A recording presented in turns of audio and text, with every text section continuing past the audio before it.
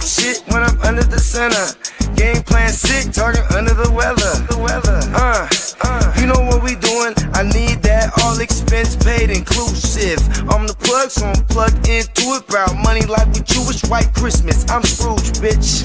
My mood is on cruise ship. If you ain't tuned in, you ain't vibing with my moon man. I move shit like Kerry. I'm the cold truth, Fletcher Reed, Jim Carrey. Everything movie, that mean the price varies. Need that designer cream shit and all Ben and Jerry's. Cream get the money like 36 chambers. Baskin Robbins shit, 31 flavors. Keep it moving. I can make things move. I can make things move. I can make things move. I can make things move. Everything on me. Yeah, tell him Bogart scot-free. Lottie Dottie, like to party. Fuck with blow shoot, throwing 5 molly. Heard I carry weight, move packs like a dolly. And I stay fuming, clock me doing Godspeed. Business booming, back-to-back trips, moving multiple units. Got mules, got universal soldiers, getting money for sure. Yeah, we ain't shrugging shoulders. You think I'm lucky getting over, made it far, cause I'm sharp, fuck a 4-leaf clover. On my 89, minus the flat top. Getting packs off, smoking on the cash crop. Money talk, if you're broke, then you can't talk. Play a never-ending ball game, Sandlot. I can make things move. I can make things move. I can make things move. Getting money when I land there. Smoking all loud so I can't hear.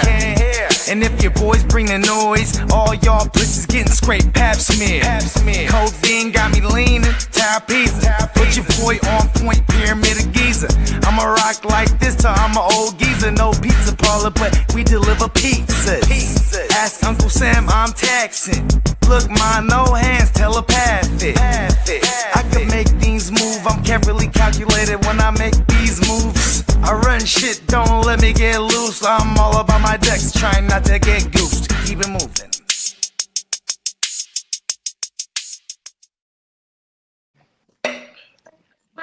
Monday night. Keep moving. Hey, that boy be gassing on that motherfucker. Hey, shout out to the motherfucking bro that wrote that song right there. I think I do know that motherfucker in real life. You know what I mean? If I don't know him in real life, the way that he be casting so hard, I be feeling that shit like I do know him. Pause 100%, man. Go on. On my mouth. Hey, you know, we're all about our ducks trying not to get goose. You know what I mean? Facts. What's up? You know, you guys already know what time it is. Playmakers assemble. It is we are closing out week 13. It's real crunch time, y'all. How's the old week 13 treating y'all? Boy, the season Pretty stressful. Everything is up in the air. In my opinion, I got nothing closed. Bro, what is Bill Belichick's famous saying, bro? We're on to Cincinnati. On Cincinnati. That's one of them for sure. That's a damn good one. Oh, my mama, them is facts. Just everybody do your job. That's another one. My bad. Fuck it. Hey, that motherfucker. Another one is football don't start until after Thanksgiving. Oh, that's true. Come on now. I forgot that is one of his famous things, though. Hey, we here, week 13, about to close out, man. 1 week left of the regular season in the fantasy football season, man. Oh, my mama. Like Big Bro said, ain't nothing locked 100%. Even if you got the number one seed locked in, bro, the game still got to be played, bro. 100%, dog. Bro, you ain't playing, bro. Yeah, like this is a motherfucking. It's one of those things where this year, man, there's some leagues right now. I'm looking at motherfuckers there. They're 5-7, about to go to 6-7, and they're alive as fuck still. Like shit. I might be one of them ones in the West Side League. You know what I mean? Like shit, 6-7. I'm still not dead. I want to say everybody in the West Side is in it except for 13 and 14. I think 12 through 6 still got action. Yeah, bro. And I'm playing Adam next week, who's another one. I think he's been on quite the heater there. He's been on a little streak. Oh, I'm just grateful that in that league, going into week 14, I still have a chance to get in. You know what I mean? Because, bro, I had all the injuries and bye weeks all hit me simultaneously, like for like 4 weeks straight. And it was just like, Then I dropped 6 straight. And I'm like,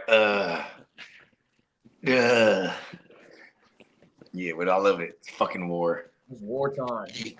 It's so bloody. Come on, Dart. Get rid of the ball, Dart.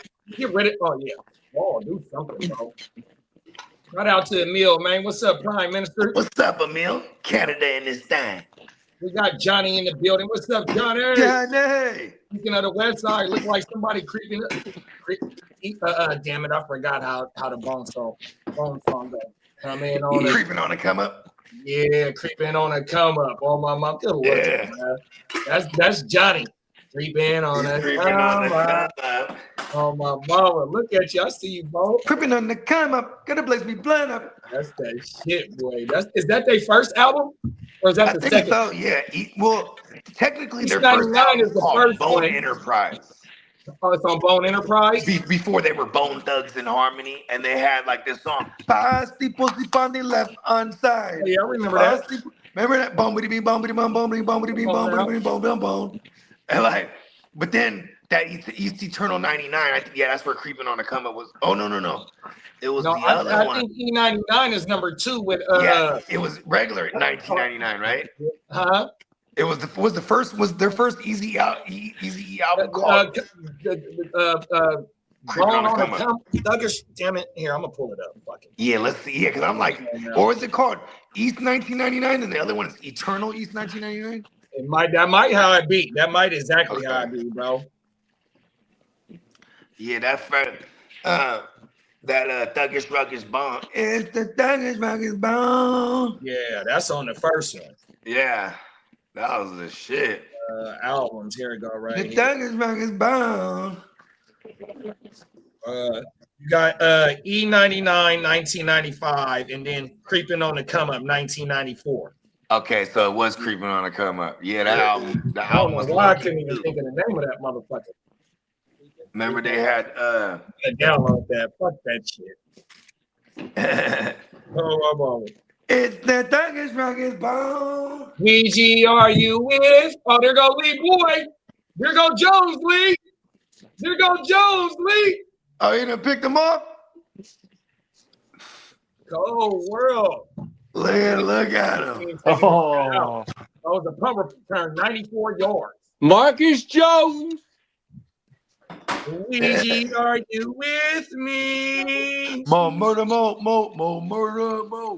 Man, that was that shit, boy. That's probably one of the bright spots. Oh my God, that's right. West Keep Side League. Stephon Diggs off the field and Robert Spillane on the field. Let's go. Who you playing? Where's this going down at? Man at Arms, East Up. Your man from the East Side League. He's got me by 11 right now.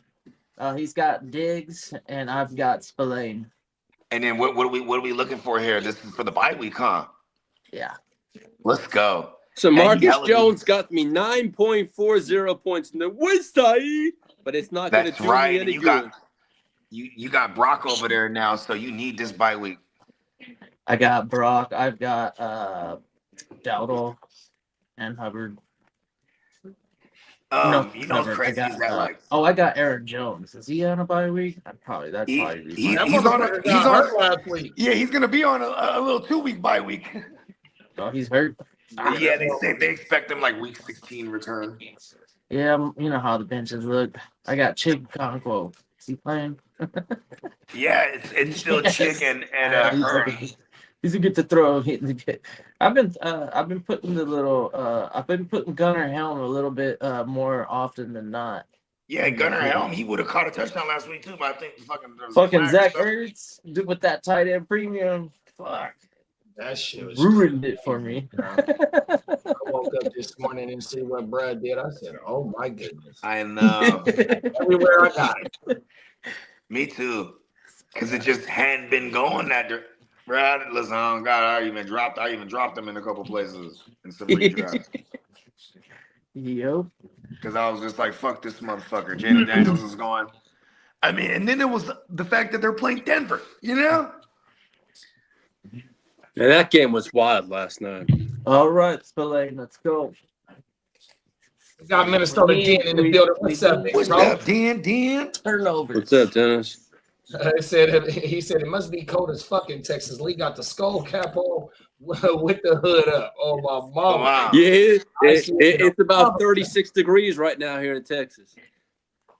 We got Phil up in the building. What's up, Phil? What's up, Phil? You feel me? East 99 is where you find me slanging my yayo. He said, so I got my dummy rocks if I go broke. That motherfuckers was selling dummy rocks. For those that don't know, dummy rocks was basically selling the soap. That motherfuckers are gonna sell the soap to a motherfucker. Yeah, that motherfucker high as a motherfucker. Ouija, are you with me? Hey, yo, that's fucking. I remember. You remember that horror movie, The Ouija Board, back in the day? I remember that shit. I watched that shit when I was a kid. That shit fucked me up. I was like, I am never playing with the Ouija board. Come on now. Yeah. More murder, mama. Hey, you know what dope is that Eternal? That motherfucker, the producer, bro, that fool was dope, bro. Those beats were so tight. I think his name was DJ Eternal. DJ Eternal, okay. Yeah, and he where they from? He a Cleveland dude? Nah, he was one of the easiest dudes. Oh, okay. You know what I mean? That kind of type, right? Because it's like they're from the Midwest, they're from Cleveland, but even though it's Midwest, because it's Ohio, they're from Cleveland. They're basically East Coast as a motherfucker because you're like right there by Pittsburgh. You know what I mean? Right next to Pittsburgh. Pittsburgh, right. Cincinnati. All right there. Pittsburgh, Cincinnati, and Cleveland is like a fucking beat. Yeah, I ain't gonna lie. You got Pittsburgh over here, and you got Cleveland on the other side, bro. All that AFC North is a triangle except for Baltimore, bro. That shit is crazy. That Patriots logo is probably one of my favorite all-time throwback logos right there. The Patriots, that was one of my favorites growing up. I thought was a cool one. That and the old Oilers one was my favorites. That's right. Yeah. Johnny said, Amon-Ra St. Brown really made next week matter for me in a lot of places. Yeah, tell me about it, big bro. I know what time they're going to vacation. I have a theory on this. They said it's a lateral. So I think we only missed him for this game against the Cowboys. Oh, so because I escaped a week with him putting up 0, and me and Joe is the number 1 and 2 teams in the West Side, and I was able to skate by without Donut getting hurt and beating Joe this week. Oh my mother. And what about AJ? He's just still cruising. Yeah, AJ whooped on somebody this week. Yeah, on me. Oh, he whooped on you? Yeah. Oh my mother. The mindset. I think Derek lost. So Derek, AJ, and Joe, I think all of them gonna have the same record. From what I saw, is Ahmad didn't practice today, and they say he probably could miss Thursday's game. Yeah, quick turnaround. Yeah, ASB. Oh no, this is because they play Thursday. So that's they play Thursday. They did they throw the flag? But they ready to fight. They ready to fight. They fucked Jackson Dorf up. Oh wow. Yeah, they ready to fight. I kind of wouldn't mind if we just get Jameson Winston. You see that? Second. Oh, he's still going. Oh shit! Hey, that's like Troy just said. He gotta protect himself. That motherfucker, look, bro. You out there doing too much. This ain't motherfucking the SEC, even though SEC is the baby NFL. Well, the New York Giants GM has already talked to him and said he has to control it. But they said, but they did. They rocked him. He got fucked up. He just got out of the concussion. That was all his step out. He wanted extra yardage. He wanted extra yardage. Wow. Ooh, he wanted the first down. There will be.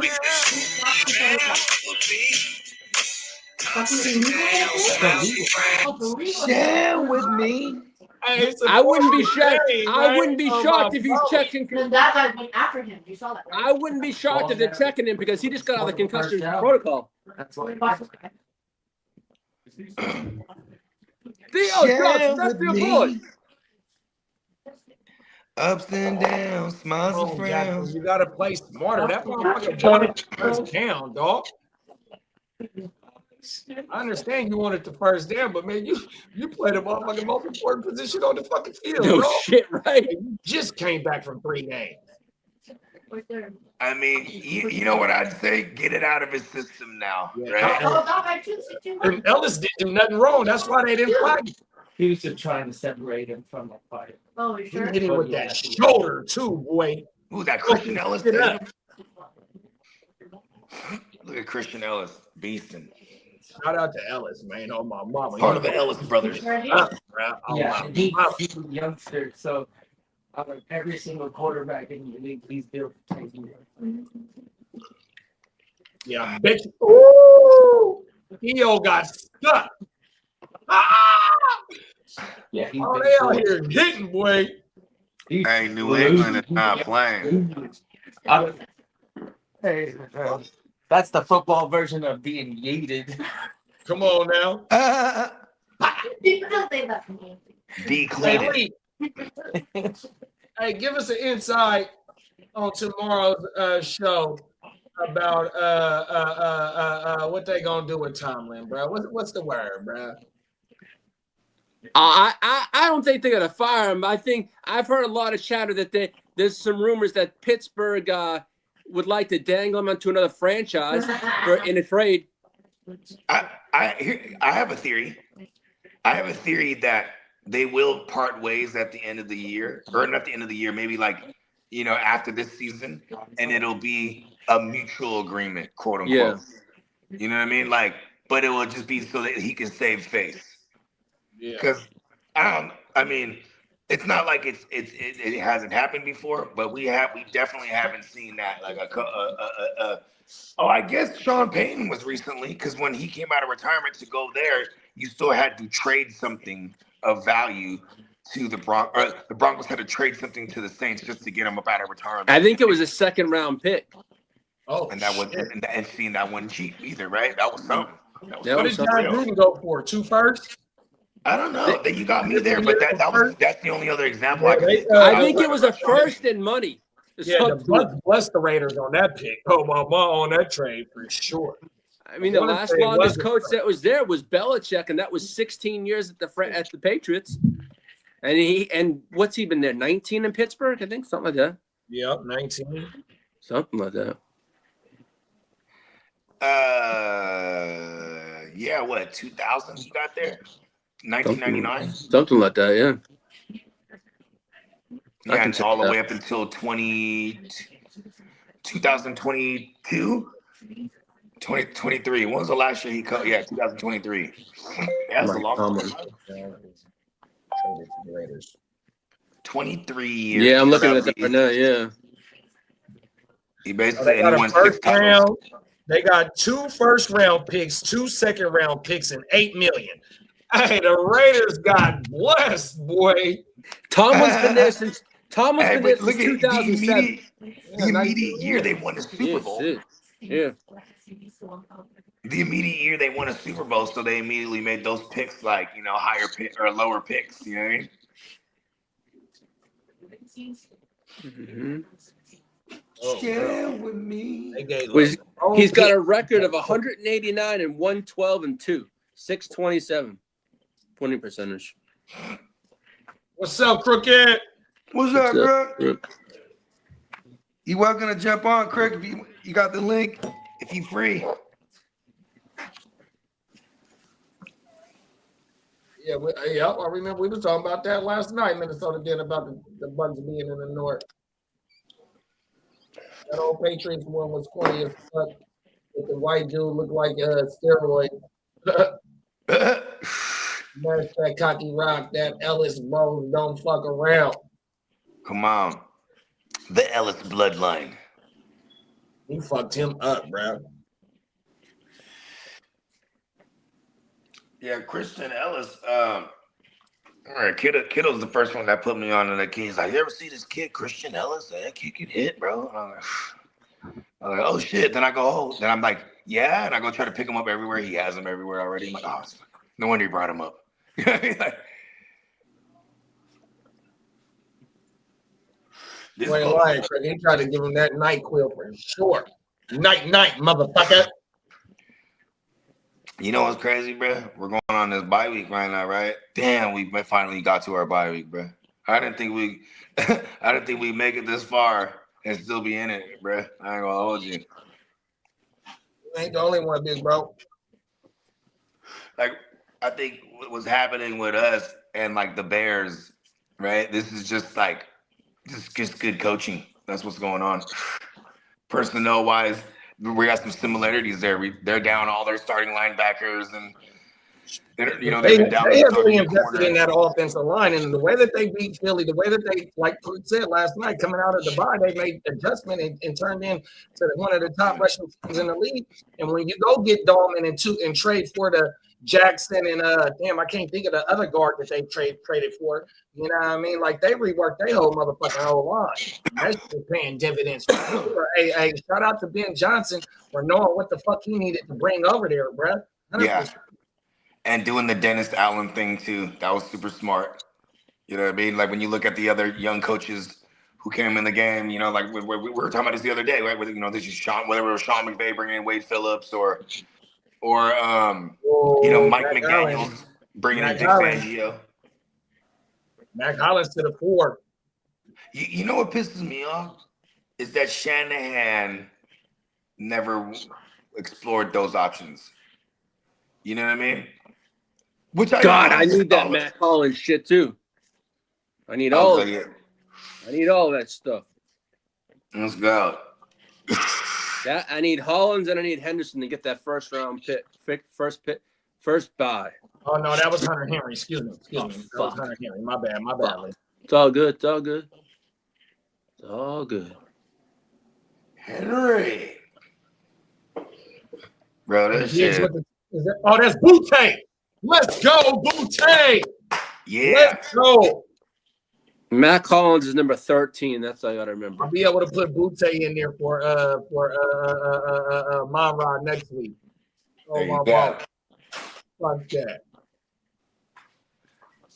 Man, that Amon-Ra start was gonna be so juicy against the Cowboys too. Well, maybe not so much anymore, right? You got Diggs coming, but baby Diggs. That was a hell of a one-on-one nice grab. Good throw on that one too. Come on now. Yeah, Drake May's kind of he's gonna have it in him to be real surgical. You see that thing with Bryce Young? Bryce Young is the first quarterback to have 11 fourth quarter comebacks at this fast in his career. Oh shit. Yeah, this fool's out there. But isn't it crazy as hell? It's schizophrenic. You know what I mean? Like, it's almost like good week, bad week, good week, bad week. I mean, I guess they were at home to help them. I'm happy they took care of business with the Rams. That puts Chicago up at number 1, right? And then Rams are 2, obviously. The picture's getting clearer. Dang, this Detroit Cowboys game, that's gonna be a nice one to pop the next week off with too. Thursday. Fucking Thursday, bro. Right? And it's not a short week for them. For both teams. Whole 7 days off. Yeah, so that's how Uncle Jerry be having it too. If I'm gonna have a short week into Thanksgiving, I need to play the next Thursday.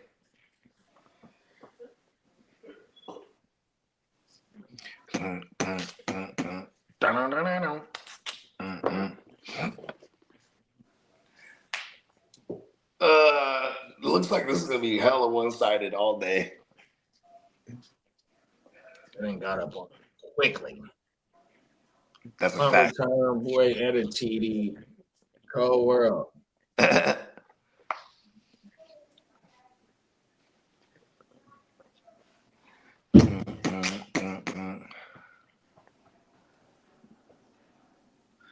Yo, that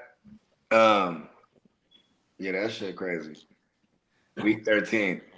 I'm just glad shit was going up on my birthday. I remember last year. I remember having a terrible week in fantasy. But I was having a good old time on my birthday. But still, I just remember being like, "Oh, yeah, birthday luck, my ass." You know what I mean? I was like, last year was terrible on my birthday. I remember being hot. Like, damn, I lost all my shit. That shit was crazy. Yeah, this year, they're pretty good. Man, this fucking Generation is sad. That one, like, I'm about to drop one over there. Or I already lost, I should say. I lost. I got my ass whooped over there. Right, I put a 340 to his 390 or something like that, or 380, whatever it was. Blapped me. But like that one hurts. I'm going to 7-6. I don't know where I'm at the 7th seed right now. I'm just looking out from the outside. I'm like, look, I'm trying to get in there. They don't want me in there. My team's crazy too. They want me up in there. I remember me and Kidda, we was in this other league back in the days, right? And I remember Kidda, it was one of those instances where he was like, man, my team's not that great. I'm not even trying to win, but he just had this cake schedule, and then he got into the playoffs, and then he went on to win that shit. You know what I mean? Just like, you know what I mean? And then I remember we were looking at a team like, damn, the fantasy gods, it was like destiny, you know what I mean? Because it's like, he just, every time he played certain teams that had like murder ass looking teams, they just didn't show up that week, you know what I mean? Facts. Juggernaut can't go down. You know, and what do they call that? That's Murphy's Law. Anything can and will happen or some shit like that. I forget the exact way it's worded. Why this shit is not a rap. I don't give a fuck what seed you got. As long as you get in the motherfucking dance, you got a motherfucking chance, dog. You ain't lying. You got a chance, and you got a chance. Oh. Sounds like something that sounds like a Neon Peacock shirt in the making. And shout out to our sponsor, NeonPeacockMerch.com. We got the extended Black Friday sale going on until the 5th of this month. Definitely take full advantage of it. $12.95 tees, I think, if I remember correctly. And then there's just a site-wide sale as well on everything. So, you know what I mean? Definitely peep.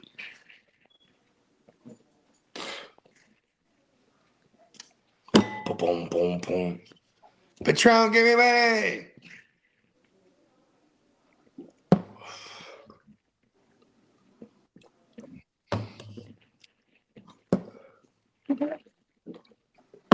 All right. I was born that night, but it wasn't last night.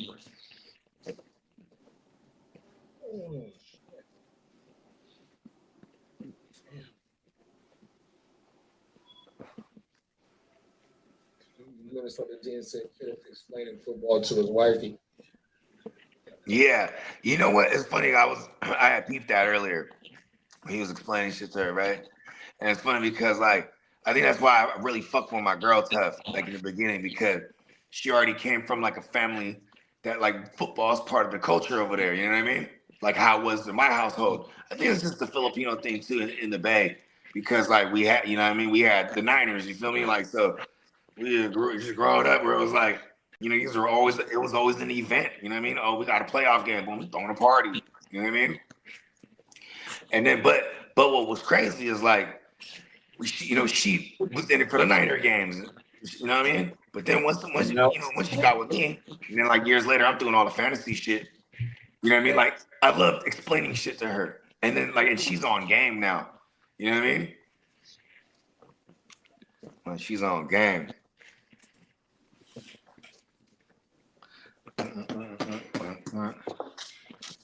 Man, my bad. I remember going to them games back in the days too. Like what is it called? Shop? Okay. Because it's not here. Neil said Tomlin to the Giants. I can, what's crazy is like they're not going to can Kevin O'Connell, but I could totally see him going there, right? Like to the Vikings, like. But then, like, I do like that Giants one. He has the defense. There's a young QB there. What sucks is like Mike Tomlin has a history of just like really selecting these poor ass offensive coordinators, or actually, I'm not gonna lie, what was his name? Todd Haley. Todd Haley was a shit, but like Ben Roethlisberger, maybe it was a Ben Roethlisberger issue because he would always bump heads with all the OCs. You know what I mean? I'm reading T. Higgins is still in the concussion protocol. There you go. Hey, we got Albert in the building. What's up, Albert? What's up, Albert? Johnny said Pod Dukes just had back surgery. You're gonna give him a call. See you guys at halftime. Tell Pops to get there soon, big bro. Yeah, man. Shout out to Pops, man. Johnny's a good dude, man. He's a good dude. I need to call him. I haven't talked to him in a minute. Is Christian Ellis the brother of Caden Ellis? We've actually went down this rabbit hole a few times, and I can't remember. But like, there's Noah Ellis, Caden Ellis, Christian Ellis. 2 out of the 3 are brothers. And I don't know if the other one's related or not, but I remember we Googled this before. The Ellis bloodline. And then I remember in that same conversation, I go, are the Sweats brothers, right? Josh and what's the other guy that's with Chicago? Brothers of the NFL. Martavius Sweat. No, what is the pass rusher from Chicago? He came from Commandos. Anyways, we looked up that no relation. All right, Christian Ellis is what? His brothers are Caden, Noah, and Jonah. Oh shit, they all brothers for real. Let's fucking go. Look at that, the bloodline. Yeah, can you imagine Caden Ellis is for the Falcons. Noah plays for the Eagles, and the other one, and Joanna plays for the Broncos. So the Broncos, Eagles, and Falcons, and the Patriots, all in the family. Man, that's the hell. Those parents was proud. All them motherfuckers got to the league. And you know what's crazy about that? Think about the percentage chance it is to get to the league, period, right? They had all 4 brothers get in, but let's go. I mean, I guess the nepotism does help because you'd be like, oh, yeah, it reminds me of his brother. You know what I mean? Then you call other coaches, hey, how's his brother? Like, oh, good. Shit. Hey, they are out here fucking hitting, dog. Shellac. Oh, my goodness. Hey, Vrabel got these boys on fire right now tonight, dog. Oh, and he went helmet to helmet. That's 15 yards. Wow. The G from KC Joe T. Yes. Playoffs in the 32 starting on Thursday. Uzi Weezy's. Being that, see you over there, bruh. Anything that can go wrong will go wrong. Murphy Law, talk that shit. Murphy's Law. Anything that can go wrong will go wrong. Oh, looking like we still got 4 more weeks of real fantasy football. 100%. Stars and them checks don't mean shit. 100%. Lee using a new device to stream. Who? Are you using Lee using a new device to stream? Why? No. He's asking you. No, not. Oh, he just zoomed out. Okay. Montez. That's like, wow, that's like spots on my mama. Shout out to Peacock, man. Oh, Slayton gets in. Oh, Slayton get in. Touchdown. See, no. You don't need that. You don't need to use that. You're okay. Theo Johnson, let's go! Or is it Wandale? Oh, it's Slayton. I need Wandale Robinson. God. Wandale. I'll be right back. I gotta make a quick phone call. Wrong fucking wide receiver. God damn it.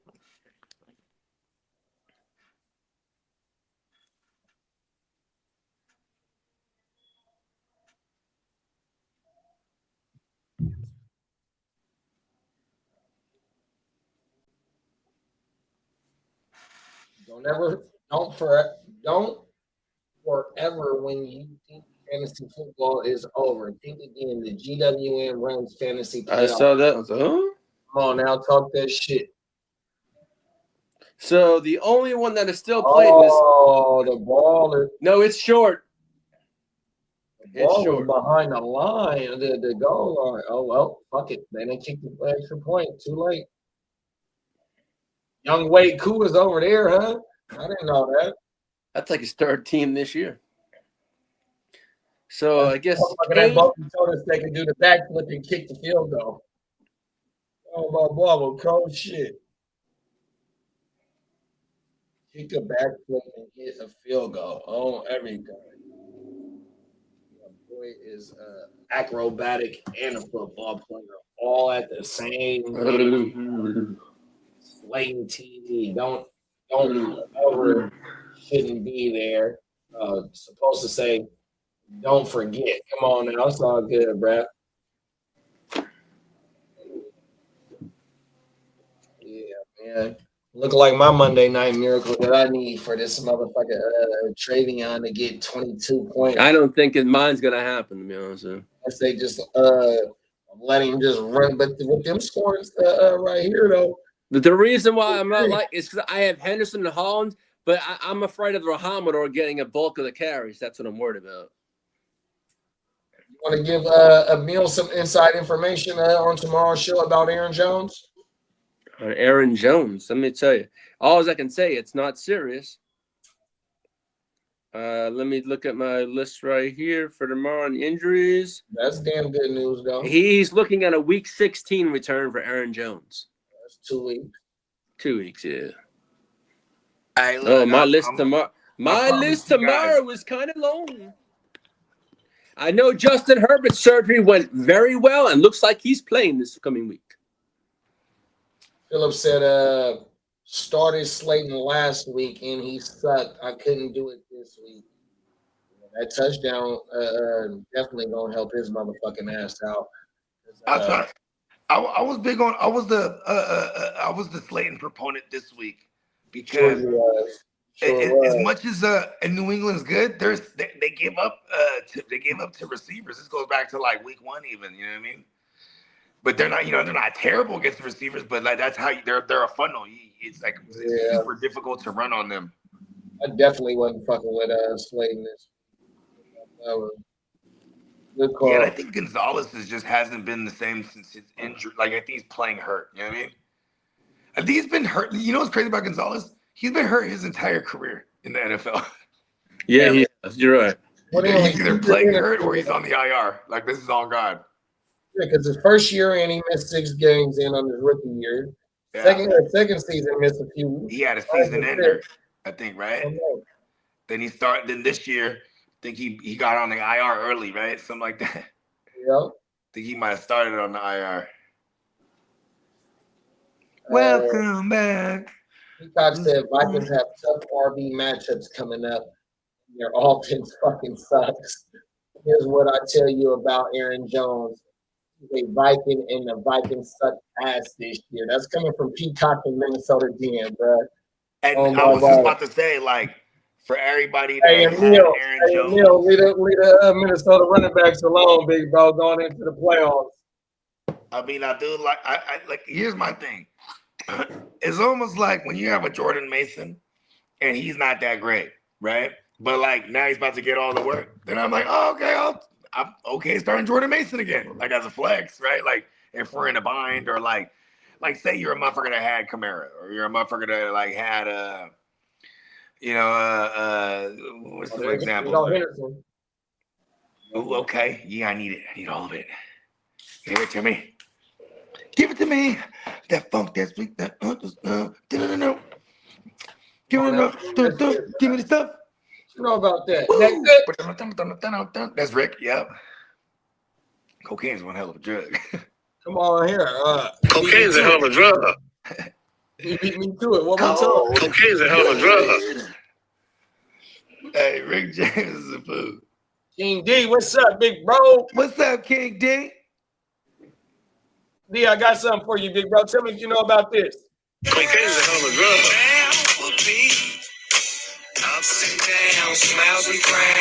Share with me. That's that fantasy football theme song right there, bro.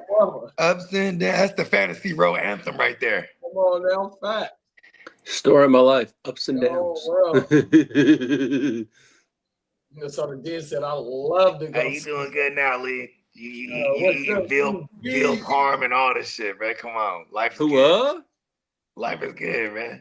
Yeah, it can be. I'm just saying, life is good, man.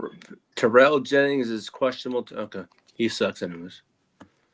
I know. Get him all the way about the way. Share with me. Come on now. That beat goes crazy. I had to put that on the board, bro. Oh my mother.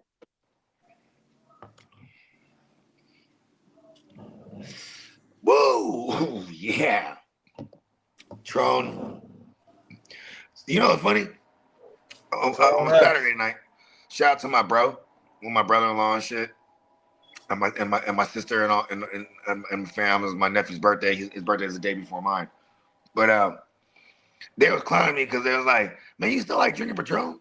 They're like, "Man, you have to drink a better tequila, bro." And my brother, he's like, you know, he has like, you know, they got a full-on bar over there. You know what I mean?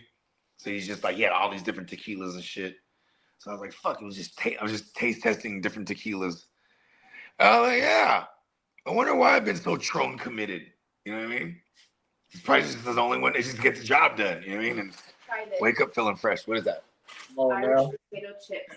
Irish Blue cheese. Irish potato chips and blue cheese. All right, you had me at Irish. The special blue cheese Irish potato chips. I was looking for the garlic butter, but didn't have them. Fire, huh? Not that great. I'm not gonna lie to you. That casa. Yeah, that casa.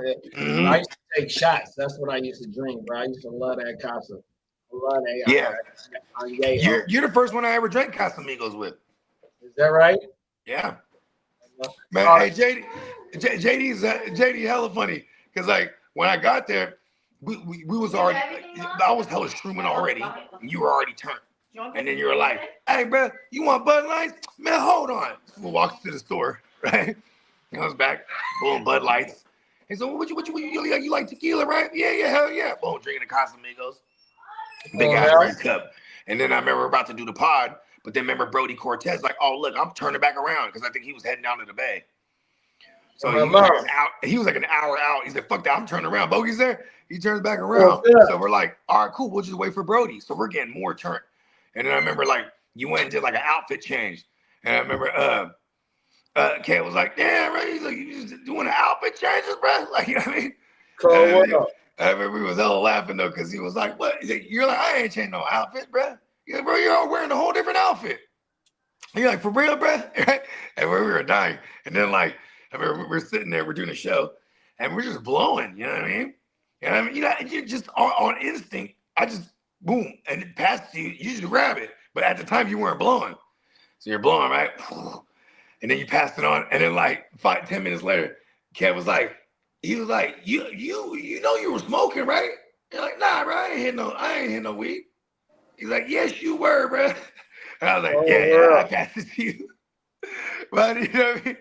Hey, bro, we were turn. Oh, my mama. Party was lit. Yeah, I was on that motherfucker, nodding out on that pod, higher than a motherfucker. Hey, my boy Marlo, too, he was like, you know, because it's in the cut, you know what I mean? He was laughing hella hard, though.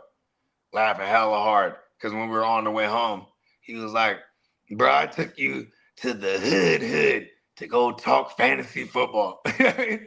Yeah, for us, this is normal shit, right? Like we're in these fantasy streets, you know what I mean? Come on now. But, you know, he been living out here for a long time, you know what I mean? And he's just like, yes. When I gave him the Addy, he's like, you know where we're going, right? Yeah, I know. All right. I'm shrooming. I'm feeling the energy. Nah, bro, listen, trust me, we're good, man. And of course we were good. But only good because, you know, we was with, you know what I mean, some of the originators from the soil over there. You know what I mean? 100%. Yeah. I think that goes for anywhere. You don't just go frolicking anywhere. 100%. You know what I mean? For real. Like I remember, I had this partner, my partner, he's out of DC. He would always come into town, and then like I remember we would go shopping. You know what I mean? Like business shopping. You know what I mean? Just fill in the blank type of shit. But it would be like, we might be in the general, like we might be in the East Bay. He'd be like, oh, hey, drop me in Oakland. For real? Yeah. And he like knows specifically where. Like, my boy over there. Oh, okay, that's different then. Cause I'm like, you just want me to drop you up in Oakland? Homie from DC. No, I got my boy over there. Oh, okay. You know what I mean? Because I'm not just gonna leave you in Oakland. Oh, world. East Oakland. Like, no, my boy. He just hop out the car, bag on him, all this shit. He's not tripping. I'm like, he is from DC. He feel like he at home when he in the town. No, that's a fact. Bro. That's a fact. And listen, the town is different. That's like if you talk about the Bay Area, right? Like the Bay Area is like it's a lot of similarities. The difference is obviously geographically, but like Oakland is its own shit. Oh, now. Like, hey, so when we did my dad's funeral, right? My brother's wife, her brothers and family came down, to support the family and whatnot, right? Yeah. But they from Detroit, and they from the hood in Detroit. So when they come to Old Port, bro, they like, we get to doing the repast, then we come back and fly back to the house, and we lit like a motherfucker. I'm like, look, bro, this shit feel like home. I said, oh my goodness. And Detroit, Detroit been locked in for a long time. But to hear from somebody say it out their mouth that's really from that motherfucker, yeah. Like, okay. Yeah, you know what's crazy, bro?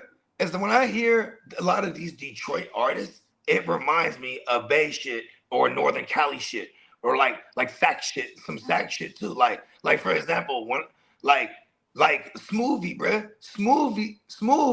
He reminds me of like that Detroit scene too. You know what I mean? Because Let's go, Tracy. You hate the fucking Patriots. Let's go. Yeah, you don't even sound like no Sacramento nigga. No, that's what I'm saying. Excuse my language. Oh, please strike that from the record. Objection, Your Honor. Objection. Listen. Strike that from the record. But yeah, I don't even sound like a Sacramento artist. Oh my mother. I mean, shit, I don't sound like a Bay artist either. You know what I mean? Come on now. Like, talk that shit. And not even to say like this movie sounds like a Detroit artist. It just sounds like it's reminiscent of like that. It's really the sound that's going on right now. Because I feel like when it comes to like Northern Cali, specifically right now, like Stockton and like Sac, right? Like stylistically, a lot of people in the mainstream people are taking they're jacking. You know what I mean? Right. No, Detroit, people are jacking Detroit hella tough too right now. That's because that's how they feel like they gotta get on though. Like, right? So you from my era though, right? Even though we hyphy, we come from the mob. I mean, well, your music mob music. Let me stop that. But we come from this hyphy music. We come from a lot of hyphy shit for sure though. We're well versed in from all types of hip hop culture, bro. From north, down south, east, west, the whole shit. Right? I appreciate you real quick. I appreciate you categorizing me as that mob shit though, because yes, we on that mob. Oh my mama, 100%, bro. That's just like Smooth, bro. Like Smooth. Yeah, Smooth's on that mob shit for surely. 100%, bro. I fuck with Smooth. That's like my favorite. I've been told you this. That's like my favorite rapper right now that the world should know about.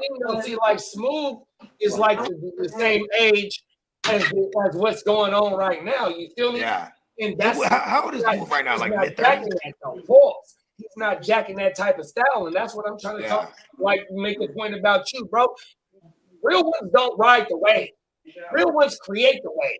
But that's a fact. We are highly influenced by a lot of shit, though. But that's why there's so many ingredients into a gumbo, bro. You ain't lying. That's a fact. And bro, you know what's crazy, bro? It's like I have a plan again, right? Because then, like, my man's, I was talking to my man Prime, I was like, what you gonna do with this album? I said, okay. Right, you know what I mean? I'm like, okay. I asked, when he asked me that question, it kind of fucked me up. I was like, because I was just about to be like, drop it. But then I go, well, I gotta come up with a plan. I just kept on it. I kept it as a trail. You know what I mean? Because I got this project. It's really fucking dope. You know what I mean? It's kind of autobiographical and type of shit. I haven't done one of these yet. That's why. You know what I mean? Where I got like some joints on some fucking you know what I mean, some life shit outside of just like mob shit. You know what I mean? Like, so I'm like, okay, I gotta cook an actual album right now. And it's, I'm like a concept driven motherfucker. You know what I mean? Like I had a project called the Forget About It mixtape, and we was on there on some Italian shit. You feel me? like, I'll just do some shit, right? Like I have a tequila mixtape, which was basically like, that was like 27 tracks or whatever. But like for 2 weeks, I'm just locking in. I tell motherfuckers to bring tequila, and it was just like.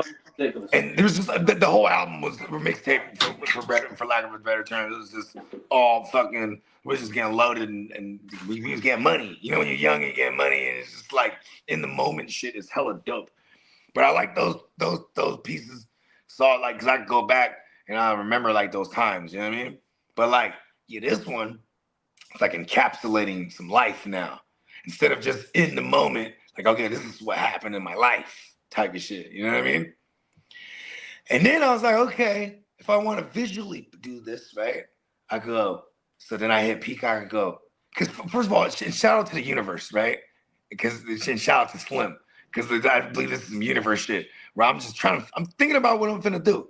Then Slim hits me and he's like, hey, I'm gonna send you some shit right now. And he sends me with him and his boy, they've been doing AI like videos. Like this boy got an AI rapper. And his boy like writes the lyrics and spits the lyrics, records all the shit. And then the AI character, the AI rapper, he's just rapping this shit. You know what I mean? I was like, oh shit.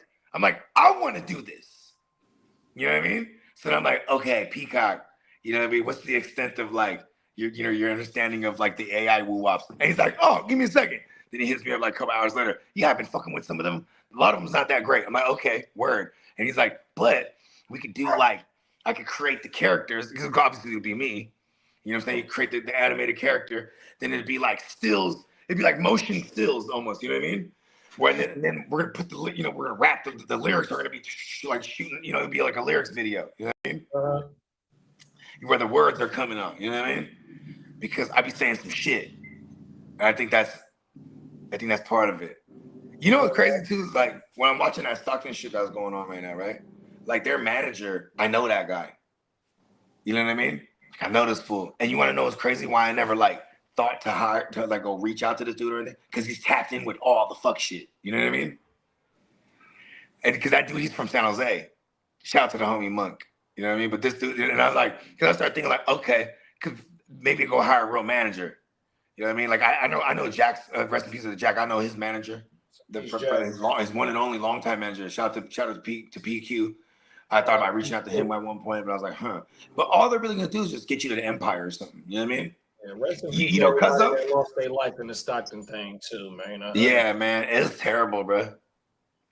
And you know what's crazy about it, bro? The Filipino cat MB Nell, you know, he was one of the ones hit allegedly, right? But it was their party. You know, it was his cousin's daughter's party. You know what I mean? Like a 6-year-old birthday party. You know what I mean? But here's the thing, though, is that like they're on tracks. You know, they on real drill shit. They're on the Filipino. Yeah, my homie Juliano Santiago got an album with MB now. Word. Yeah, MB Nell goes crazy though. I've been aware of him for a minute. Yeah, no, I sent you that album. It's called Red Rubies and Blue Diamonds. I did listen to that album. MB Nell and Juliano Santiago on my memory. Bro, yeah, Filipino. Get real fast, MB on my memory. Yeah, bro, and like he got a joint. They be funking with them EBK cats. You know what I mean? Allegedly, right? Well, it's not even alleged. It's all like documented shit. You know what I mean? But like, there was somebody from that other side that got murked in his driveway with his kids in the car, but the kids didn't get hurt. But they didn't, and then they're on there rapping about the shit, right? And on multiple songs. So it's like so what do you think that side's gonna feel like if they're like, oh, they're all at this birthday party right now, spray them all down? You know what I mean?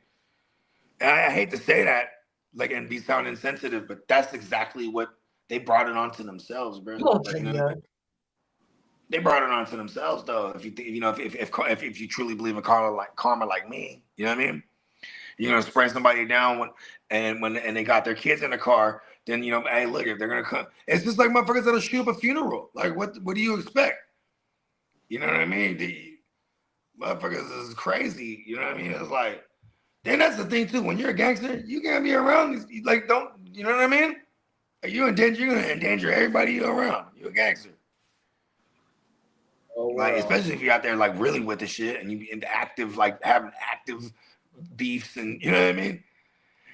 It's crazy because like that Stockton shit, that shit's been going on for a minute over there. It's like a suburb Chicago. It's like a suburb version of Chicago for real. Whereas like these motherfuckers in the city is just riding on each other, bro. It's such a small city, like geographically, but it's got hella heads over there. You know what I mean? For it being like a small geographical place. So imagine that everybody knows each other. You're always running into each other. I got family out there in Stockton. They're older now. They're like in their late 40s and 50s and type of shit. You know what I mean? But yeah, and they moved out that way from San Jose years ago. I mean, I lived in Tracy when I was in 19. That was the first house my parents ever bought. We moved to Tracy in 1990. And then by 91, they sold the house and moved back to San Jose, and we started renting again because it was like, fuck this shit, driving back and forth every day, that commute, you know what I mean? Oh, no. But see, that was my first experience too about, you know what I'm saying? We're, kindergartners, and, type of shit. In first grade, we're just outside, just running around. There's nothing out there, constructions, sites, and you know what I mean?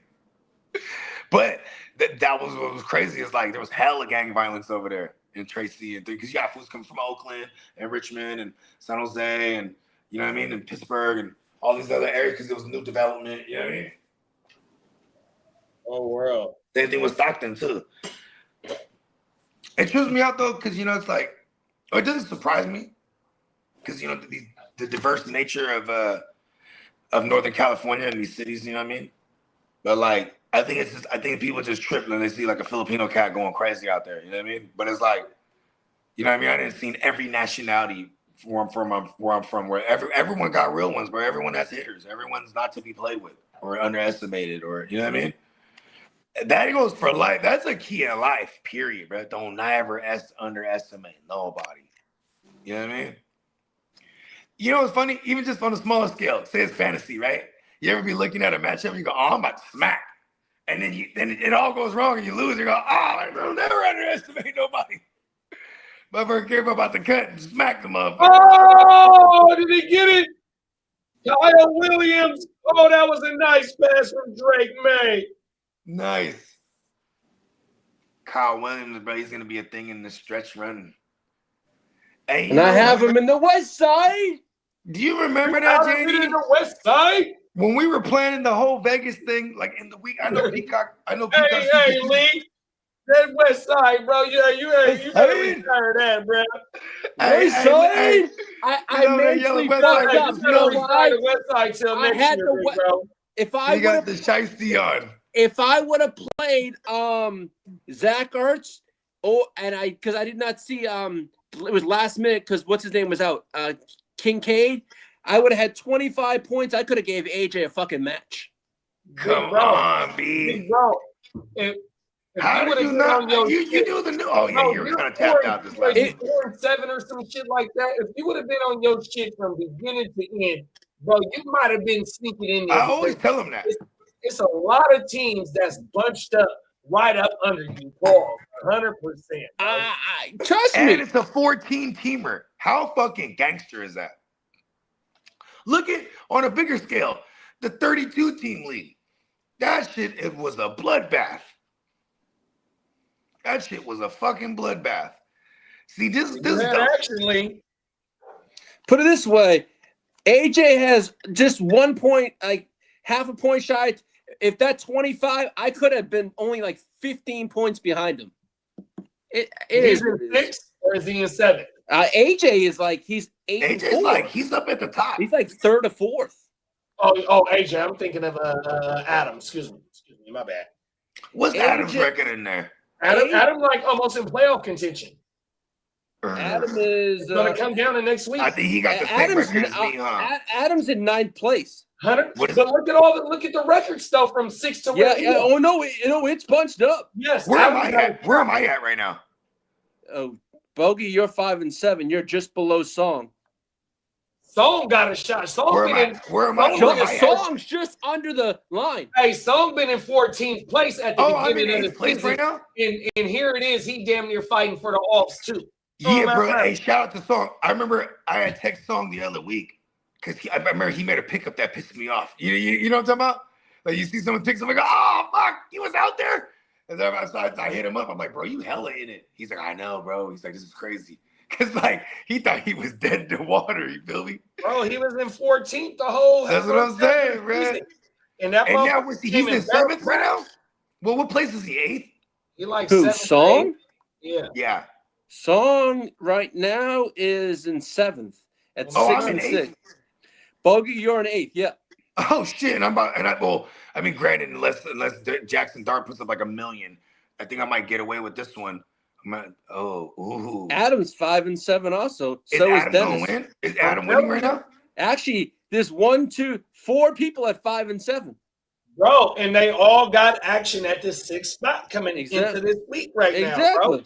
Yeah. That could have been your motherfucking ass if you was on your shit. Yeah. Okay, Lee. I'm gonna tell you something. I'm gonna give you some real game right here. You ready for this? Yeah, sure. Like when it comes to fantasy, right? When you play in multiple leagues, like you do, right? And like we do, yeah. Right? Removing the emotion from it is key. Being desensitized to the warfare is key, right? Schedule, remember, I'll tell you, in the beginning of the year, and Lee will vouch for this. Check this out, JD. I'd hit Lee and I'd be like, bro, it's Wednesday, bro. I'm setting all my lineups. You setting your lineups, bro? I'll make sure he's on his shit. Yeah. Because I'm like, you win hella leagues, but I'm like, Lee, you win these money leagues with us. Like all our leagues is money. You know what I mean? Yeah. Focus. You know what I mean? Because I don't want to see my man's, be like not, you know what I mean? I don't want to see him drop the ball. You know what I mean?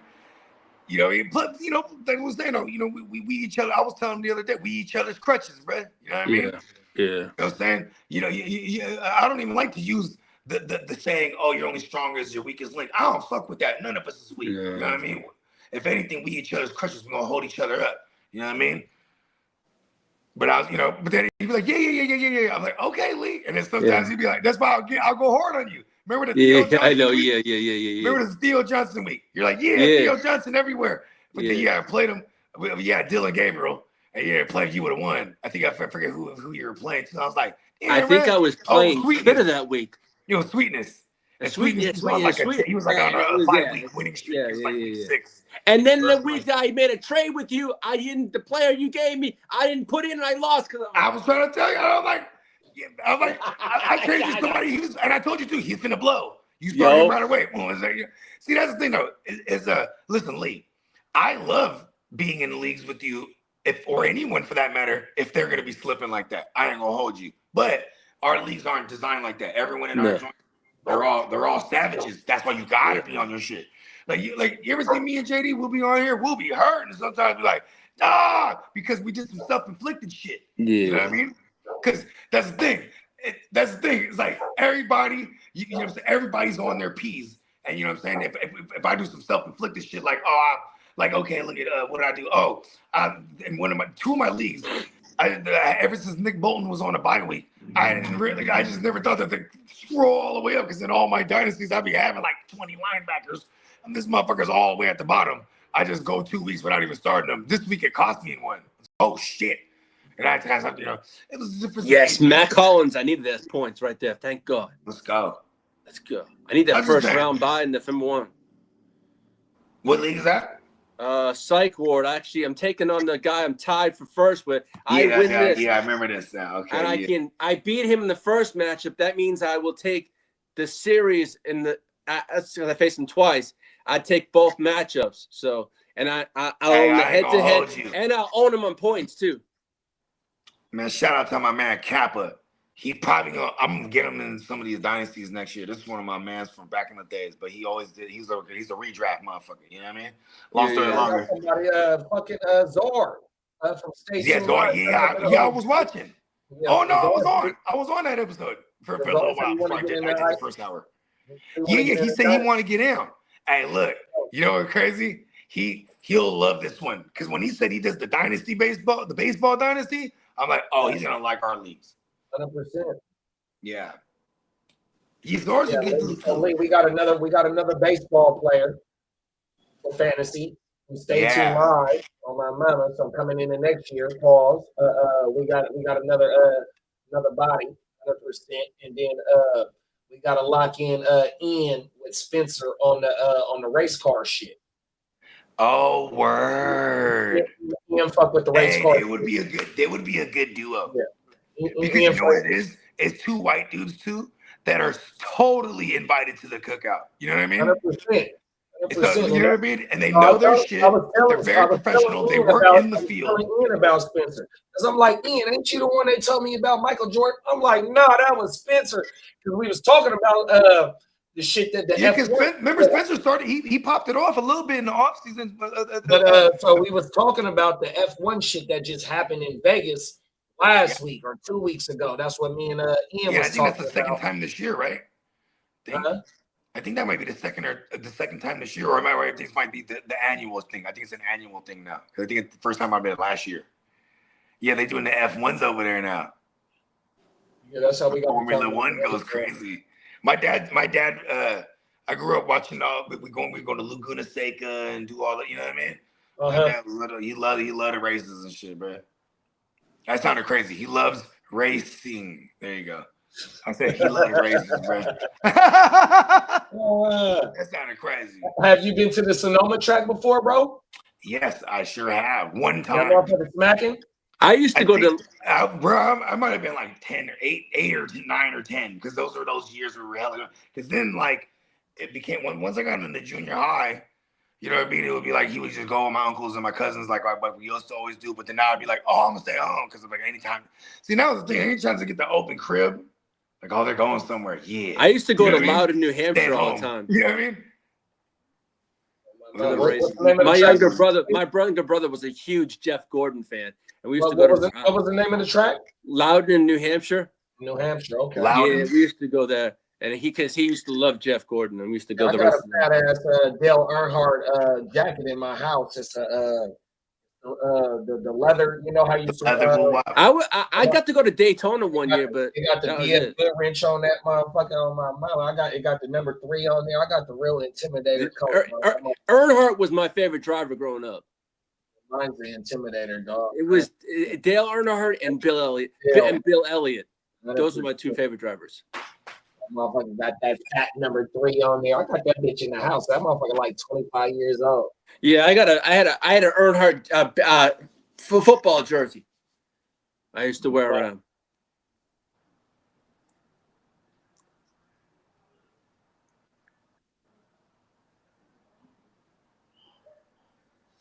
Emil said his favorite artist from Detroit, besides him, is Trick.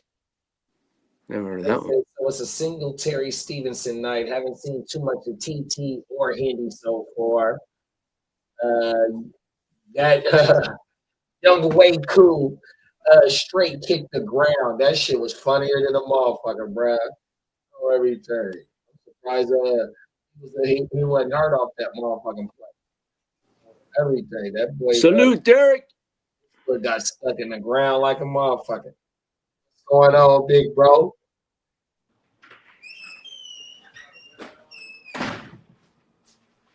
Right out there, rats, we don't keep score. Leave flat like on beast mode. Running plays, push your buttons like our cheat codes. Put your button like it's nothing. Put you on sleep mode. Yeah. Hey, that fool smooth you be gassing, bro. Yeah, Smoothie does his thing, bro. He be gassing, bro. Like, you know what's crazy, bro? It's like we got a couple joints, like I was telling you, man. And like I got a couple. I'm waiting for him to get back on me these last couple ones, but I'm like, yo, I just sent them another little pack because I'm like, yo, which one you like, lead the charge on it. You know what I mean? Or because if I send him some, he'll run it back. You know what I mean? So I sent him one where I put a verse on. Then I sent him a bunch of beats, like, all right, whichever one you fucking with, send. You know what I mean? And he did respond to me like a week ago on this one, and I sent him like some West Coast ass shit, like some fucking some Daz Dillinger style type shit. I was like, listen, Because you know what I like about Smoothie though is because he's like when I listen to his music, he has a wide variety of selection too. You know what I mean? The beat stylistically, like the beats that he chooses. I bet you Drake May doesn't play a full game. Probably not. I can say I'm that. I mean, like I can see the third quarter probably. I don't think it'll be the third. It'd probably be like the start of the fourth. I mean, you know what's crazy? I've seen instances back in the days where a motherfucker will be like, they're getting blown the fuck out. You know, like four possession lead, and then the garbage. It's like we're in garbage time already in the third round, and I remember it was against in the third round in the third quarter, and it was against the Baltimore. I forget who they were playing. It was against the Ravens, and Lamar he had went to the sideline and he was just benched. Because he had tore them up so bad. Yeah. Then they started coming back in garbage time that he came back out in the game. He came back out. Yeah, I recall that. Remember that shit? It was like, oh shit. Yeah. Like, oh shit, I'm not done yet. Let me get back in this motherfucker. And he came back and win the game. So to make sure they won the game, I should say. But I was like, damn, that shit. So you just never know. You know what I mean? Like I think, or there's the Derek Carr, the 2016 Derek Carr, where he's like an MVP candidate. He ain't took no sacks on that left side from Donald Penn all year. And they got a 2-score lead on the Andrew Luck Colts in Oakland, and then they got a 3-score lead, and instead of benching him late in the fourth, he takes a sack, the one sack that Donald Penn gave up all year before that.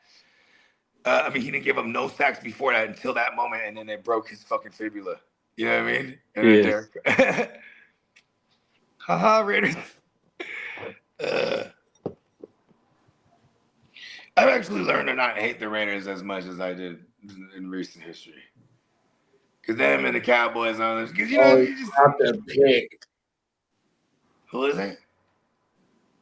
Carlton Davis dropped a pick. Philip said, "What would you pay for Jacoby Myers in Dynasty?" Might start off with third. If I'm like a competitive team that's destined for the playoffs, I'll go as high as sending a second because that's a back end second round. And I feel like that should feel like a bit of an overpay and that should get the job done. Otherwise, I do the patented bogey where I go, here's a third and a fourth. And then if they don't like that, then I go, here's a third and a fucking, some player. And then you know what I mean? And then my bottom line would be like, all right, here's a second. So sometimes, bro, I just go straight to the bottom line. I ain't even gonna hold you. Like I go, all right, look, this is what's gonna get it done. I think a second should get it done. Because doesn't that feel like an overpay for a Jacoby? But say you just need a receiver to make a push, right? Yeah, especially if you are in playoff contention. Yeah, and I would send a third first though, like a third and a fourth maybe. And I feel like that feels like an overpay too. Yeah, I said started off with a third for sure. Yeah. Yeah, actually, yeah, send a third first. They don't like that, send a third and a fourth. Because then the third and fourth, that feels like overpay too. Yeah, you ain't lying. You know what I mean? Because that's the thing too, is like whenever I'm sending picks for a player without sending just naked picks, no players involved too on my side, yeah, it has to feel like an overpay. You know what I mean? For the other person.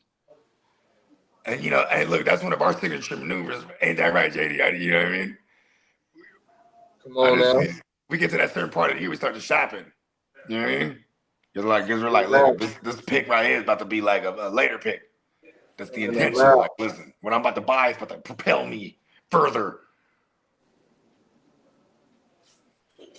Dan said, speaking of Goodrich, y'all remember the UFC fighter named Goodrich? He was a beast.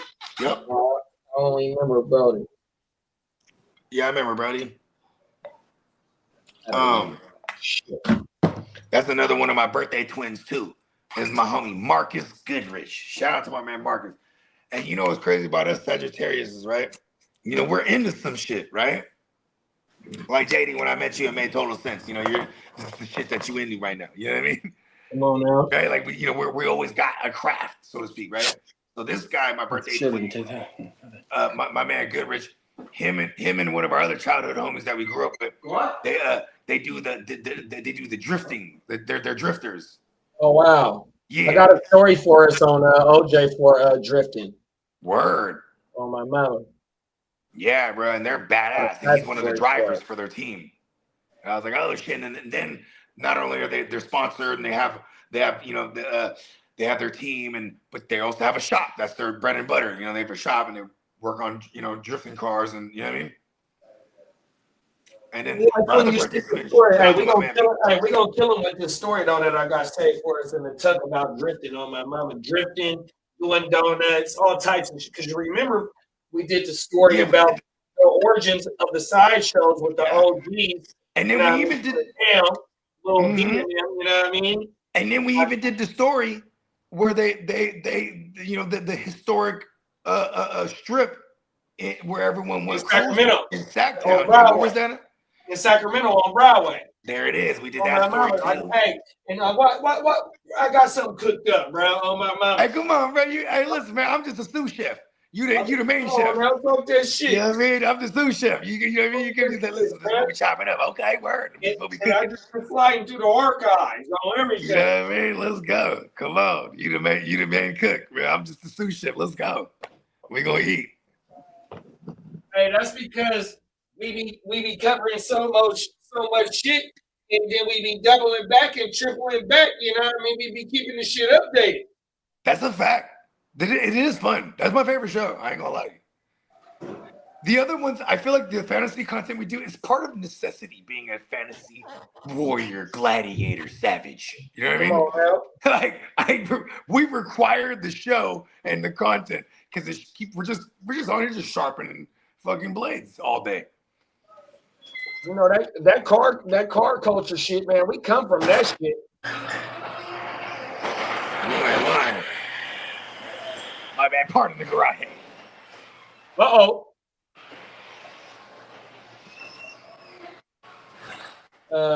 Denny said, I always go to the bottom line and then ask for more. Come on now.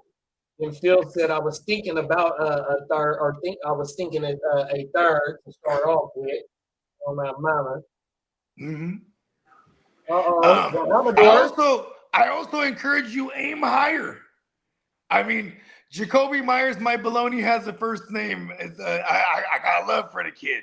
I do not trust Lawrence. Like every week is somebody different. But Bogey. What? I hate to cut you off. That was the other drop I was supposed to do today. The ever. Oh, the ever. There it is. Do you ever? I'm gonna do that tomorrow. I'm gonna do that tomorrow. Yes. But my bad, bro. We need the never ever out. We got a new drop. Oh, here, I didn't show you this one, Bogey. This is for Kidda. Yes! Did ever meet you? I love it, bro. Is that the X-Files? Yep. Yes. Hey, we back here cooking, bro. Hey, come on, bro. One more time. Okay, the hell of a drug.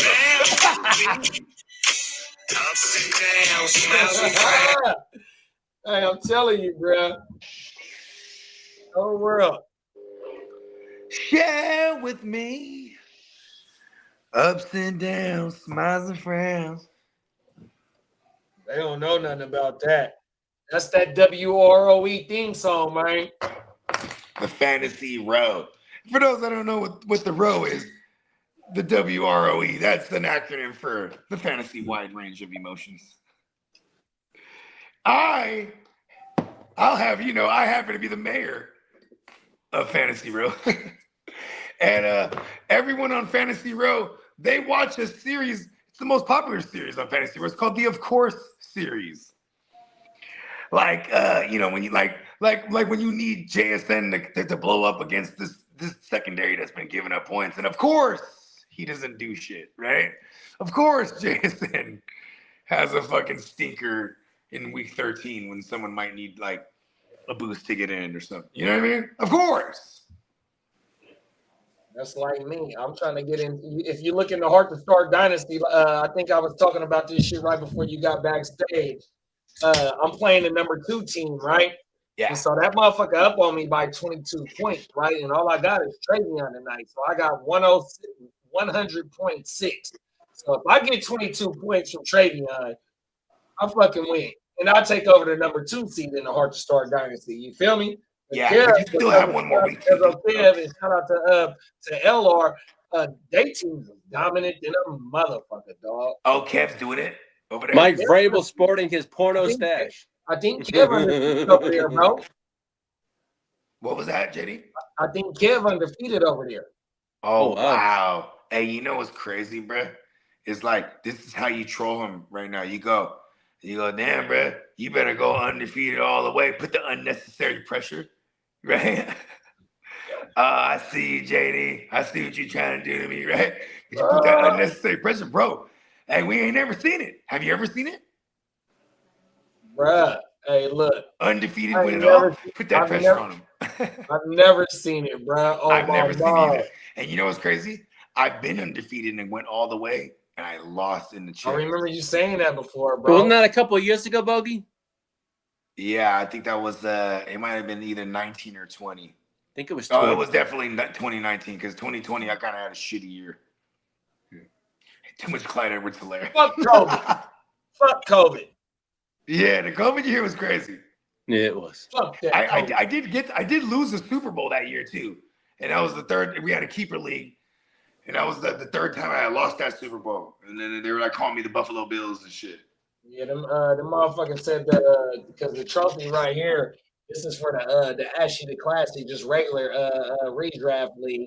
I wanted the COVID year, and they said, "Well, you got a star next to your name, man. Fuck you, man." Hey, COVID year was a whole motherfucking year. Hey, they put the asterisk on the boy. Oh, mama, you gotta put an asterisk next to your championship. Fuck that. Fuck you. You know what's funny?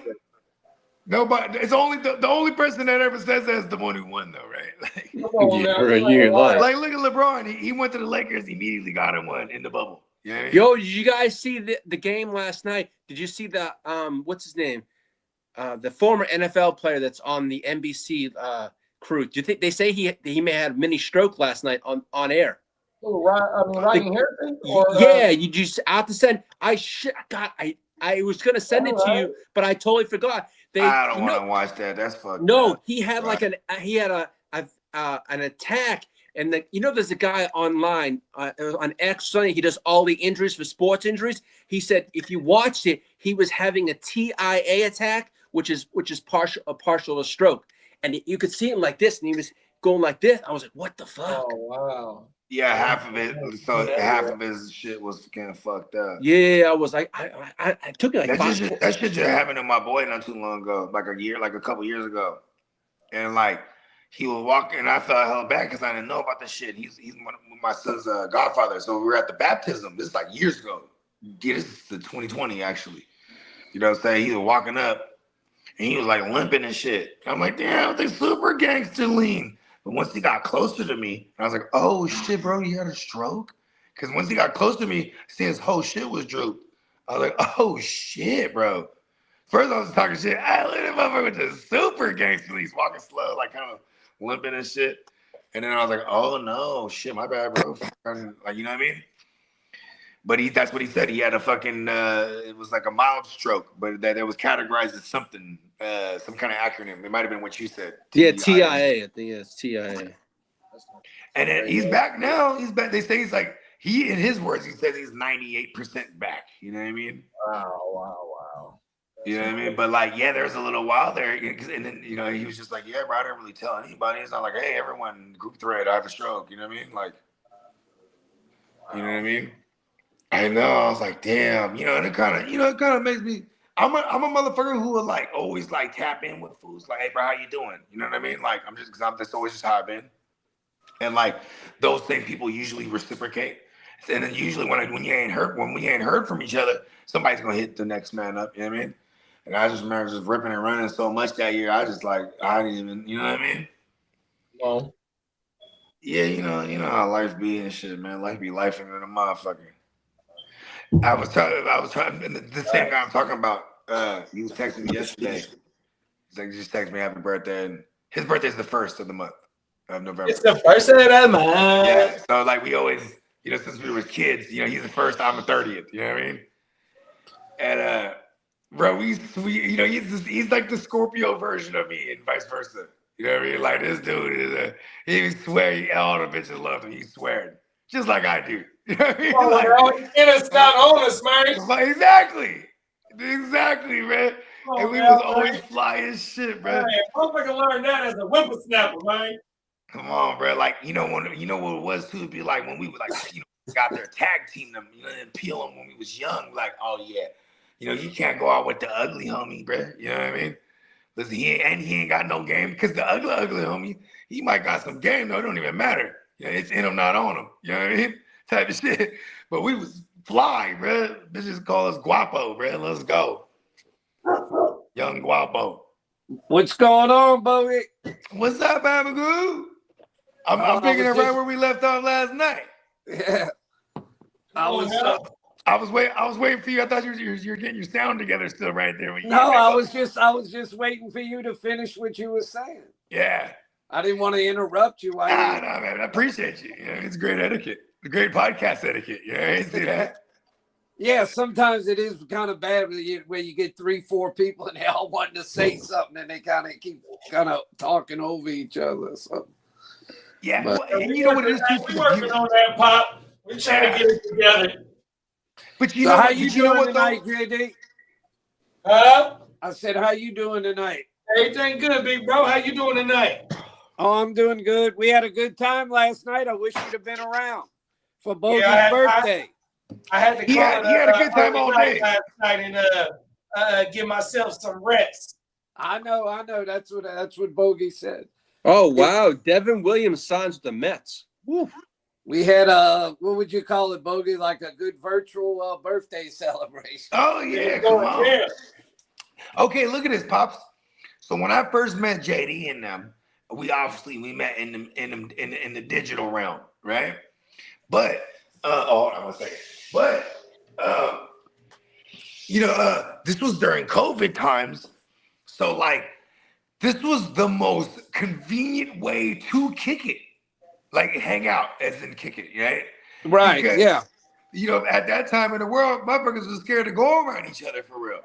You know what I mean? Like it was a thing, especially in Cali, where like I would say up here to Elk Grove and where I'm from or where I'm living now and in Sacramento, they definitely opened up faster than the Bay Area did.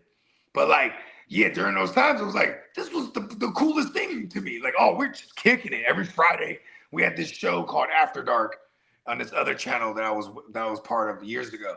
And man, that show, we would just get fucked up. You know what I mean? Because everybody's in the safe comfort quarantine of their own house. Right. And that just became like a thing. Like, all right, cool, we're about to get fucked up. You know what I mean? And then like, allegedly, we would just like, I'd start setting like, allegeds. Like, all right, fuck it. You know what I mean? Let's all get alleged together on the stream. We would just have, and it was like, it was such a specific time in human history, right? Like, I'm so serious when I say this. Like, such a specific time in human history where it was like, wow, like I was able to meet this group of individuals. That's how I met Peacock and Clock and JD and his cousin Kev and shout out to my everybody was just kind of Clock and Pete and Jim of the Icon, and I mean the list goes on. Dennis Holmes from the Ignorant Thinkers. Like, I just started meeting all these. Then there's a whole other this other guy, Touchdown with Doug Smith, where and a lot of these people that we got really close to, and we see them flourish too, which was badass because it was like it wasn't just like these individuals were just doing this for fun. Like they really were grinding. Like, listen, we're gonna try to get somewhere with it. You know what I mean? So it was. I met Spencer that way. That's another way I met Spencer. Right. Yeah, that all spawned a lot of podcasts all over the place. All kind of podcasts. Yeah. And what's crazy for me and JD, he was already doing they were already doing their thing at the Heart Start 2019, and same thing with me and Diamond Joe. So it was like. So it was fun for us because now all of a sudden everybody and their mama's doing this shit. I'm like, all right. You know what I mean? Yeah. Then I treated it like I did music. Like for example, Papa Goo, like I do music. So I'd be like, hey, bro, I like your music. Let's do a song. You know what I mean? And then I do a song with you. Then you do a song with me, and we're on each other's albums now, right? I got a song. I got a feature on your album. You got a feature on mine. And it's the same thing with the podcast. It was like, hey, bro, let's do it. Let's do a stream. You know what I mean? And then just the but I will say I was very fortunate because Like, I mean, I'm just gonna like I was very fortunate to encounter the ones that are really who they are on and off the joint. You know what I mean? And then over time, there was some that slipped through the cracks, and then they show the true colors at one point. But like also, now we all got some years together. Like me, Spencer, JD, Peacock, and Clock, and Gemmo. Like we've all known each other for a good minute now. Our core is real dope. And then now you add, Kidda and Lee for the last, 3-4 years. And, Derek's been around me since 2021. And you know what I mean? That's why I love the draft, bro. 100%. Yeah, the draft was dope. Banks has been around me since like 2021. Got to meet a lot of motherfuckers for the first time, bro. And it was like, bro, it wasn't like the first time. Yeah, exactly. Isn't that a trick? It was automatic. When I first met Spencer, I remember hella hugging him, like, oh shit, this is crazy. And then when it wasn't until he was leaving though. Like I remember he was one of the first ones, and check this out, Papa Goo. He was it was like he has his Uber's about to pull up in 10 minutes. He's gonna go to the airport, so he's saying his goodbyes. Then he goes. So I'm like, hey, I'm doing like the dad / older brother thing. I'm like, hey, you got all your stuff, right? You got your check in? Yeah, I checked in last night. Okay, you got your wallet, everything. He's like, oh shit, where's my wallet? Then he just realized he can't find his wallet. Oh no, the Uber's almost here. Listen, calm down. Let's just reverse engineer this. Where were you packing your bag at? He's like, oh, I was packing my bag right here. Oh, then he finds it right there on the floor. See, there it is right there. You know what I mean?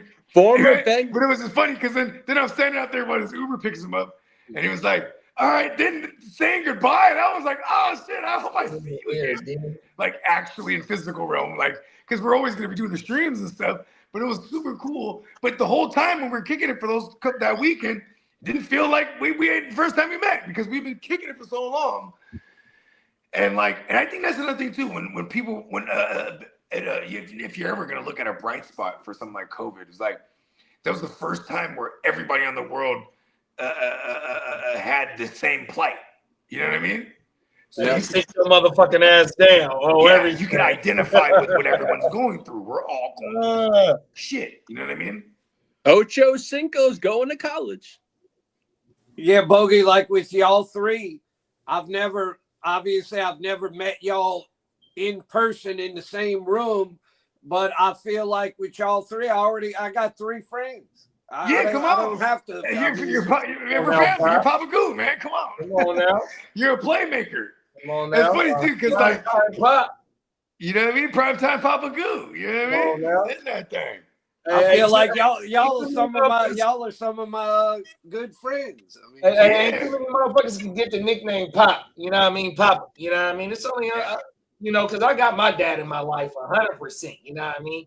But when you call a motherfucker uncle or you call him Pop, you know what I mean? That means you got a whole bunch of nothing but respect for they motherfucking ass. Yes. That's all that is, big bro. 100%. Yeah. Like check this out, Papa Goo. Like I call you Papa Goo. That's your handle. We call that a handle. Like your code name. I know, Bogey. I know. You don't have to. Yeah. But look at this though. See, if I didn't call you Papa Goo, the way I was raised, I would call you Unc right away, right out the gate. Hey, what's up, Uncle? You know what I mean? Like, even though we're not blood related, that's just that's how we were raised. Like, okay, you know what I mean? Like, you know what's funny is like my white friends, they were like, we had to teach them that. No, you can call my dad Uncle. That's Uncle. He'd be like, hey, Mr. Figueroa. He'd be like, Uncle. You know what I mean? Like, but see, because it's culturally, but that's what I'm saying too. It's like it's also like culturally where we're from, we're so integrated and diverse that like the cultures rub off on each other. You know what I mean? Like, so like it becomes like it doesn't matter about race at that point. You know what I mean? Like, it don't, bro. Or what it matters about is just the like-minded nature. That you're not gonna tell me nothing wrong. So that's how my dad was. Like my dad always like, here, I'm never gonna tell you nothing wrong. So when you find a motherfucker that come in your life, no matter what time of day it is or what year, whatever it is, if this motherfucker is giving you real game, bro, you don't gotta do that. She don't gotta do that. You feel me? They don't gotta come out time out their day. You know what I mean? Lace your boots up. You feel me? That means give you the game. Let you know what the real from the fake is. 100%. You know what I mean? You know what I mean? And really lace them up. Not that Velcro shit. You know what I mean? 100%, dog. I told you I like that Papa Guru. That made me it got a nice ring y'all to started it. calling That's me the that. Papa Guru. I think it's funny because I think it definitely started because I started addressing you as Papa Guru, and I had labeled you in my phone Papa Guru. You know what I mean? That's Spencer's pops, Papa Guru. You know what I mean? It sounded like, to me, it just sounded like a boss name though. You know what I mean? Like, Yeah. Oh, Theo. oh, okay. I've told a few people about that, and they all like that. They like, that's pretty cool. I like the way they did that. Even a dude on the radio show that you frequent. Yeah, he said, yeah, he's like, now he used to call me by this other name. I used to go Original Saints fan. And then he's like, I'm gonna start calling you Papa Guru. I like that. See, for me, Papa Guru, I would have all say you were on my show back in the days. I used to do these like way before Shannon Sharp was even doing podcasts, bro. I used to give everyone the elaborate intro. I'd be like, all right, Playmakers, we got a special guest host tonight. It's our guy, the OG original Saints fan, aka Papa Guru, aka Papa Guru. He's in the building. You know what I mean? I just go through all the handles as much as possible. You know what I mean? Because here's the thing. What I love about what we do is that, like-minded individuals, right? When you surround yourself with like-minded individuals, it usually stems from having a common denominator. In this case, fantasy football, right? Like we all go to war in fantasy football, and we just enjoy sports, period, all combined, right? Then you couple that with that, and we like doing content. Like, you know what was cool? It's like the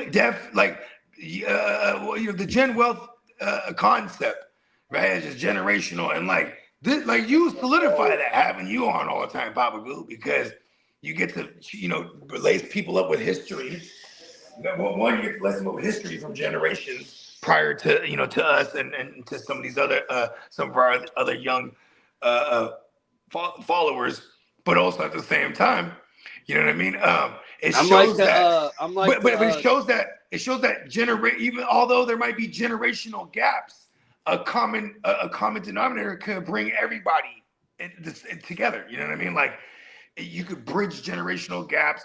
You could bridge everything when you have a common denominator, and then you realize how much we're all alike. Actually, you know what I mean? No matter where you're from, race or creed. You know what I'm saying? Bogey, I'm like the Gen Wealth sports historian, you can say. There you go. That's our historian department right there. When y'all need to know something about the 1960s or the 70s or 80s with sports, you can ask me usually. There you go, Papa Guru, a.k.a. the Almanac. The Almanac, yes. I love that, Peacock. Yes. What's up, y'all? Just popping in the stream real quick. I'm doing garage things after the kids went to bed. So yes, I'm a big fan of garage things. Yeah, allegedly. Yes. Ooh. I'm gonna do we're gonna do a garage things shirt, but it's gonna be like Stranger Things font. Ooh. Garage things. Right. And that'll be a part of our Man Cave series, right? Yeah. Garage things. Yeah, the Man Cave series. Garage things. I fucking love that. You know what's funny is like me and my boys, our code word was the conversation room. Let's go have a conversation in the conversation room. Right? That was part of it. And that and cheat code, obviously, because cheat code would be like, cheat code. Sometimes it'd be like, not so nonchalant. Things would be hella faded. Cheat code me. Ours was one of two things. It was always let's go for a walk if we were really going to go for a walk, or let's go for a cruise if we're going to take a cruise. Yes. No, I remember we had this garage right now. We had this local joint, man. We had this joint called the East Side Tavern, and everyone called it the pub, right? So it'd be like, hey, we're going to the pub. We ain't never went to the pub, But we always said we was finna, and then we would go to like the after hours fucking strip club, like low underground strip club, because we're from the land of underground strip clubs. Whereas like I'm talking about like it's a restaurant, then at night it's fucking popping. You know what I mean? And they'll have off-duty police officers uniformed that are just there like security, and they know what's going on, but they're just, you know what I mean? And listen, these doors go crazy. And the worst thing that ever happened to me was one of my homegirls wanted to go celebrate at one of these joints one time. So it was her birthday. So we go over there, and she's like, "This is what it's like." I was like, "Yeah, it's just tight, right?" It's like, "You can never go here without me." That's like my first time going to these joints. My sister-in-law is younger than my wife. She's kind of crazy. She was single for a long time or whatever. But anyways, like every time we would go out, she's like, after like we're drinking somewhere or whatever, she's like, "Hey, let's go to the strip club now." It's like, why? And girls love the strip club though. Yeah, I'm like, I don't want to go there with my wife. Yeah, that seems kind of awkward. I mean, here's the thing: shit. Like, there's been so many times. Me and my girl. Why would you want to go to a strip club with your wife? That just seems. Yeah, I've done it. I mean, my girl gets into it. And it was. My girl loves throwing my money, and she loves like slapping the bitches' asses and grabbing boobs and shit like that. But then at the same time, what's fucked up is like, then it's like days later, it's like, so like, it would just be the insecurities. You know what I mean? They're insecure, like. You can't like. Hey, here's the thing. Imagine this: you go to a strip club, baddest bitches there, right? Then excuse me. I'm sorry, but the lady goes, "Oh, so what? Are they harder than me or something like? It's like shit like that, right? Exactly. You're just setting yourself up for failure. Imagine you go to a strip club and it's fugly bitches there. For those that don't know, fugly is the combination of fucking ugly. So, all right. There's some fugly bitches, and then they go like this to you. "Oh, this is what you do? You be going out here throwing money at these ugly hoes and shit." Like, you just never win going with your lady. But it is fun. I ain't gonna lie. It doesn't ever fail. I would have never even dreamed of going to a strip club with my wife. Well, it's kind of part of the culture in some cities. That would like, not have worked. Well, yeah, like think about it. When this happens, we were like, part of the culture. Like this we were celebrate their birthdays there. You know what I mean? Like it's we were in Houston, we were in Atlanta, we were in Vegas in these instances. So it's all. Yeah, when you go to Atlanta, like or Houston, especially like Houston, arguably is the one that like started that culture. Like the chicken wings, no doubt, and bad hoes. And it's just going down. It's like, and like you're gonna celebrate your birthday there, like females will, like, and the wherever in club Lee's, it's like the club. It's like the club. Wherever like, in Lee's neck of the woods, I know a place. I was gonna say if wherever in Dallas Fort Worth area where Lee's at, I know a real good place. Yeah, there's a couple. Okay. It used to be owned by Dimebag Darrell from Pantera. Dimebag Is it? There's a. Hey, Pantera was the shit. Yeah, and it was that place was. One of them used to do face paint, or was that tats? No, they didn't do face paint. He had like his sideburns and his beard were all like designed out. Oh, is that what that was? Yeah, I remember one of them had like some crazy like designs on their face. Yeah. That's Vinnie Paul. Vinnie Paul was the drummer one. That's the guy that owned this place called what was it called? The Pussycat Club or something? That's in Dallas. Was the lead singer? That's the one. Was he bald or he had like a buzz cut? Is it the Pussycat Lounge? Yeah, something like that. That one's like wow. Hey, look, watch me go there and they all know Lee. Hey, what's up, man? I lived in Plano. I lived in Plano for 6 months. Lee, come on, Lee, let's go. Bogey, remember that match I was telling you about last night that I need to win, have a shot to get the bye against Spencer? Yeah, right. And I had remember I had Hunter Henry, and the guy I'm playing has Stevenson. Okay. We talked about it last night. Right now, he's half of a point ahead of me. And you got Henry, he got Stevenson? Yes. Okay. Let's go Henderson. You know what I mean?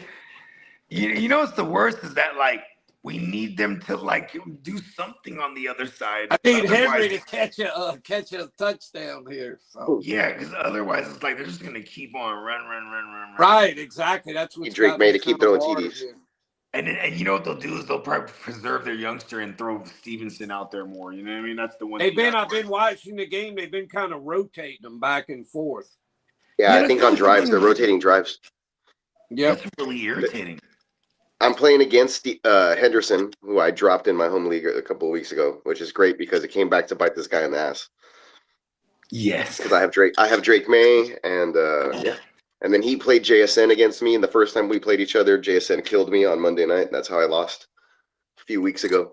So I'm getting my revenge. That little flare pass right at the end of the first half, and he went for like 40 yards. That's why I'm 36 yards. How much? 36. Who was that? 36. Yeah, I knew it was a pretty good. No, Stevenson. Right at the end. Yeah, because I have Drake May. I have Drake May, so I'm watching all those points right now, intently. I should win. I should win, but if he throws a touchdown to Henderson or something, the guy's like right back in the game. Or if Henderson rushes for a touchdown, he's right back in the game. So I'm kind of like, just taking it easy, kind of making sure nothing. I got like a 17-point lead right now, I think, with Drake May still going, and it's a quarterback premium, so I'm getting points for completions and things of that nature. Fighting for my life. I got to win next week and hope that one of the guys with 7 wins or 8 wins in front just doesn't win next week. And that just helped me. He got Stevenson just got thrown for a loss. Now I'm only I'm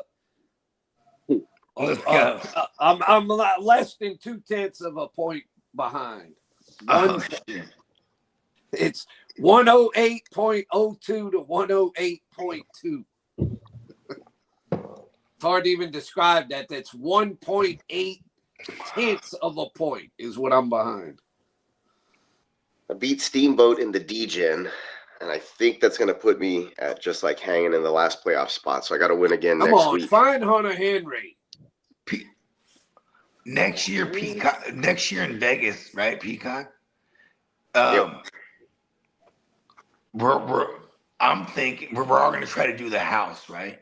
And if we can still do the timeshare thing, I'm thinking like we do like a timeshare just for us for the first couple of days, and when the weekend comes around, we get the house with everyone. Let's do. We could do that, and I can still rent it from like week to week. It's cheaper for me if I go like Tuesday to Tuesday or something. Oh, okay, yes, we just have it on hand.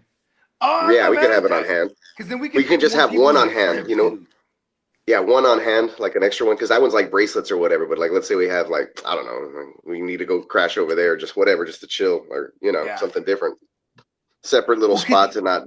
Yeah, because you know what I was thinking too. Like, I have Hilton. I also have Hilton shares. It could be any Hilton, so it could be someplace close. There's a Hilton real close by to the spot. Yeah, it's crazy. Okay. Yeah, I just got to check out that location. We can be like, boom, hoofing distance. Like, we're just going to hoof it back to the other spot.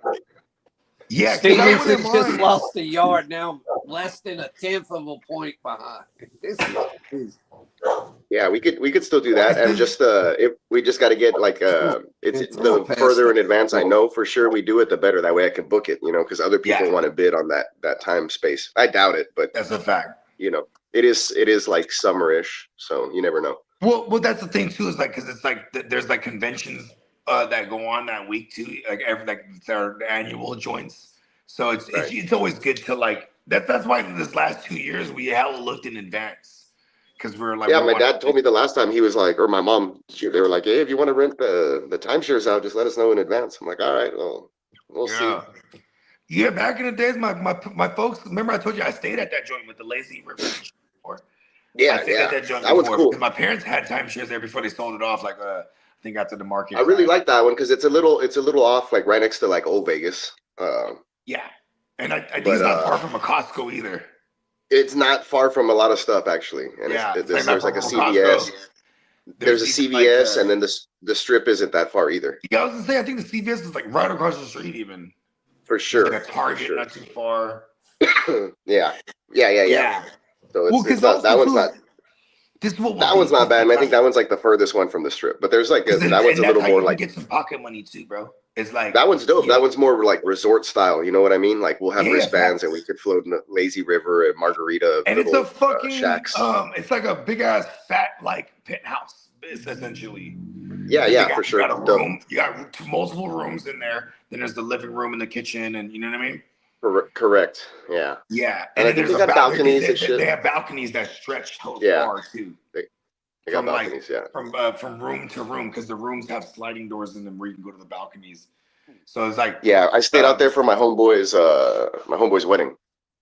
Yeah, and see, look at this. That's how we can get you some change too, right? Like if you got some homies that's like, oh, they're gonna crash somewhere, and they're gonna throw a couple dollars type of shit. You know what I mean? Because they were already there. See, that's the thing with Vegas is like when we come through with a deal, they're gonna be willing to pay the deal because they know they're gonna pay triple anywhere else. You know what I mean? Oh shit! I know. Yeah, that's always true. Did y'all it wasn't too bad. It was it was pretty affordable this last trip out there. I'm not gonna lie. Yeah, because we did a communal. You know what I mean? Like outside of we would have got away with it if it wasn't from the meddling kids either. If it I know. We included because then that was like an extra $80 each that we ended up. Yeah, but that was no big deal either. You know what I mean? Small potatoes. But at the same time, we do. We're trying to be frugal. We all got, you know what I mean? Like, exactly. I mean, our powers combined. With our powers combined, it makes us, a force. Did y'all see that? Did y'all see that kick in the first half with a field goal kicker? I don't think I've ever seen that with a field goal kicker. He kicked the ground. He didn't even hit the ball at all. Oh, his foot got stuck in the ground. Yeah, he missed the whole damn thing. I don't think I've ever seen a kicker do that. He didn't even touch the ball. He just might be the high. ground. You might be really. He might be high. No, I'm saying like on like the hard drugs though, high. You know, it was one cool. About a half cool. But like, you know, I'm talking about hard drugs, high, right? Yeah, but we're talking about Koo. He's cuckoo. Cuckoo. Young Ho. Oh, it's Young Way. Sorry. That was pretty good actually, Lee. I ain't gonna lie to you. It was right in front of us the whole time. Bogey, they could put you and I in at kicker. They could put me in. I can kick better than Koo. Cuckoo. You know what would be badass? If there was like a one-legged kicker, but he had like a titanium fake leg and he would like unhinge it. And they showed hit the field goal with his leg like it was a fucking golf course. Like, no, it's a one-legged kicker, but he does a standing backflip. Kicks the ball. They showed. Oh, that's even more amazing. Well, that's way better than mine where he's using his leg like a golf club. When they showed he hits the ball, he kicks the ball with his lone leg. They showed Jackson Dart on the sideline when the guy did it, and he was like, you could read his lips. He was like, "What the shit?" Yeah, he said, "What WTF?" He said, "Yo, Young Way Kudos, he fell from grace, man. There's a little stretch there where he was one of the best kickers in the game." Yeah, he was. Fantasy wise, he was. That's what I'm saying, because he was on a team that had red zone woes too. So I was like, they get down there. And then just Matt Ryan, was that Matt Ryan times? Yeah, that was the later Matt Ryan. Yeah. That was the later Matt Ryan, yes, I believe him. This motherfucker kicked an extra point doing a backflip. That's how badass he used to be, bro. And that's what I'm saying. He did. I saw that. See, that's what happens. Why I brought up that other one. PEDs, though. You know what I mean? There goes that man Dart. Oh, he's ready. That's what he does best. The reckless abandon. Running for your life. If he keeps playing like that, he's gonna have trouble staying healthy. No, Papa Guru, the GM has already said he has to try to watch it because he said he needs them on the field, not right. That's what I'm saying. But that's the way Dart plays. I don't know. It's gonna be hard for him to rein that in. Yeah, exactly. But if he keeps doing it, he's just gonna be a guy that's hurt a lot. Yeah, he'll be in the concussion protocol quite a bit. And, he's not going to be his availability. It's about being available, not being not available. Yeah, because he is he's good, but I mean, he's not strong enough to just run over people like he thinks. You do that, you're going to end up, like you say, on the concussion protocol. I saw him. He did it in college quite a bit too. But hey, Marco, go check your Facebook if you want to jump on the stream. I sent you the invite. It's a different link. Facebook, you got the link if you want to hop on, Marco. My dog is acting up. I got the mic on mute, y'all. My bad. No, it's all good. It's all good, man. See, you guys don't know. I gotta get something. I gotta get Hunter Henry to catch me at least one more pass. One more big score. I can't lose by this. I've never lost by this. Nah, it'll happen. The Patriots will keep throwing the ball eventually. I hope so. To the Patriots, who's their third running back? Oh, he's been ruled out. Jennings has been ruled out. Oh, Lord. He's a I was rookie. hoping maybe they'd put Another him rookie. in and start using him to keep Stevens. Yeah, Stevens be like, all right, we got the game in hand. Throw in the back. Maybe they'll go fourth string. Get in there. Don't fumble. I wonder if they have another one even on their roster that's active. They really don't. Yeah, probably not. So it's going to either be Stevenson or Henderson. No, I can take a look at that for you right now, but I don't think they do. We're gonna work towards getting old Papa Goo out there too. If we get, you know what I think too. See, this is how I sell Spencer on it. Listen, Spencer, come out to Vegas, bring your lady too. Your pops will be out there too. Fuck Hey, it. Papa Guru get to come out there and he get to taste my gumbo because I'm cooking gumbo next Come draft. on, we doing it. Yeah. Let's go. We're gonna be at the DWN mansion, man. With the side house on the other side. Oh my mother. Hey, look, Papa Guru. Last year, you know how Lee punched his ticket to Vegas? He had won one of the playoff leagues. And he's That first time too. To go ahead and keep that money, that's my portion right there. Bang. You know what I mean? He was in there. You know what I mean? We're gonna get you in remember last year, I remember I was very adamant about getting you in one. I was like, listen, I got you. Listen, you know, I don't know if I've ever shared this online, but like I was trying to sell Papa Guru on joining one of the leagues. And I had a hell of a fantasy year myself. So I said, listen, Papa Goo, I want you to experience this so much, I'm gonna buy you in this league. And then he won it. Yeah, it worked out good. And I was like, They just showing, you know look, what's funny Bogey. too? It's like Spencer was laughing. He's like, man, my dad over here, you got it there. He's like, Are you is watching that the ball game? any good? Yeah, they have a guy named Jack Westover. He's their fourth running back.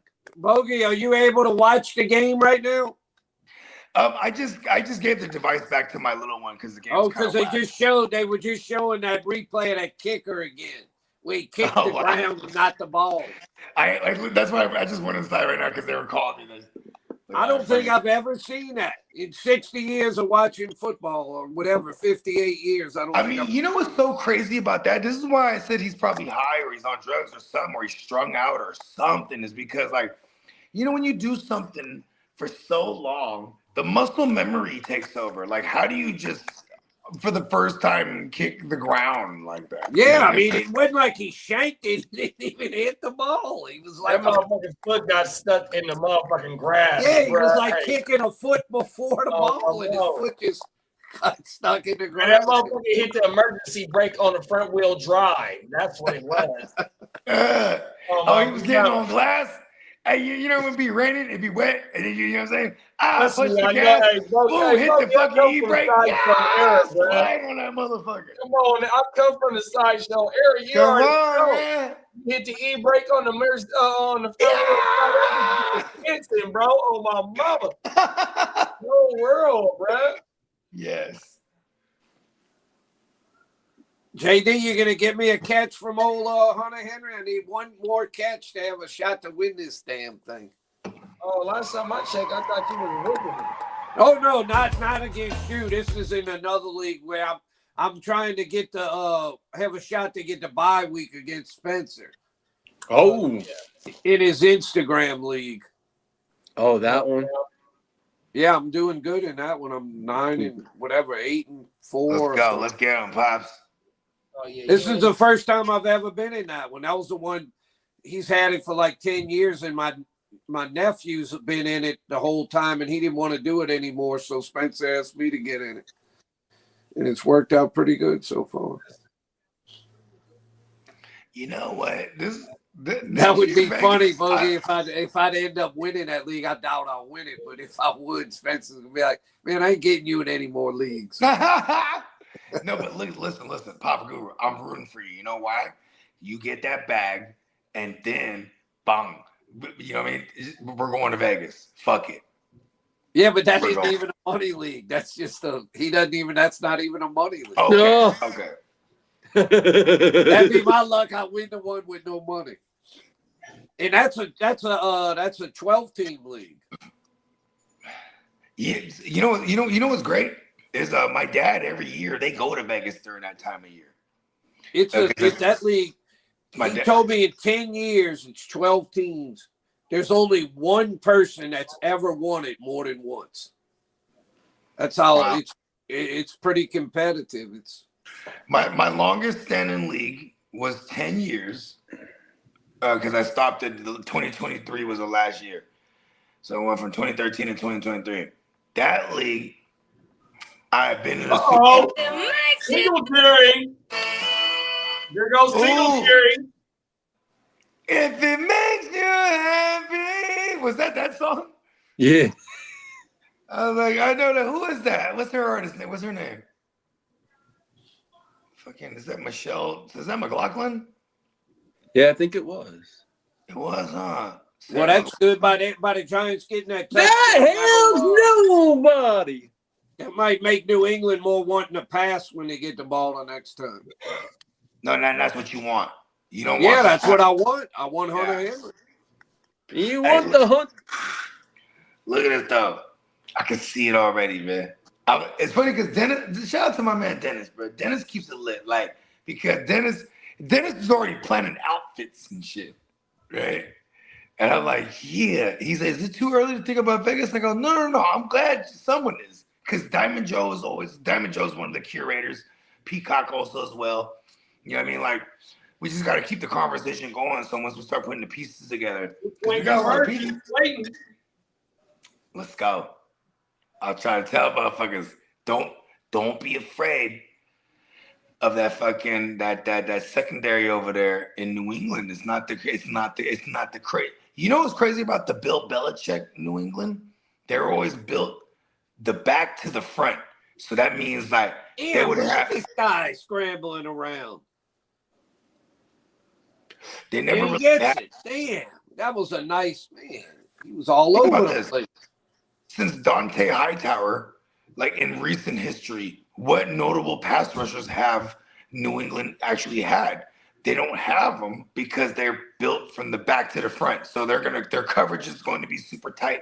Then they're gonna get good sack numbers because they get coverage sacks. You know what I mean? Like motherfuckers, there's no one available. If they don't throw it away, they're gonna get got. You know what I mean?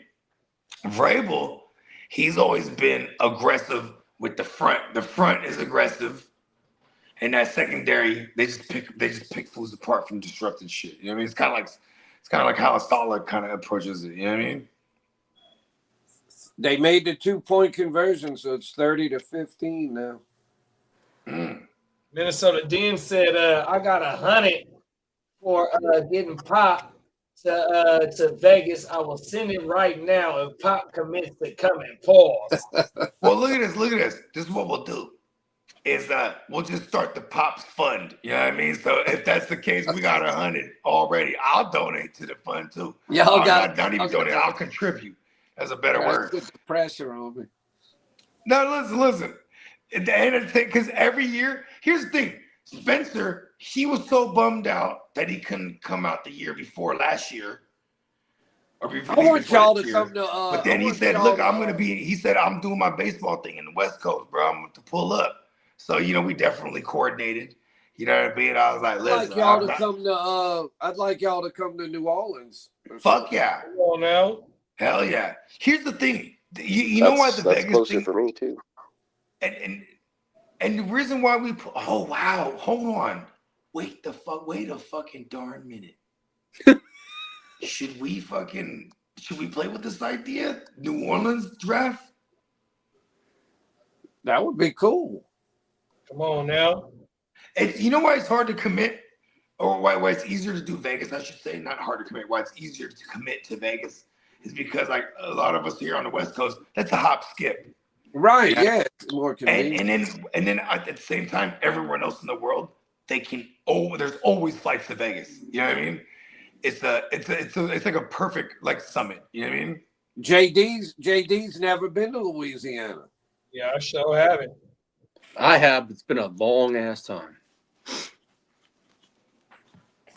I've been through New Orleans, but I can't even say I even did. I was so bad. I think when I was there, it was I think I had a layover. Hey, but not only would you have to do the West Side, you would have to I do didn't experience New Orleans like for real. Like the first time I went to New York was like that too, because I didn't know how to move around in New York. And then once I started doing like business in New York, y'all like, always like, do that this in is how you move August, around. don't you? Huh? Y'all always do that in August, don't you? Yeah. Yeah, you see, at that time of the year in New Orleans, you'd be able to get hotels and shit pretty easy. That's a fact. Because that's not a time of the year where there'd be much else going on that would work out. Oh, there you go, Hunter Henry Pop. There you got it, Pop. And we got Marco in the building. Marco got us that motherfucking Hunter Henry catch. Let's go, Marco. He said it. He's from the future. He's from the future. Yo, And what up, that's Marco? another thing too. I was putting that pressure on Marco all yesterday I need too. is I the was like, goddamn Marco. TV from this. JD, the guy I'm playing has Stevenson. No, I don't need Stevenson to do anything. Oh, look, that's that same play. All right. Hey, I'm look, behind check Marco this needs out a though, dig Papa CD. Goo. I The was what? telling Marco yesterday. I'm like, Marco, how the fuck did we get you up out of Germany to Vegas somehow? And then he was saying like that would be the furthest west he's traveled to, into the States. Because I think he's been to Minnesota, right? And I'm like, listen, how do we get you out to Vegas? Because bro, that shit would be badass, bro. See, this is what I'm talking about. Like, once you start, we're gonna speak a bunch of this shit into existence. Oh God. Well, I'll tell you this: if y'all willing, if y'all come to New Orleans, I'll definitely be there. No, that's a fact. That's a fact. Spencer's been campaigning for us to do that for a while now. I ain't gonna hold you. You know what I mean? 2030, we're going to Amsterdam. Ooh, let's Euro go. trip. Oh, my God. We don't gotta worry about any issues in Amsterdam.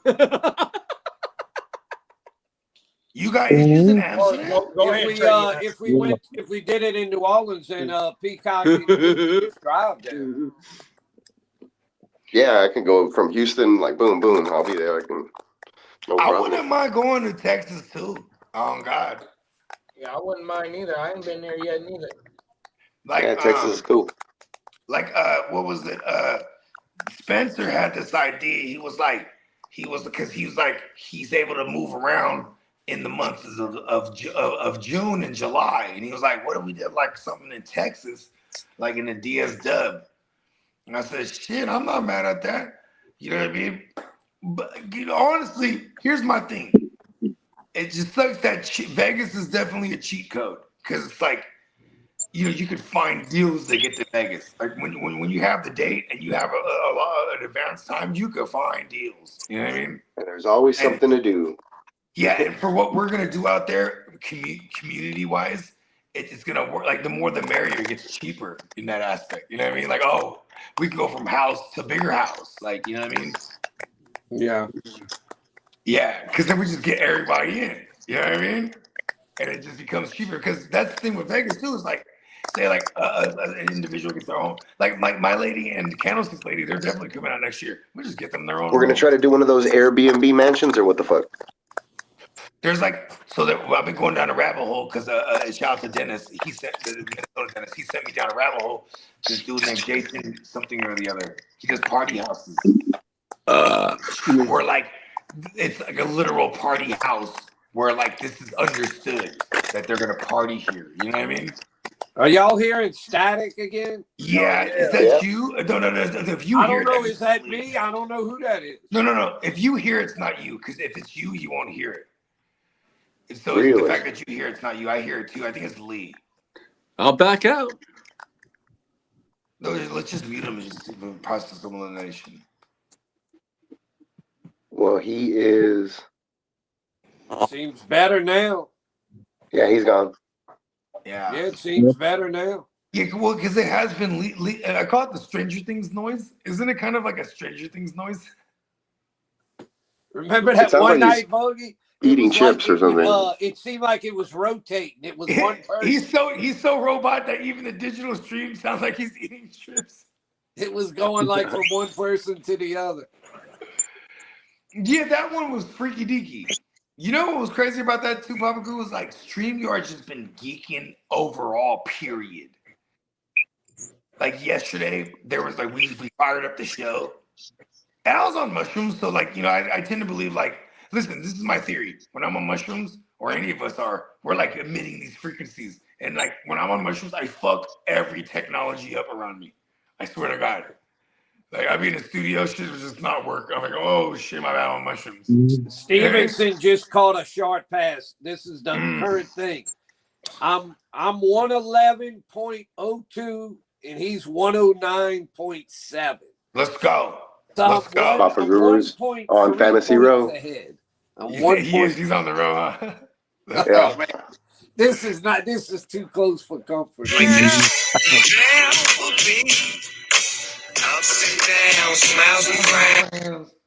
Bear with me. Come on now. Nice. We got 10 minutes left in this damn game. Wild. All right, y'all. I'm gonna bounce. My phone is going to die. All good. It's a long day. Hang in the building. But y'all enjoy the rest of your game. Hope your fantasy dreams come true. And catch you guys. What week 14? Wake your game up tomorrow. Let them know again. What's the specifics of the current sale? I know we have the extended Black Friday, but I know it's like 12. Is it $12.95? It's ending. Everything's ending soon, but I think there's even up to like 50% off of stuff. Yeah, I think it's on the 5th. I saw, right? Yeah, the 5th. Yeah, the 5th. So everyone take full advantage. I am going to do this, including myself. You know Today's Cyber Monday. Might as well order today. That's a fact. Yeah, and 50% off the other joints too. That's insane. Like I want to. No, I gotta get me a Texans hoodie. I might send you some pictures because I want to get some fucking canvases done. Like I was telling my girls, like we should like get because now I'm into art because I got my first piece. I got my first piece, so I'm like, ooh, I should like. I was like, we should do canvases of the kids and stuff. Yeah. Send me what you got or whatever you want. Oh, I'm almost done with that Metatron deal. Like, get some pictures together. Like, you know what I mean? I went like 2 rounds into that Metatron, so now I'm hearing the static again. Maybe it's my phone because it's dying. No, wait, I'm hearing the static, so it's not you though. If you hear it, yeah, you just said that. That's weird. Yeah. All right. Well, anyways, yeah, I'll send you. Right. I was gonna say, I'll send you what I got with the Metatron. I got like a minute left on that. Oh, for real? Oh shit! Yeah. Dope. Yeah. It's working well. It's working well. So awesome. All right, y'all. Everybody have a good night. Catch up with y'all tomorrow. All right, Peacock. Show Peacock. All right, later, man. Y'all peace. So you said I'm going to say it. I'm going to say it now. Y'all ain't ready for the purple corduroy suit with the shoes. I ain't even ready for that, bro. I almost want to do something more outlandish, like neon green or fucking. So look, Minnesota Dean. I got 2 stories saved on Prince's house right now. One is childhood house, and then one of the mansion. I got that shit saved for OJ and the Blunt. What do they call that shit? Something park? Well, you got his mansion, and you got the house. My bad, JD. Where's that noise? Let's figure this out. Let's figure this noise out. Right. Yeah, that shit's hella crazy. Now it's stopped, Logan. Noise is definitely not me because I can hear it too. You can hear it too? Yep. Yeah, but now it's stopped. Yeah, okay.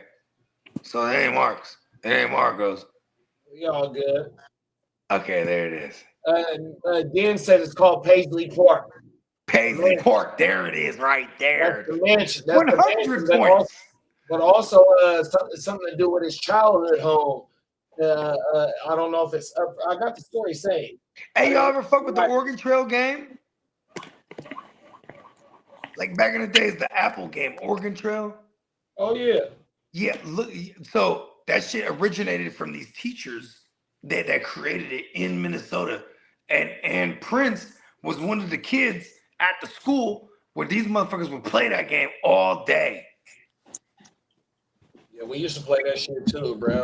Right, but Prince was like, he was one of the guys though, like the OGs that like he was one of the first classes that had it was one of Prince's teachers that created the game. Well, the reason I'm pointing this out too is Yeah, because that motherfucking wagon to fall over that cliff, it was a wrap. it was a total wrap. Or like you don't kill enough ox and you ain't eating. Not the Rellies and everybody. They're gonna die on the trail. They ain't got no food. And so the Dan said, his childhood home is in North Minneapolis, where I grew up, North Side. Oh shit! Come on now. See, that's why I fuck with bruh. And you know what's crazy? This is some universe shit. Home right now. Hey, look at it. This is some universe shit. So Dennis just told us right now he's from the same soil as Prince, and currently he lives across the street from Prince's tour DJ. You know what I mean? Oh wow. Yeah, and he parties with Brett too all the time. That's federal, bro. I didn't know that. Yeah, that's what I'm telling you. Like this, and that's just recently too. That's just like in the last year. Hey, Prince is my guy, bro. Yeah, Prince, listen. No disrespect to Mike, but like when I grew up loving Michael Jackson, and I didn't understand Prince quite. You know what I mean? Like to me, when I was growing up, Prince was like, okay, like they played 1999 at every goddamn New Year's Eve party at my family, right? Because my family, they do a big, they dancing, the whole dance floor, bar, you know, the house parties type of shit. New Year's, I grew up as a kid, we dancing, you know what I mean? We partying, turning up, we're drinking, the kids were drinking fucking, what's that thing called? Apple cider, so we can act like we're drinking drinks and shit. Like, it was funny because when you think about it as a kid, I grew up like, man, they're having so much fun drinking. When I get old enough, I'm drinking. Like, on God. Yeah, because they're having so much fun. But that was like the extent of Prince music to me. I love the Mike shit, right? But then when I became an artist myself and recorded music and the whole aspect and like how like, listen, I am not a musician at all. Yeah, by definition, though, I could say I'm a musician because I make music. I don't play instruments though. And I might know how to play a little bit, just because I just know some keys. I'm not a fucking musician at all. I'm not even going front. But like, so it's like, it was a newfound respect for someone like Prince, who did everything. You know what I mean? He played all the music, wrote all the music. He was also the mastermind behind everything. You know, versus like, no offense to Mike, like I said, two of my favorite movies is Under the Cherry Moon and Graffiti Bridge, bro. And you know, it's funny, you put me on a Graffiti Bridge. Go watch Under the Cherry Moon. Yeah, see, that's what I'm saying. That's the other one I ain't checked that one. Yeah, I checked out the Graffiti Bridge. That's my shit, bro. Both of them is my shit. Yeah, because I fucked with Purple Rain because, you know what I'm saying, Abalone, what's her name? Apollonia. Yeah, Apollonia, bro, with the see-through I'm thing. pretty sure you can play an instrument, Bobby. Tatas, come on. You know what I mean? She has some tatas. But I'm pretty sure, Bogey, you can play an instrument, at least one. The air guitar. Yeah, I do it all the time. No, listen, I've produced a bunch of shit. You know what I mean? Like on my last project, actually, the Bruce Wayne album. I produced about 5 or 6 of them joints on there, if I remember correctly. Might have been 5 or 6. Where like, and I didn't do no samples and stuff like that, because like, you know, sampling shit is like, man, you could claim it, but you know, at the same time, it's still somebody else's that we just remixed and took pieces from and recreated shit. And it's not that it's not original. You're just still using something else as you're using something else as one of the part of the ingredients. So like in the industry, it's going to belong to somebody else, part of it. And I don't mind that. Like I have joints where I've sampled stuff, and like when I go and publish it, I get like a very small percentage of the publishing. I'm not tripping though, because it's like if I make a lot of noise, it just, you know what I mean? Then it is what it is. If not, like, see, and this is the thing. JD actually reminded me of this recently in the last week or so, if I remember correctly. But he's like, when I hear your music, bro, he's like, because you make music because you love making the music. You know what I mean? It's not like, okay, I just make this music, I'm trying to blow up, I'm trying to be famous. Like, if that was the case, I'm just gonna sound like whatever is current. You know what I mean? And I would constantly switch to try to stay relevant. Fuck that. I'm just gonna keep doing me. I love doing this shit. You know what I mean? Fuck that shit, bro. I don't give a fuck if anyone even fucks with it or not, because it's not for them then. You know what I mean? And that's why when people are really like, all right, I fuck with that joint. over the years, I would use different joints as like a load up shit. And someone would be like, oh, I fuck with that. I'm like, oh, I'm putting that out then. You know what I mean? I'm like, I'm about to put that out then. Because, there's nothing like, within the, I'll be honest too. I mean, I've been making music forever. And I worked in the industry, in media. I worked for an online magazine that made hella waves too. At one point. But I'll say this to say, like, I think I found more people that gravitated towards my shit doing a podcast than anything, bro. You know what I mean? Because I'll do the podcast and then they'll be like, oh, that Playmaker song goes crazy. And I'm like, oh, it's out. And then I put it on a project. Like look at that. I've been sitting on that. Yeah, look, JD, I've been sitting on that Playmaker joint forever because I was just in the intro. I didn't put on nothing. I just put on the Bruce Wayne though. You know what I mean? I just dropped that shit last year. But like, cause motherfuckers was like, oh, okay, I want that joint. Where do I find that? And then because of like joints like that, then they go listen to the other shit. You know what I mean? Come on now. Right? They go, oh, okay. And we call it, it's like debate. You give them a taste. It's a dope game. You know what I mean? Everything's a dope game. Right? It's just different variations of it. Give them a little bit of the dope. They're like, oh shit, I could get some more now. You know what I mean? Facts. Yeah. Bogey, man. They have Best Buy where y'all live, don't they? Oh, for sure. Because this thing popped up a little while ago. I was going to tell y'all about it. I'm almost tempted to get one. I don't really need it. No. This is on a if you any of your kids or somebody needs a good basic, pretty nice little laptop. Oh, okay. They got a Black Friday deal going. They calling it Cyber Monday today. Yeah. They got a Hewlett Packard 15.6-inch laptop with an Intel Core i3, 8 gigabyte memory, i3 processor. It's normally around a $500 laptop. They got it right now for $220 for two. That's not bad. You know what's crazy too is bro, shout out to my man Slim, because I was chopping it up with him earlier and he was out there in the malls doing the Cyber Monday. And then I was like, damn, because even this morning, I was about to buy a goddamn laptop on God and just piss my girl off. Even though I'm spending my own money, she was about to get hot. But I was like, because there's so many good deals today. Yeah, I mean, to get a nice, this is like a perfect laptop for just somebody that's using it for just normal shit. But here's my thing, though. $20. I mean, here's where I'm flawed in the best way, Pops, is that like, if the shit is still working, I'm not gonna buy another one. Well, that's me. Mine's working fine. Yeah, it's just working fine. I'm like, oh, I'm straight because it's just such a good deal. It's like, man, I wish I knew somebody that needed a laptop because this is. I also got this property tax coming up too that I pushed out because it's like my daughter's birthday. She had her 18th birthday, and that hit us in the pocket piece. Because at the same time, like we were gonna have this big party, so my girl wanted to finish some things in our backyard, like our landscaping. So does your daughter, does the 18-year-old, does she have her own laptop?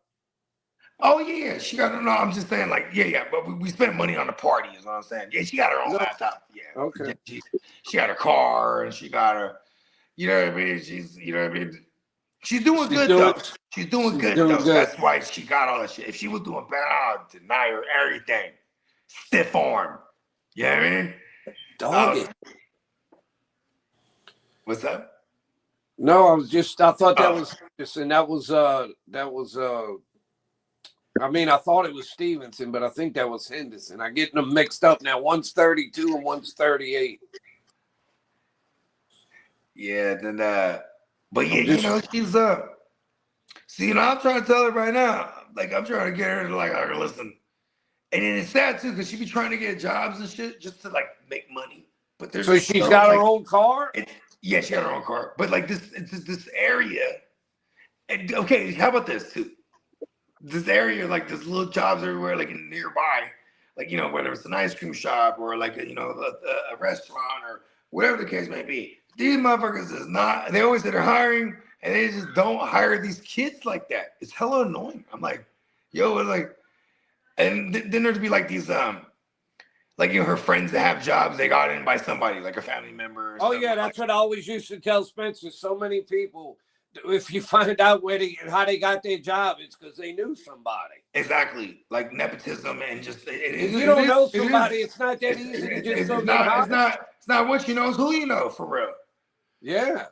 And like, and I was telling, and then here's the thing. Oh, look, Henry got a touchdown, but I bet they're gonna take it away. They threw a flag. Come on here. That's part of the Of Course series. You live on Fantasy Row with all of us. Hold on. Call it on the defense. Was it on the defense?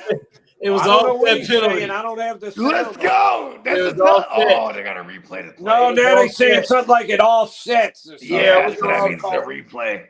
It must be called oh, hit that. Like share with me. What did they call him? He was in there right there, boy.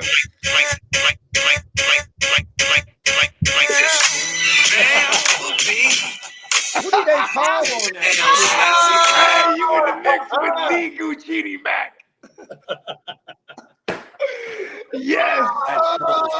Hey, bro, it's cracking over here on Fantasy Road, y'all. Hey, that shit different out here, bro. Hey, that shit different, bro. You know what I'm saying? What they called on that? What was that they called? See, now when you're chopping the clips, right, JD?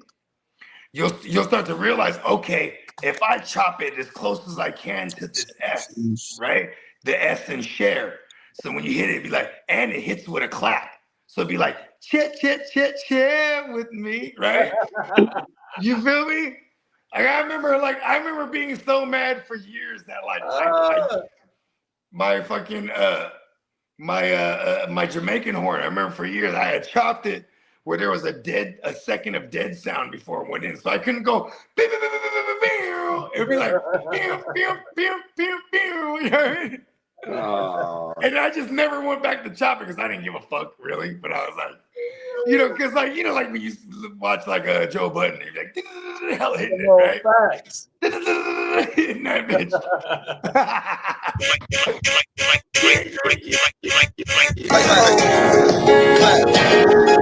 Orange juice and a blunt for breakfast.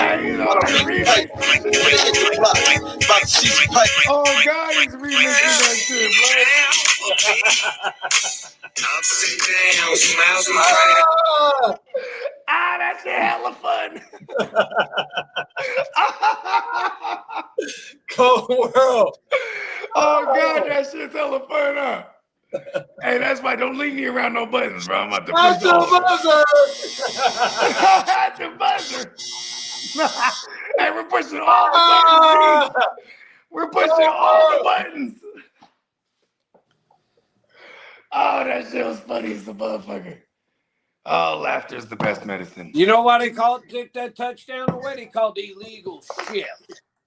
Yeah, because that's when somebody's in motion and you can only have one person outside of the queue. I know. No, when they showed it didn't look like anything. Oh, okay. So but I'm not watching the game, so explain to me. So they put somebody in motion. I'm gonna end up losing. Now they took Henderson out the game and they got Stevenson in. Oh no! I'm gonna end up losing. If I'd have gotten that touchdown that he caught, with me. Hey Pop, I'm telling you. Hey Pop, let's go raise the morale. You gotta raise the morale, Papa Guru. Fuck that. We need Stevenson fumble. That's what we need. Let's start getting diabolical. We need a Stevenson fumble. Hand it off to him. Let's motherfucking fumble. No, we need a little short Hunter. All we can do is just laugh at this shit, man. We have zero control over it. I know. No, I love it because we have all the control actually in my mind. But the reality of it is we don't. And the one thing we definitely don't have with me. Hey, it is a cold world out here in these fantasy football streets, dog. What's frustrating is when the guy you counting on makes the play and then the officials decide they're gonna get involved. Well, that's part of the Of Course series. Of course, I need the Hunter Henry touchdown, and of Come course, on, there's mate, a throw one flag. to Henry. And hey, look, he's running. He ain't even. We got exactly what we was looking for too, pops. I got a Hunter Henry in a couple spots too. I ain't gonna hold you. I needed that too. That shit made me hot. Let me see what it is now. It's probably Marco. How you doing? How you doing in week 13, Brody? In my home league, I'm depending on a TD from Dix. For those that don't know, we're in the future. Let's go. Come on now. Yeah, it's 7 minutes before 5 a.m. in the morning. Guten Morgen. By the way, 5 in the morning. What you Guten going Morgen, you know. outside on the corner? Shout out to Nonchalant. So you were saying you do your thing in your home league? You took care of business? Yeah, I mean, all I need is a TD from Dix, and then I might make the playoffs next week. Well, if I don't win this, come on, Hunter Henry. then it's over. In the other leagues, I'm not quite sure. I have to check first. And they got goddamn Stevenson still in. You on Instagram at all, Marco? Just Facebook? Yeah, I'm on Instagram. Okay. Yeah, follow me. Follow Gen Wealth Net on Instagram. I'm pretty sure I'm already following you there. Okay. Do me a favor. Unfollow me, then follow me, so you'll be right at the top, so I can find you, and then I'll follow you back. Okay, I gotta get active on my gram again. I think my lack of activity on any social media for real this year, I'm gonna change all that in 2026. I'm coming back. Oh, it's going down. We got a whole entire zoo. I have a zoo now full of animals, and they're all Bogarts. And so the Dan says he gonna pop on for a second, man. Let's go, Dan. Yes. Get the Ginger Ninja in this joint. No hard R. No hard R's. Oh, that was to Hunter Henry too, Pop. Oh, they went right back to him, Pops. Yep. I'm right now. Hey, look at though. You still winning. And rather than go to him. Right now, I'm up by 2.5 points. Okay, let's kick a field goal. Fuck it. If they don't score a touchdown with anyone else, if not Hunter Henry. Yeah, anyone else besides Stevenson, I should say. Well, they got 32. That's the other guy. Oh, they threw it to Henderson, but he threw it behind him. It could have been a touchdown, but he made a bad pass. Oh, that would have been badass. I would have fucking needed 4, 5, 6 inches smoking weed in my Cadillac. Hey, Minnesota D want me to slap that right now. Bogey, is it Gen Wealth Network? What's up, big dog? Is it Gen Wealth Network? It's GEN Wealth Net, all one word and then underscore. Okay, yeah. Then I am following you, so I'll follow you and follow you back. Yeah, so this is what I want you to do. Unfollow me, then follow me right back. So that way you'll be right at the top. And I can just I can find you like a lazy ass. Okay. All right, Bogey, they're kicking a field goal. Thank you, brother. I appreciate you. No problem. Yeah, and now we can communicate, because then I can give you my phone number and all that shit too. You know what I mean? Mm-hmm. Yeah, man. Because listen, man, you know what I mean. We're very grateful that you know what I mean. Because we've been expanding the Gen Wealth Net organically. Like, you know what I'm saying? Like, I don't know if you noticed, but you're a part of us, man. You know what I mean? So is Papa Goo. You know what I mean? His son, cool. One of the originators too with us. Like when we decided we're gonna do this Gen Wealth thing, it was gonna be all of us, and we're all gonna support everything we all got going. You know what I mean? And it's pretty dope, man. Because this is you know, as a grown man myself, right? And obviously we're all grown men. You know what I mean? Like, I can't go to a bar and be like, "Hey, bro, you look like a cool dude, man. You play fantasy football." Like, you know what I mean? Like right? Like, it's kind of weird. You know what I mean? Not do no shit like that. It's hella weird. You know what I mean? That's some weirdo shit. They might be like, well, they might draw down on me. They might up it on me. They think I'm on some other shit. Hey, Minnesota Dean says, slap this real fast. Hold on. We got Minnesota Dean in the building. Yes. Hold on. Hey. Fire that shit up. We don't want to get flagged though.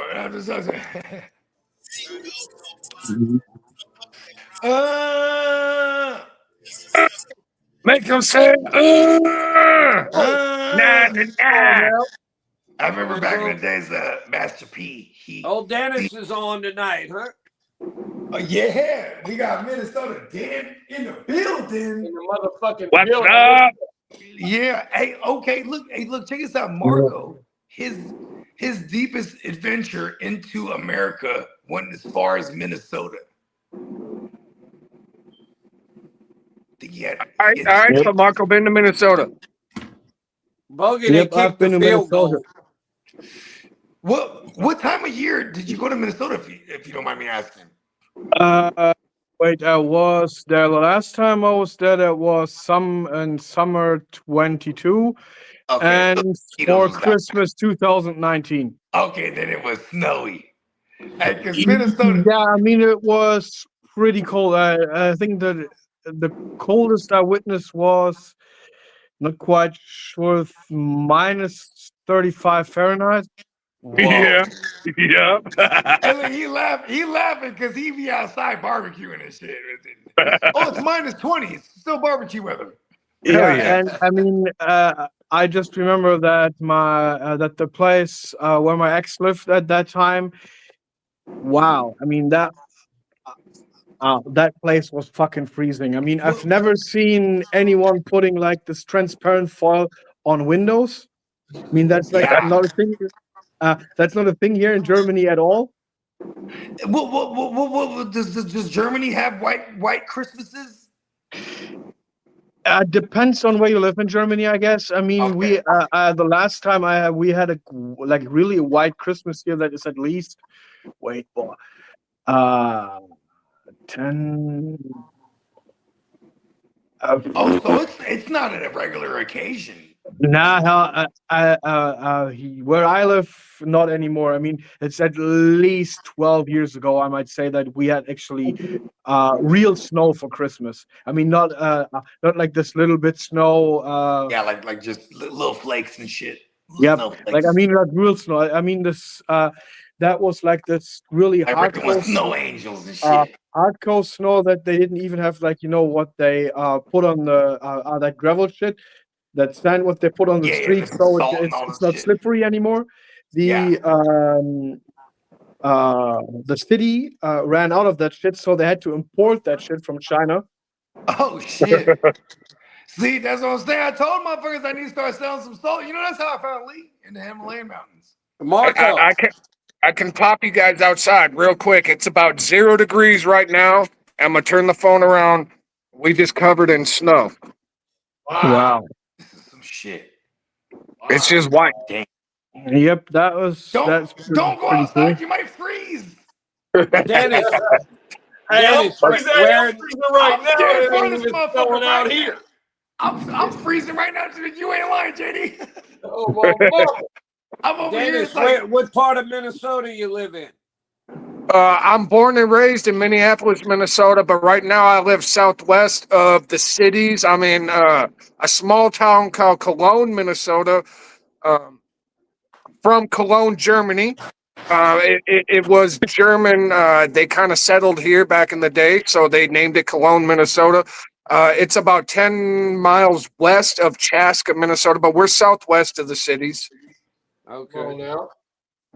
I remember, Dennis, they always had that city they said was like one of the coldest in the continental United States, International Falls. International Falls gets cold. Yeah, that's right in the very north part. Yeah.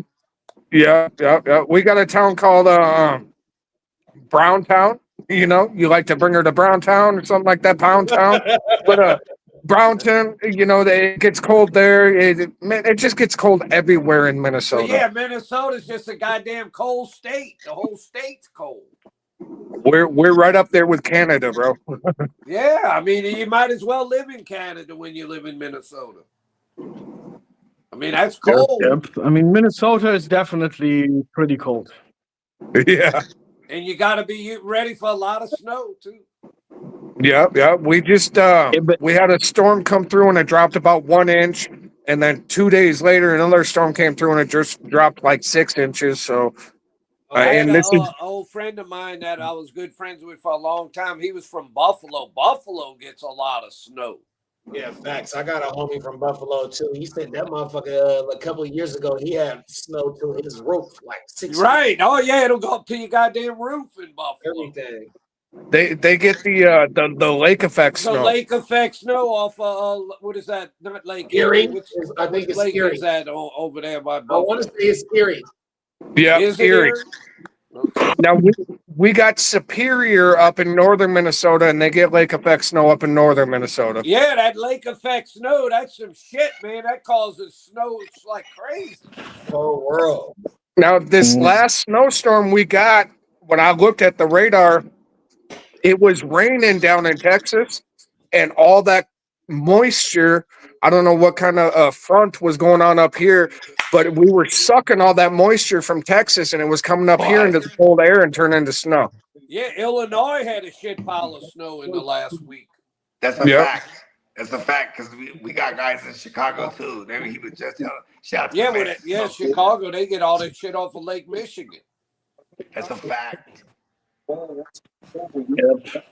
I have an old friend that lives in a little town called Collinsville in Illinois. It's right over the river from St. Louis. It's barely on the Illinois side, right over the Missouri border.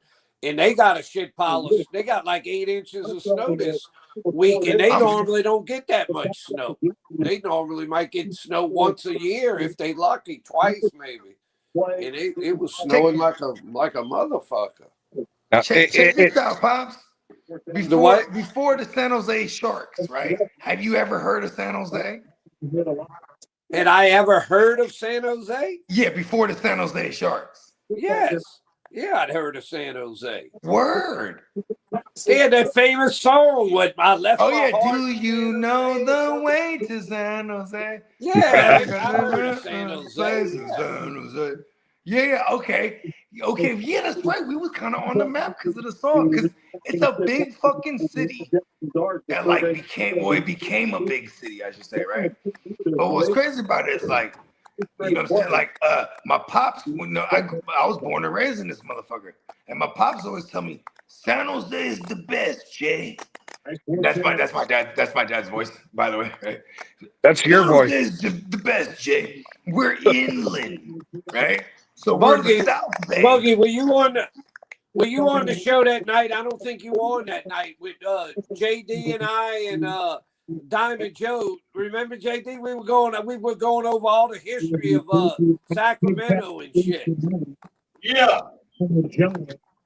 I might have been popping it on and off for sure. I was looking up and we were going over all kind of like historical shit about how long Sacramento had been there and stuff. Yeah, Sacramento. I just realized that Sacramento is one of it's American ancient. Like, look at this. The root word of Sacramento is sacrament, right? Bro, this shit is crazy. Like when I started doing when I first moved out this way, and then it was actually my neighbor from New Orleans because he's a fucking he's one of them like street scholars, bro. Like he's a scholar that's very educated. He might not have all the degrees and shit, but he's very well read on everything. Hella books. He got a library of his own type of shit. But anyways, he was putting me on game with all the geographical joints in Sacramento, bro. Like Sacramento, I was like, oh shit. I'm talking about like he just sent me this shit in Chicago right now. It was a breakdown of Chicago. All the fucking everything is feng shui, man. Everything, the way they build everything, and the geographical positioning of things, it's all specific, man. It's insane. And Sacramento is not. It's not no different from a lot of these places, bro. Like it's kind of crazy. Like I'm from Someone's having static again. Yeah, I think it's Lee's joint. I am the new guy, but I can hear it, so I don't know. No, it's not you. I don't think it's me either because I hear it too. Okay, there it went. Nope. That's a little man. No, yeah, it went away. No, there it is. No, it came back. It's like the Stranger Things noise. You ever seen Stranger? It's the little Stranger Things noise. It's kind of cool. Hey, go ahead and hit that X-Files drop one time, JD. That's that motherfucker.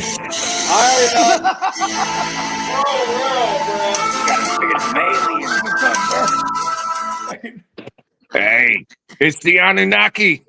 All right, Bogey, I held on. I won by 2.5. Let's fucking go. There you go, Papa. Yes. So I am in that Instagram 9-4. Spencer lost, so he's 9-4. And we're the only two at 9-4. They got one guy that's 10-2. No, he's 11-2 now. No, wait, he lost. So now he's 10-3. Oh shit, it's in range. Yeah, it's in range. I think it's time for the father and son to go ahead and just secure the 1 and 2. There you go. I don't care if I finish first or second. I just want to get the bye week if I can. Hey, that's pretty dope. I've heard both. No, you know what's dope about that? You guys are in a serious ass league that has $0 up for grabs, and I'm not even saying that to knock it at all. I'm saying that's what I'm putting respect on it because this is like, all right, we're hitters. It's like when you go. It's like when you have a you know, it's like my dojo versus yours. Like, all right, look. Yeah, I just play for pride. You know, you Let's just go. play because you. Come on now. Who is the best? Right. Yeah. I mean, goddamn, it ain't like if you win a couple $100, that ain't gonna change anything. I ain't gonna lie though. See, I want to win just as much in a free league as a money league. No, and that's what I'm talking about. Is because see now that's savage. I take that mentality and I put it with all, like I'm in 22 leagues this year. In the perfect world, I win all 22, and I'm damn near winning 30 bands right there. You know what I mean? That's 30. You know what I always like to do, Bogey? Damn near. But I'm probably not gonna win all 22. But and I'm eliminated from about 5 of them. But in there's about 15 of them where I'm in this motherfucker. Bogey's got the all 22. Bogey, every fantasy league I've ever been in, Spencer was in it. So my goal in every fantasy league, I want to beat my son. Did you ever used to play like ball with him and stuff like that? Like, did you ever go? Did you let him win when he was a kid? Well, I mean, I would throw the football with him, and we'd play basketball. And I used to. Yeah, when you would play basketball 1-on-1, would you just whoop him up? Well, we really did. We did a lot of like put out and horse, where you would shoot different shots. Yeah. 21. And I used to beat his ass in that. Yes. That's what you're supposed to do. Don't let them win and think they're greater than they are. You got to make them earn their greatness. When he got to be about 15, he would start taking these real long shots. And if he'd make them, he'd beat me. But I was always good on the little 10, 12-foot shot. Yeah, you were cherry picking. But we got some feedback. Was that somebody TV or something? It's not me. I didn't do anything. I'm just sitting here. Nope, me neither. No, I'm talking about we got somebody's background. Hold on, it could be me. That's Oh yeah, you're starting TV now. Denny, how you looking? I got my TV and 32 my team on league. mute. Hey Dennis, You've been number one the entire way, bro. Number one the entire way. I have, haven't I? You sure have, bro. 32 motherfuckers. And this is not a fluke at all. I've seen you in other. We went to war in 32-man leagues several times already. No, I know you have. This is kind of your bag. I'm not gonna lie. You're always in the mix. You're always like one of the best teams. You're the best team. I have asked myself, like, in some of my other leagues, I'm failing. I'm like, how am I doing so good in the 32-man league? That's tough as fuck, bro. Like, it's tough. Yes. That's the way fantasy goes, Dennis. Sometimes it just goes your way, you know. Yeah, and I had we call that destiny. I had the 20th pick in the 32-man league. So, you know, a wise man once taught me when I first started jumping into Dynasty that we just go wide receiver heavy. Just start it off, just draft wide receiver heavy, and that's what I did. Yeah, you adopted it and took it to the redraft too. Cause I'm the same way though, bro. You already know me. I take it to the redraft too. That's what. Bogey, I said a wise man. Yeah. Fuck running backs. They're gonna be around. I've won more. Listen, not to say that I ain't won before in the history being running back heavy, but like, and then you know a balanced build is usually the best way, no matter what. But like, I've just won more often than not being dominant at receiver, and then like make shifts these running backs, and then come across, and like if you're on your game, like say like here's the thing. It sounds like I hear something talking in the background. Yeah, it might be your TV. Is that your TV, Dennis? I'm turning my TV all the way down. There you go. Ain't no TV on it. Yeah, my apologies. All right, it's all good. Don't let it happen again. It's all right. Yeah.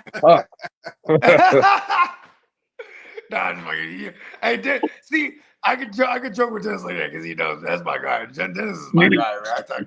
Dennis is part of my. Nobody's gonna take you serious that you're gonna get mad over something.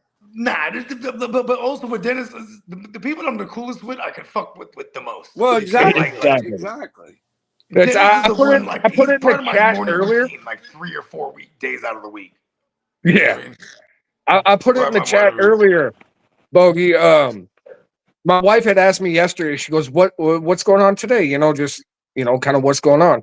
I said, "Oh, it's Bogey's birthday." Well, because obviously I was drinking. I started drinking early because it was Bogey's birthday. So that's why she asked me. On the stream. She asked me what's going on. I said, "Well, it's Bogey's birthday." And then my littlest one, we call her Bear, but her name is Guinevere. She goes, "Uncle Bogey?" She goes, "Uncle Bogey?" And I said, "Yeah, it's Uncle Bogey's birthday." Yeah, she goes, "I talk to her all the time." You should have come on last night, Dennis. We had a good birthday celebration with Bogey. I did, yeah. We were partying and shit, drinking, smoking, everything last night. Oh yeah. Hey, Papa Goo keeps it lit. Hey, you know what's crazy, bro? I was like, my girl, and it was definitely because I didn't drink a lot of beers yesterday. I just drank tequila all Bogey day. had me partying last night, Dennis. He was like, hey, look, hey, Papa Goo was almost like, you know what? If we go to overtime, we're gonna do another drink. I said, yeah, fuck it. Let's get overtime. All right, let's go. You know what I mean?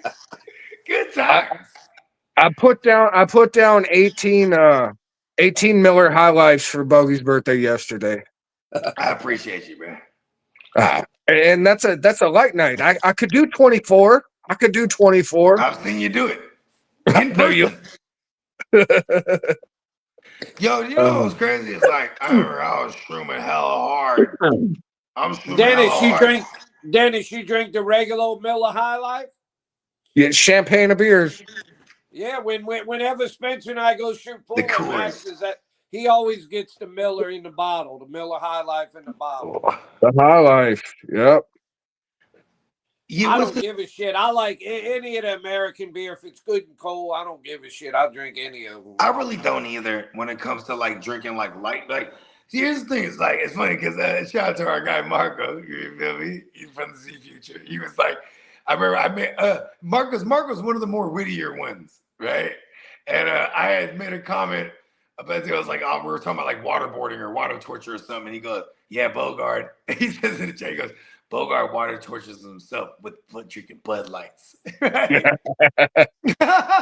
if you got, like, oh, that was good. But I was like, but I always argue people because Bud Light actually has a higher alcohol count content than a lot of the other beers. It does. if you got everything, I'll usually get Coors Banquet. If you got everything. Banquet, the champagne, the gold joint. Yeah, the old Coors Banquet, the original. Yeah, the banquet beer. Yeah, you know what? Recipes to my Uncle Ben, man. That was his joint. And my Uncle Ben, he was real Filipino mafia shit. Remember the old commercial? It was brewed with Rocky Mountain spring water. That's what they always said. Mm-hmm. See, here's I like Coors Banquet. That's good beer. Here's my problem is I drink these light beers because I can drink a lot of them. I can do 18, 24 in a fucking day. If I want to party, I can fucking party. Right? Yeah. Then I get a little bit older and somebody introduces me to the IPAs, and you're jumping way up in the alcohol. Now you're going, but you drink if you drink in the same fashion that you do the light beers, you get 5, 6 into them, and you're fucked up. I drink. You know what I get? I can't do IPAs, and when I tackle them, I do it like anything else. Where I'm, once you start. Here's the thing: when you start, when you're there, now you're invincible. Like, I'm there. And you just keep going until you're not invincible. You're like, oh, I'm fucked up now. Like, I love getting fucked up where I'm having fun. I ain't getting when I'm done. Well, I buy that natural ice because it's 5.9%. The natty. I don't need to drink it. Yeah, that's a Kid special. I think Kid that natty ice. Hell yeah. Yeah. Not the natural ice. Because also Kid is like he's a bargain shopper too. Like Kid will be like, oh, I was in the store and they had the natty ice, the 30 packs for like $17.99. I wasn't gonna not buy 3 of them. You know what I mean? You can't get them for that anymore. No, I'm just saying, like he would see like when you go to like the Costco's or like the Rayleigh, or not the Rayleighs, what they call them. Well, I don't know. In Louisiana, they got a law. Yeah, we got these. We got the bulk shop. Or what do they call those? What do they categorize those as? Where they sell everything in bulk and shit, and you get everything like, you know what I mean? It's a bulk shop. Yeah. Yeah, there it is, the bulk shop. You know what I mean? The Costco's and the Sam Club. Sam Club. There you go. That's the other one. Yeah, because he was in Sam's, and that's where he saw it at.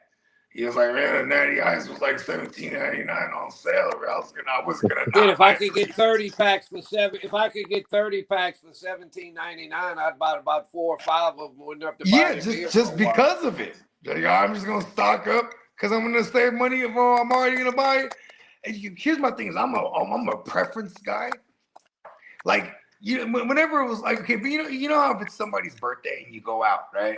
You go out, it's the homie's birthday, and you just buy him, like, we're gonna get this dude fucked up. It's his birthday, right? So you just buy him. I'm gonna buy him shots, but I drink tequila, so I'd be like, oh, I'm gonna buy you tequila. We're taking a shot. Like, whenever it was my birthday, people they try to buy me all kind of other shit. I go, no, I'm not drinking that. I'm very stiff with it. Pause. I'll be like, listen, I'm drinking what I drink. You know what I mean? So like, you want to buy me a drink? Buy me what I drink. Because I don't ever like to veer off on the wrong road. That static is back. Be an episode, you know what I mean? Because I've had hella episodes. Like, yeah. Like, I've had some episodes, you know what I mean? And I'm talking about, like, where, Dennis, I want to ask Dennis a question. Yes, sir. Go ahead, Papa. All right, Dennis, you're in Minnesota, so you're not far from Canada. There used to be a beer around here. People would drink this beer around here, and it was from Canada. It was called Molsonite. No, it was called Moosehead. Oh, Moosehead. Yep. I've heard of Moosehead. I've never drank it myself. I'm wondering if they still make that because I never see it anymore. I don't know. When I go into the liquor store, I got eyes. I'm either grabbing Bud Light, Miller High Life, or an IPA. Man, I remember the legend of St. Ides. Remember they stopped making that at one point? St. Ides. I drank St. Ides. Yeah, remember, I was a kid. I was drinking St. Ides. I think they had some local beer in Minnesota called Red Bridge or something like this. What was that, Bogey, Marco? that old guy that What was that, Mark? the guy that does the radio show, the old Falcon receiver that Spencer used to work with, Billy Rickman. His big beer is Heineken, and I like Heineken. I You fuck like with Heineken? Heineken. Holland. Some Holland beer right there. Right. Yes, it is. Have you drink Heineken? I love Yeah. Heineken. Oh, And I I'm love gonna tell you, Heineken too. people don't know this get, about me. People I'd don't know get this about me. Heineken more, but it's kind of expensive. It was Bud Light in my household growing up because as my dad, he drinks. And you know what I'm saying? He's a drinker, right? So growing up as a kid, you know what I'm saying? I'm stealing all his beers and shit. You know what I mean? Like a badass It's kid. like, where the fuck's all my beer going? God And he would damn, count I them don't up drink too. that much. He would count them up, and I had to be slick. If I took a beer or two, I had to fucking crush that can and throw it in the neighbor's shit or something. He'd be going to find the can or the bottle. But it was always, he had cans of Bud Light and bottles of Heineken. That was always the shit. And my pops, he worked in tech, and it's in the '90s they used to send him out to Europe and shit for like little summits, and then he would go to Holland and go to Amsterdam and just Not party and really my shit. beer, Heineken. So like he had stories to go into Queen's Week, things of that nature. But Queen's Week, and he said, man, everybody just drink Heinekens. And he said, Jay, he called me Jay because I'm a junior. He said, hey Jay, they just drink the bottles and they throw it in the street, Jay. And he said, if they see a bottle on the ground, you kick it in the street.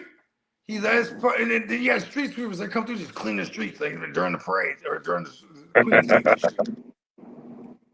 I I'm like not sure if Heineken. they still do that in Holland. I mean, you get a really big ass fine if they catch you drinking publicly in the Netherlands.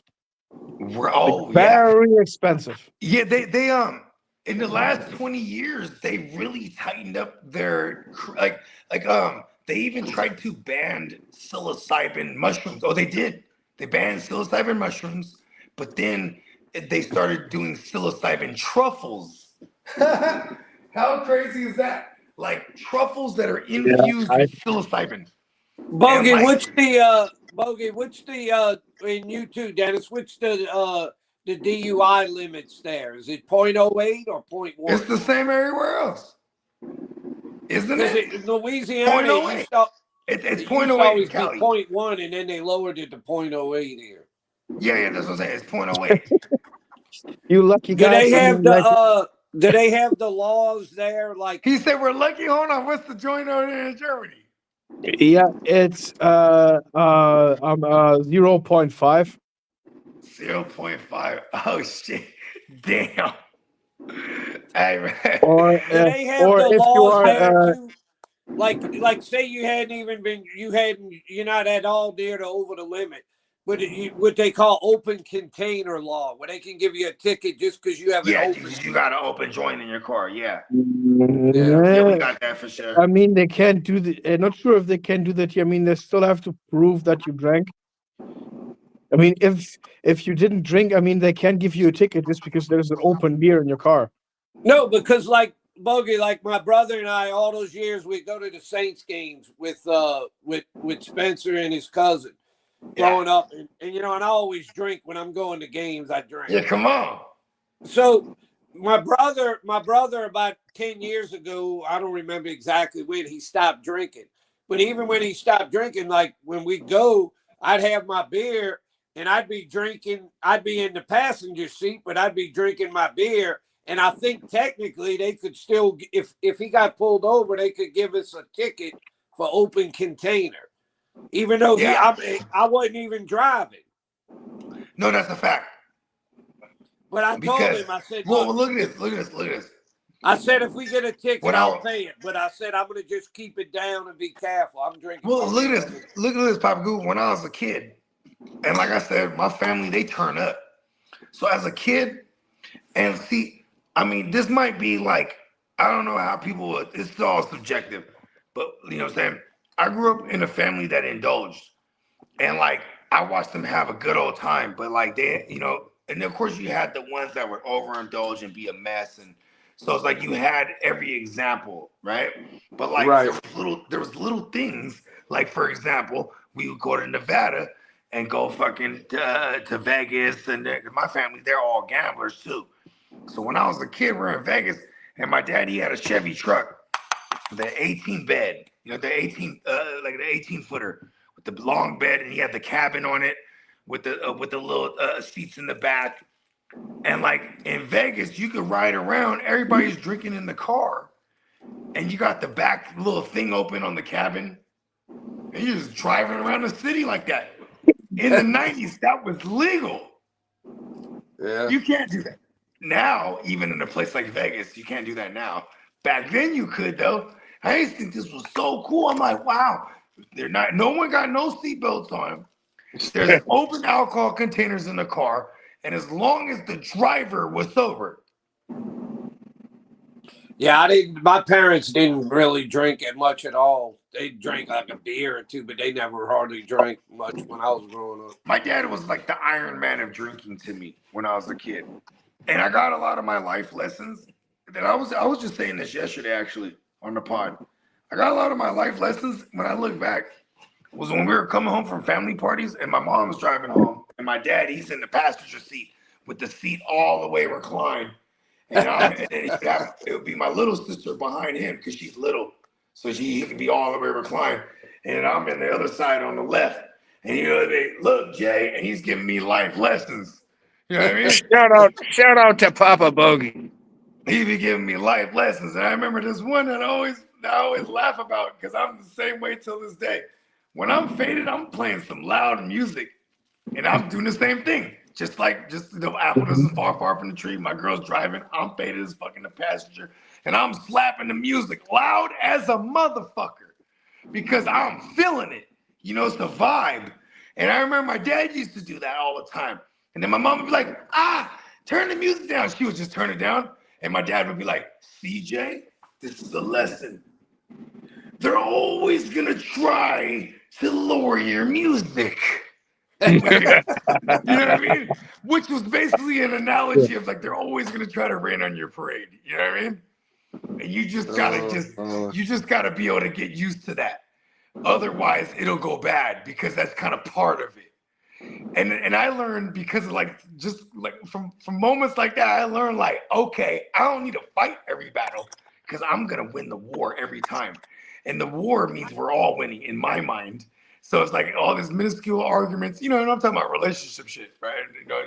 Bogey, if my wife wanted to drive, I was glad if she was willing to drive, so I didn't have to drive if I'd been drinking. But I wasn't going to argue about the music. I just let her put on whatever the hell she wanted. Yeah, at that point, see me, I'm annoying as fuck in the passenger. Yeah, dancing, playing my shit. You know what I mean? What you're saying is you're always the badger. I'm the motherfucking badger. That's why it's hella funny because that Steamboat, he done deemed me, he done dubbed me the badger. He knighted me the badger. The money badger. We were talking about what kind of animals we would be. Because Diamond Joe was self-proclaiming that he's the GOAT, right? So I said, okay, so what animal would I be? And immediately, like without a delay, the badger. The badger. The badger's what was funny is like, I agree. I'm so the badger. And I didn't even realize how badass the badger a badger's a little badass fucking that motherfucker ain't playing. No, they ain't playing at all. Up. You don't want to mess with a badger. Yes. I am so the badger. Badger don't give a shit. Hey, badger don't give a fuck. Well, did y'all ever hear? I'm sure you've heard it. Like they So, but do just the before I forget it, the NFL on the radio on that Westwood one. Yeah, but hold on, Papa. Go ahead, Marco. What was that? No, I just wanted to ask for like when I was in Minnesota, I'm pretty sure I drank this local beer, something Red Bridge or something with red. Red Brick Was Red like a Hook? local brand, I think. Yeah, it might be. I mean, there's a lot of beers. Yeah, they got all kind of like local breweries. What year was that, Marco? You said 22 or 23? This one I tried in 2019. That was when my ex, she took me like to some restaurant. I don't remember the name, and I tried several beers there. and it's just like now she refused, but I tried stuff like Bud Light, Coors, or whatever, or Miller. She always said like that's piss water. You need to try real beer, or like at least real American beer. Was she? Yeah. Is she was your ex lady? Was she a German national? No, she was an American. She is an American, I think. I mean, I guess Okay, she's look still at alive. hey, man, that makes you an international player. You know me? Look at Marco from the Yeah, future. yeah. Yeah, I mean, there's a lot of breweries, what we call microbreweries around, and they're all producing, IPAs and really good beers. Surly is one of them. That's a brewery that popped up in Dinkytown, Surly? Minneapolis. Surly, Surly. Surly. Okay. Hey, y'all ever Surly. fuck with Stella? Oh, fuck Stella not, Rosa. Yeah. I fuck with don't Stella. That's a strong not beer. sure if I can recall that name. I don't know. The Surly. Yeah, but I'm sure there was some type of red beer, but yeah, there's a lot of breweries that pop up around You here. guys got BJ's out there, Denny? I get BJ's every day. No, okay, I get, yeah, for sure. I'm talking about the restaurant. Oh, no. I fuck with Minnesota, damn, man. Yes, listen, we're all big fans of the Flay Show. That's a fact. But you guys have BJ's out that way? Not, Restaurant? no. Okay, because they got this joint out in the West Coast. It's called BJ's and shit. I know they got them like in Hawaii and some other places, so I just figured they might have them elsewhere too. But anyways, it's like we got Johnny Rocket. Yeah, seeing Johnny Rockets goes crazy. Johnny Rockets goes crazy. Well, I swear to God, Johnny Rockets came from like the Bay or somewhere like West Coast because I've only seen it there before I saw it everywhere else. Anyway, The first time I ever saw it was in Vegas. Was me and Kiddo were walking down. He goes, "Let's get Johnny Rockets." Breakfast there. I didn't even know they had breakfast. I've only went there for like dinner or lunch. Bro, their burgers are the shit. And you guys were talking about Heineken earlier. I got a breakfast English muffin, egg, sausage, cheese on an English muffin with a hash brown and a tall Heineken. That's a Vegas breakfast right there, bro. I haven't had Heineken in about 3 years, 2 or 3 years. I haven't had a Heineken. I'd like For a me Heineken. with Heineken, crispy cold, or oh yeah, I want the Heineken. I am not touching it. Yet they're right, skunky. Yeah, you want them really cold.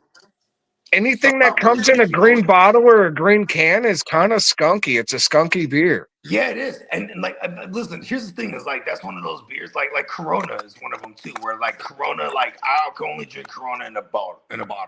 Same thing with Heineken. Like in the cans, this is different to me. I'm crazy. I drink any of those. The Corona with the lime, the Dos Equis. I like all of them. Come on. I'm not mad at Dos Equis too, because like I had the homie that was his handle. He just fucked with the Dos Equis all day. And like, because he was just on some, like, I like to drink a lot and I just be cool. You know what I mean? That's kind of me with Bud Light. Bogey, that Mexican one with the M in the name. That it begins with an M. Modelo, yeah, that's one. Yeah, really, I like that. I like all of those. We call them the Delos, bro. It's like I told you, if you give it to me nice and cold, I don't care. I'll drink them all. I was Candlestick. Shout out to Candlestick. That's my brother-in-law, and he's a Mexican cat. Shout out to Candlestick. Definitely drinks the Modelos all day, and sometimes he'll do the Negros. You know what I mean? The dark ones. You know what I mean? And like he had brought me a case a couple weeks ago, and like I would have like one or two and be turned. You know what I'm saying? Like it's just a stronger beer. It's different. Yeah, I'm not as big on those dark beers. I'm not as big. Yeah, they had me turned, bro. And I worked. He had just left the case. Oh, you can have it. Because he brought a case over. We had like 2 or 3. So you can have it because they're strong beers. And I brought him. Then it was like my. I don't have any beers. Oh yeah, that's right. I got those Delos. Like Marco might be able to relate. I'm not big like on that what they call like those English ale type beers. That's some strong ass beer there, but I don't really like the way those taste as much. In Germany, I think it's a lot of Pilsners, isn't it? Or is it lager? Yeah. As well. I mean, you have, I don't know.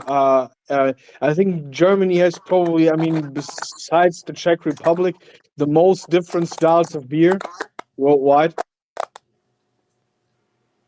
So, I mean, sure, we have Pilsner, Lager, Helles beer, oh God, Alt beer in my hometown, then Kölsch beer, which is from Cologne, and I don't know. I mean, I would probably like need an hour to Go through a lot. to name them all.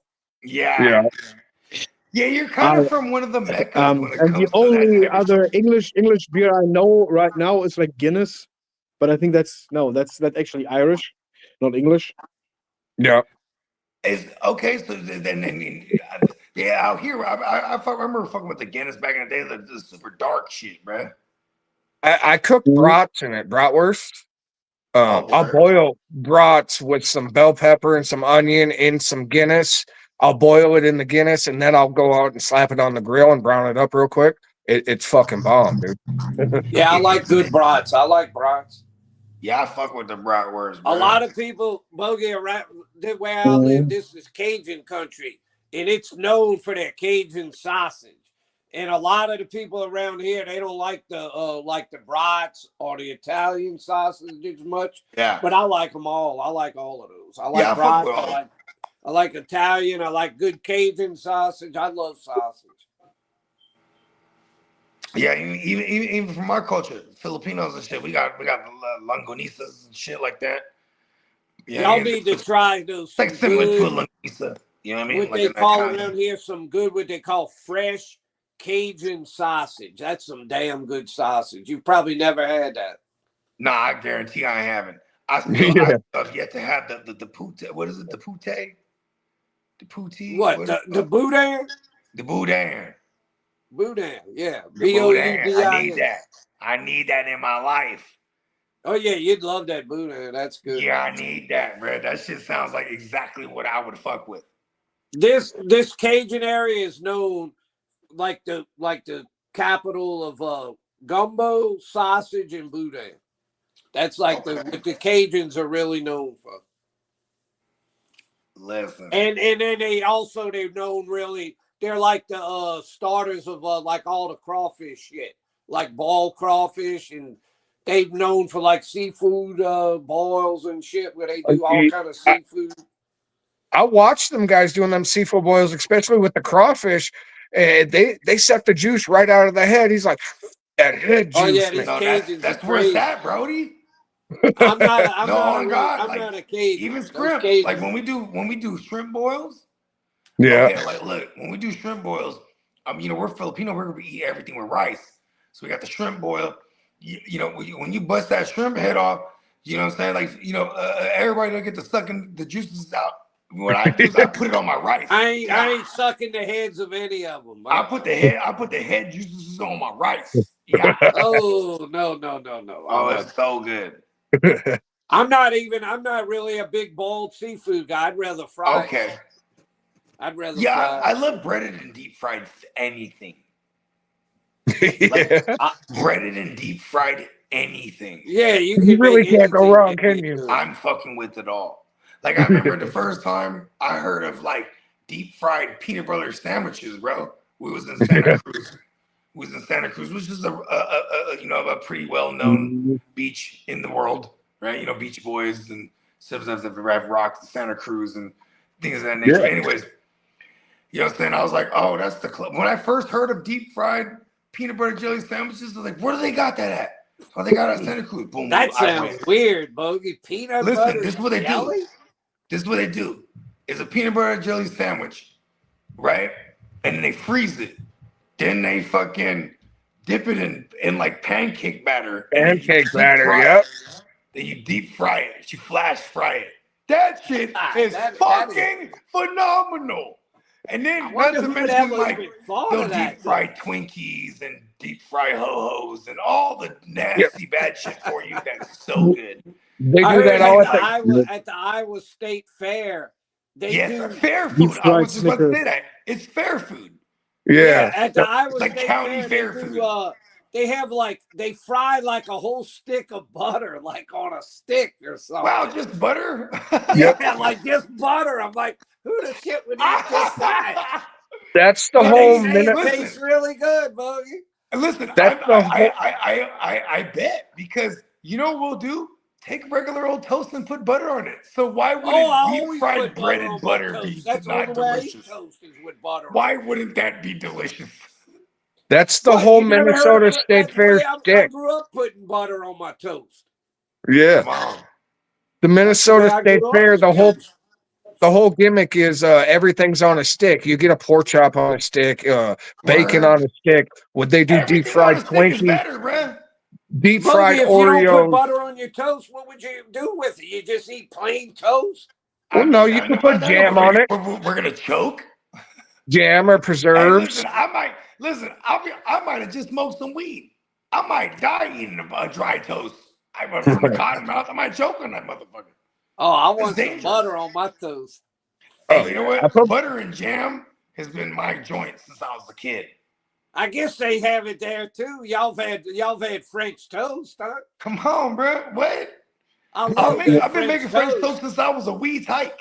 You take a little, you just beat an egg, Yeah, you dip throw a it little in bit of there, milk, yeah, and you some put a sugar, little and some cinnamon in there. put a little cinnamon, a little powdered Put sugar, the fucking bread in there man, and that's fry some good that shit, bitch French and toast. some butter, or preferably some vegetable oil. That way, it'll just the consistency will be right. Yeah, fried. Yeah, but it's got to be real butter. And when I was a kid, they started pushing that margarine shit. that margarine shit. That's right. Yeah, I plastic. used As a kid, I Dennis, preferred margarine because it was like easier to it was more it was easier, Spread. like pliable to spread. It was yeah, spreadable. spreads better. But it was Dennis, like for as a years grown adult, I didn't realize that shit is like completely fake.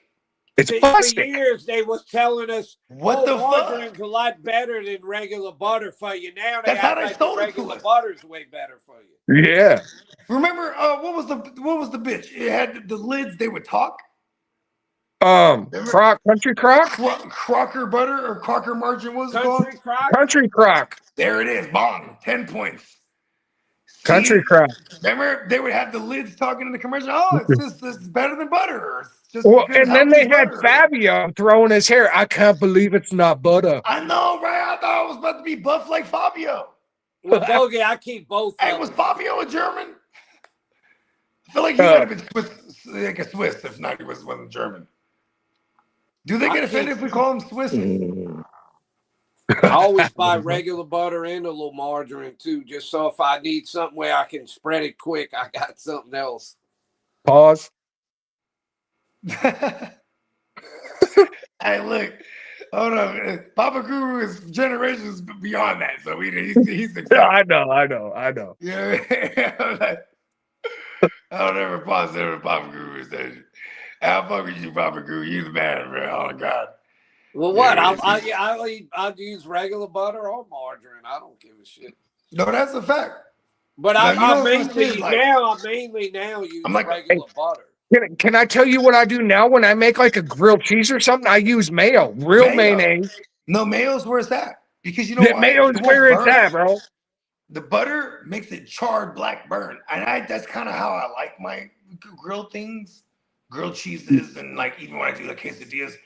But like when you do the grilled cheese, if you wanted to get that nice like consistency and thing, use mayo. Mayo.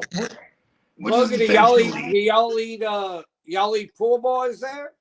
Hell yeah, come on. Pool boy everything. Okay. Shrimp pool boy, lobster growing pool up, boy, growing crab up, pool boy. New Orleans is known a lot for their poor boys. And growing up, always like you get like a good thin sliced roast beef poor boy, and you put a lot of mayonnaise and a lot of gravy and like a few like some dill pickle slices or something. Man, that's a good. And we're in there. It's something with that gravy You're with the speaking my language. mayonnaise, man. That mixes well together. My girl, she thinks I'm a psychopath because I'm a mayonnaise guy. I like mayonnaise. Spencer isn't much on mayonnaise. He doesn't really like it. No, I went out to eat with Spencer before. Yeah, he's a light mayo guy. We went and got sandwiches somewhere. I forget where we was. Now that's a butter and margarine thing. I'm the same way with mayo and Miracle Whip. I don't do Miracle Whip. It's got to be real mayonnaise. No, you know what kind we get down here? I don't think they sell it where y'all live. It's called Blue Plate mayonnaise. I ain't never heard of that. Yeah, It's been around over 100 years. It's a thing. I think it started in Louisiana somewhere, and that's I the best fucks with mayonnaise. the Dukes or Hellman's. Yeah, well, they have yeah, Hellman's here. You're and they super have, white. The Hellman's is super white. Kraft, I do the everybody fucking. has that. Y'all need to try some blue paint mayonnaise. That's some good mayonnaise. Man, we do. Man, I ain't gonna hold you, bro. I can't even think of something. I'm so burnt right now. I'm drunk. I can't even remember what mayonnaise we always buy. I'll probably get Kraft or Hellman's or something. No, we do usually like a Best Foods or a fucking. Dukes is a real good mayonnaise too. I don't know if y'all fuck I'm with not mad at Dukes. We've had Dukes before, but it's just, you know what it is too is because here's the things with and I think this is not just an American thing, right? This is like an actual thing. It's like brand loyalist is a real thing. Oh yeah, it is. Like something and you're used to it, that's what you rock with. You know what I mean? Yeah. You know what I mean? So it's like when people some people go, "Oh, you fuck with Heinz ketchup? What the fuck?" Like, you're like, yeah, like it's all I know. Like, and you know, Bogey, crazy, I've told you this. I think I told you this before. If you're gonna, I mean, you'd love boudin, but what I really like, what they call boudin balls. They take the boudin. They take the boudin. They take the boudin and they shape it into like the size of a baseball, and then they And you they told me coat too. it or something. You can cook it in different ways, right? You can grill it at that point too, if you want. Can you guys explain to me what this is? Sausage, like a casing, look, I usually grill. It's like a sausage casing, but it has everything you want in it: rice. It's like a rice dressing in a sausage casing, kind of. Okay. But the boudin balls, they make it's like the size of a baseball, and they deep fry it. And man, that's my favorite way to eat boudins. Those boudin balls. Anything deep fried, bruh. Yeah, for real. I guarantee you, Bogey, you'd love that. And now I'm fucking with it, bruh. They got some people. They kind of came up with some variations. Now they have some where they put like pepper jack cheese in the boudin ball before they fry it. And man, that's really this is not the first time you've told me this. I ain't gonna lie to you. Oh yeah, you got to try it. And I'm talking like with the pepper jack. Yeah, even Spencer. It was funny because we would always talk about because culturally we're from different places, right? And I remember when Spencer was like, you guys got pool boys out there? I said, fuck yeah. What the fuck? I was like, bro, we got pool boy everything. Fucking crawdad pool boys, a motherfucking anything you can deep fry in bread, they're gonna have a pool boy. Oh yeah, they throw everything on a pool, but just give me a roast beef pool boy. I don't need all this other crazy shit on. Yeah, bro. And then you hit it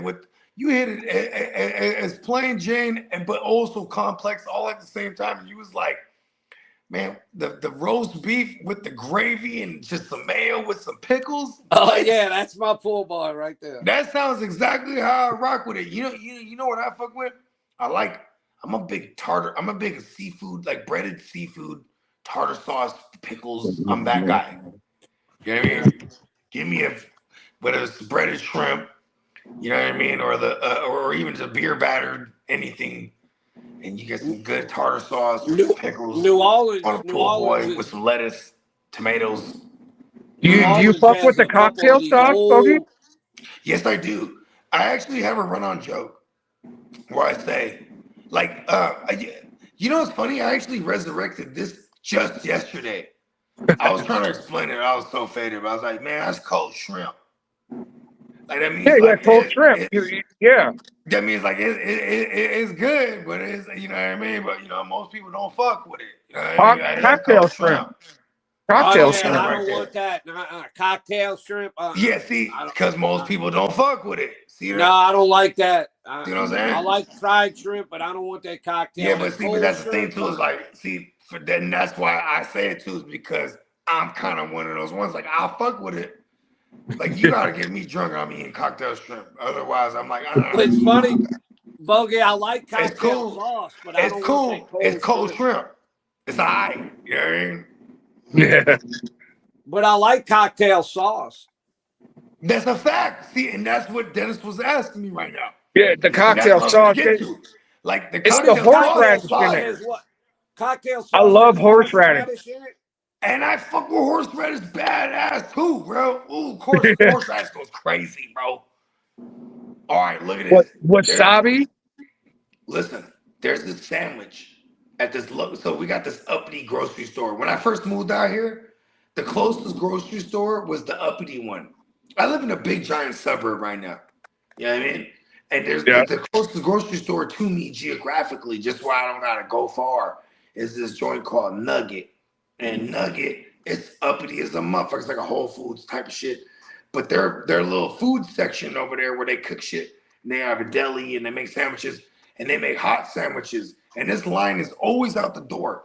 And they got all these celebrity named sandwiches. So one of them is called the Stallone, right? The Stallone, it's a roast beef and it has horseradish, jalapeno, and bacon. And it has their little garlic aioli mayo, right? Yeah, that sounds good. Right? But I get this sandwich, I get the Stallone with steak. And they go, oh, well, we only do ribeye. I said, I want steak. That's fine. You know what I mean? Yeah. And it's like a $3 extra charge, right? So instead of the fucking roast beef, I get the ribeye. This sandwich is the motherfucking goat. Like when I first moved here, and then I got my girl, it's just like, because she was like, what is horseradish? And then when she got the taste of this Stallone with the ribeye, she's like, oh my God. I'm like, right. And then she would fuck me up because it's like an $18 sandwich. Yeah. You know what I mean? Because, it's like $15, but like, I'm getting the ribeye. You know what I mean? And then so that, but then we're just times 2. And she's like, ooh, let's get some Stallones. And I'd be like, say less. You know what I mean? Like, and they're like, but this motherfucker, because their horseradish is so good, bro. Because it's not, a good horseradish will clear the sinuses. Oh, yeah. The bad ones will burn your sinuses. You know what I mean? Or wasabi. This one is just fucking perfect. Yes. And wasabi's the same way. Exactly. Yes. Logan, you gotta try it. Use too much wasabi, that shit will burn your sinuses up in the motherfucker. I'll fuck with Arby's horsey sauce over a lot of the store-bought horseradish sauce around here. Arby's. Yeah, I like that too, Dennis. I fuck with Arby's, bro. People are sleeping on Arby's. I love you, Arby's. Give me money. Yeah, people always act like Arby's is so terrible, and I always liked the Arby's. Yeah, Arby's is hella good. Here's the thing: it's like, cause it's like, it's lower on the totem pole to popularity. That's why, and they promote their sandwiches sideways, so it looks like a fat son bitch. Yeah. But just really, you turn it the other way, it's a skinny son bitch for the most part. That's why people, they go to Arby's, they go, oh, that's the gym. We got the meat. Bogue, I got a quick question for you, brother. What's that?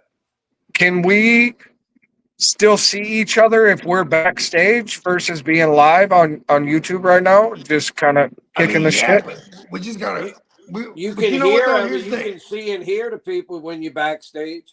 No, for sure. We can still kick it, but like, you know what? Once we shut this thing down, I'm gonna shut it down too. I gotta get right back to the grind in the morning, just like you. You're turned up like me.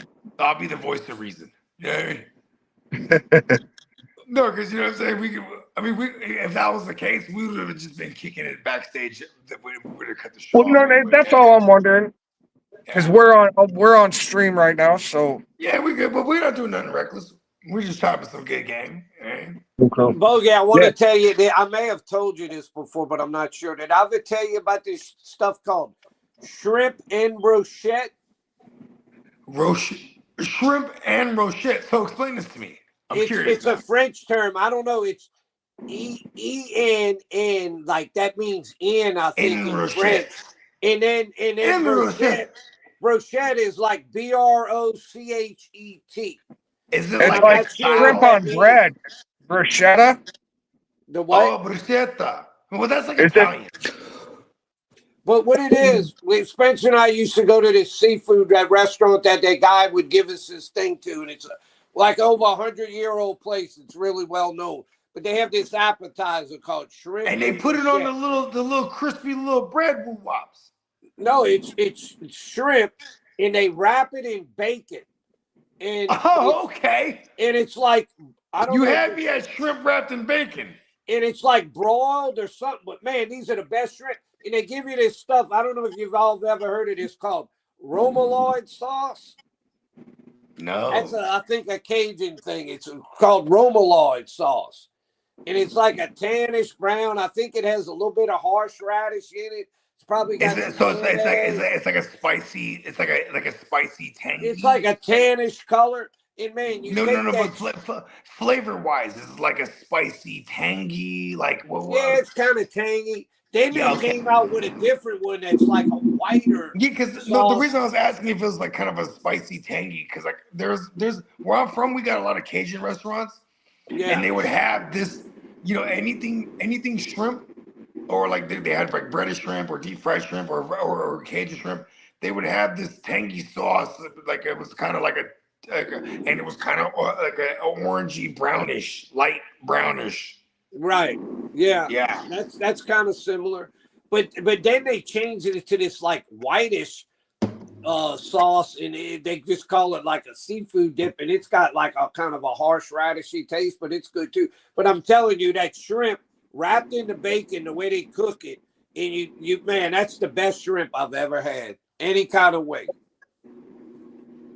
Now, if you ever were around here, you'd have to try that since you like shrimp. I love bacon. I ain't gonna lie. Oh, I man, put you bacon love on shrimp, everything. you love bacon, you're gonna love this shit. Shrimp and bacon is like my favorite, like land meats. I don't know what that means in French. Brochet, shrimp and brochette, or I think that's how they say it, or maybe they say en brochet, maybe in French. I don't know. Sometimes they don't pronounce. That must mean bacon, shrimp and bacon. Oh, that's what that means. There shrimp it and is. bacon. Okay. I'm just guessing. Oh shit! Well, wait, I don't know.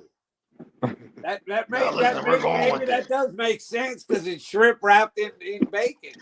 No, we're going with it. Let me see if I can pull that up. If it'll say what that means. Broch. I just thought of something too because I was described like Kidda. He's a foodie, like a motherfucker. And okay, wait, crazy, I'm pulling it up. Brochet meaning. Let's see what it says.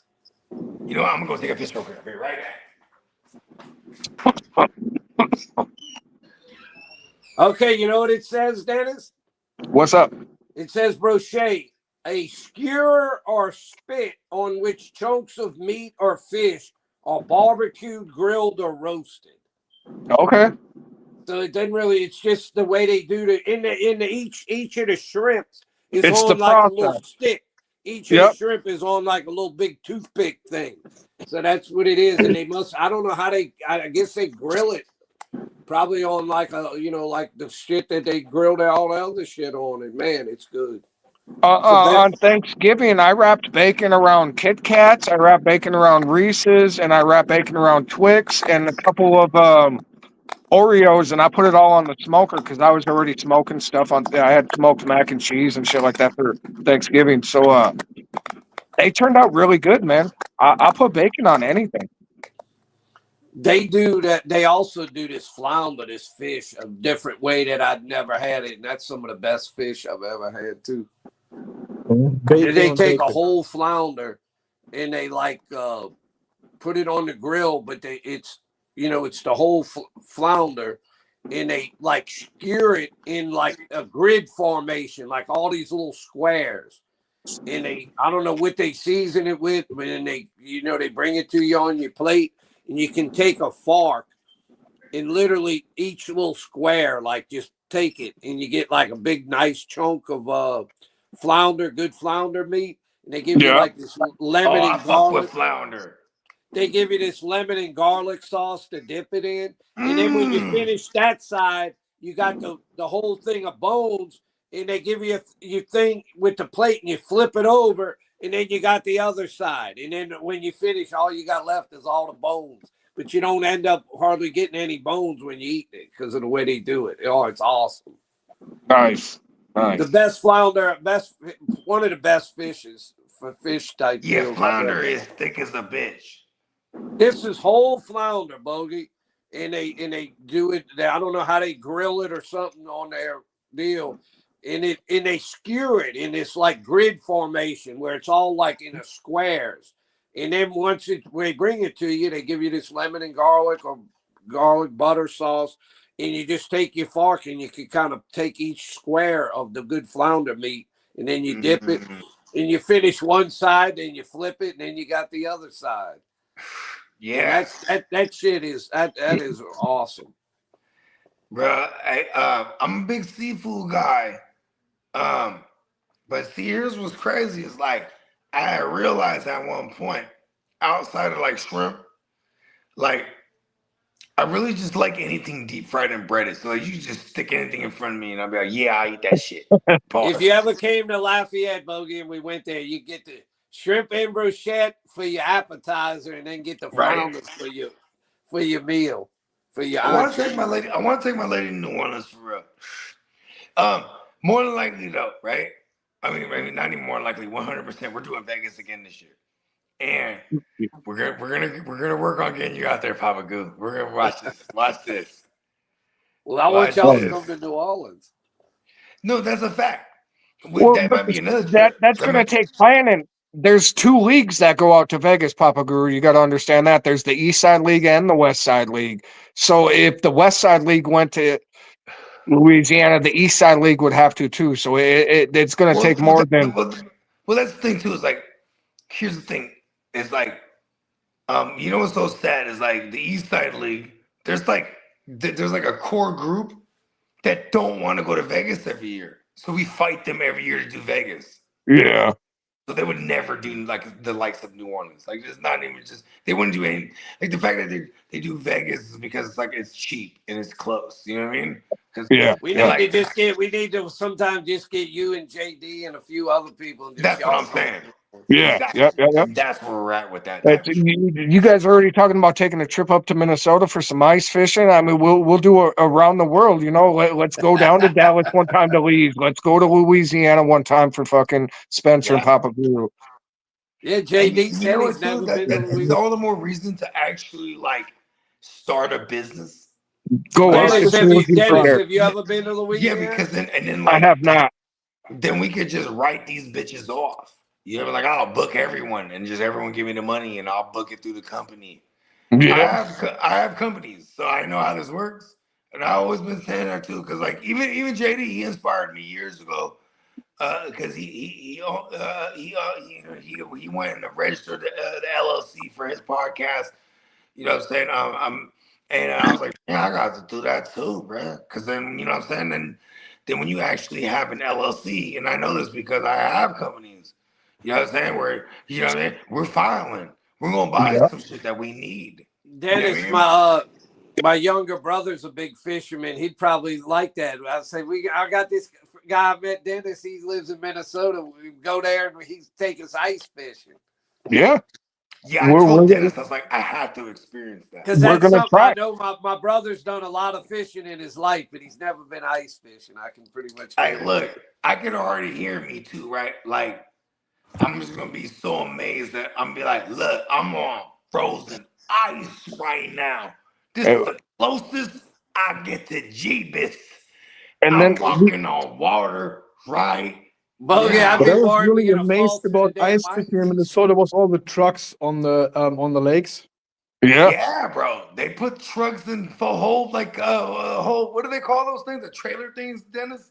Yeah, the ice houses, the houses, bro. Yeah, but I just remember that my ex, she told me like that they have like some sort of formula to calculate how much weight the ice actually can hold. Yeah, so you can put your truck on there. On too. But I mean, you got what kind of fish you catching when you ice fishing? Up north here, we're going for crappies, walleyes, perch. Northern. We pickle the northern though. The northerns are the thick bitches. Northerns are they're little skinny ones. Yeah, which ones are the thick ones? Like walleyes. Walleyes are nice and thick. Okay, so you got crappie and perch are usually really good to eat. Yeah. That's why fry them. The little skinny bitches you was talking about, you just fry them whole and just eat them like bacon. The northerns, they tend to be slimy. Their meat tends to be mushy. The northern pike. Okay. But then we pickle them, is what we do. Oh, yeah, I've heard those are not as good to eat. Oh, okay. Yeah, because here's my thing, bro. It's like Filipinos, we eat tilapias. You know what I mean? We'll fry them. They're skinny as a bitch. We fry them up. It damn near burnt to a crisp, like to its perfection. It's like it's eating like bacon.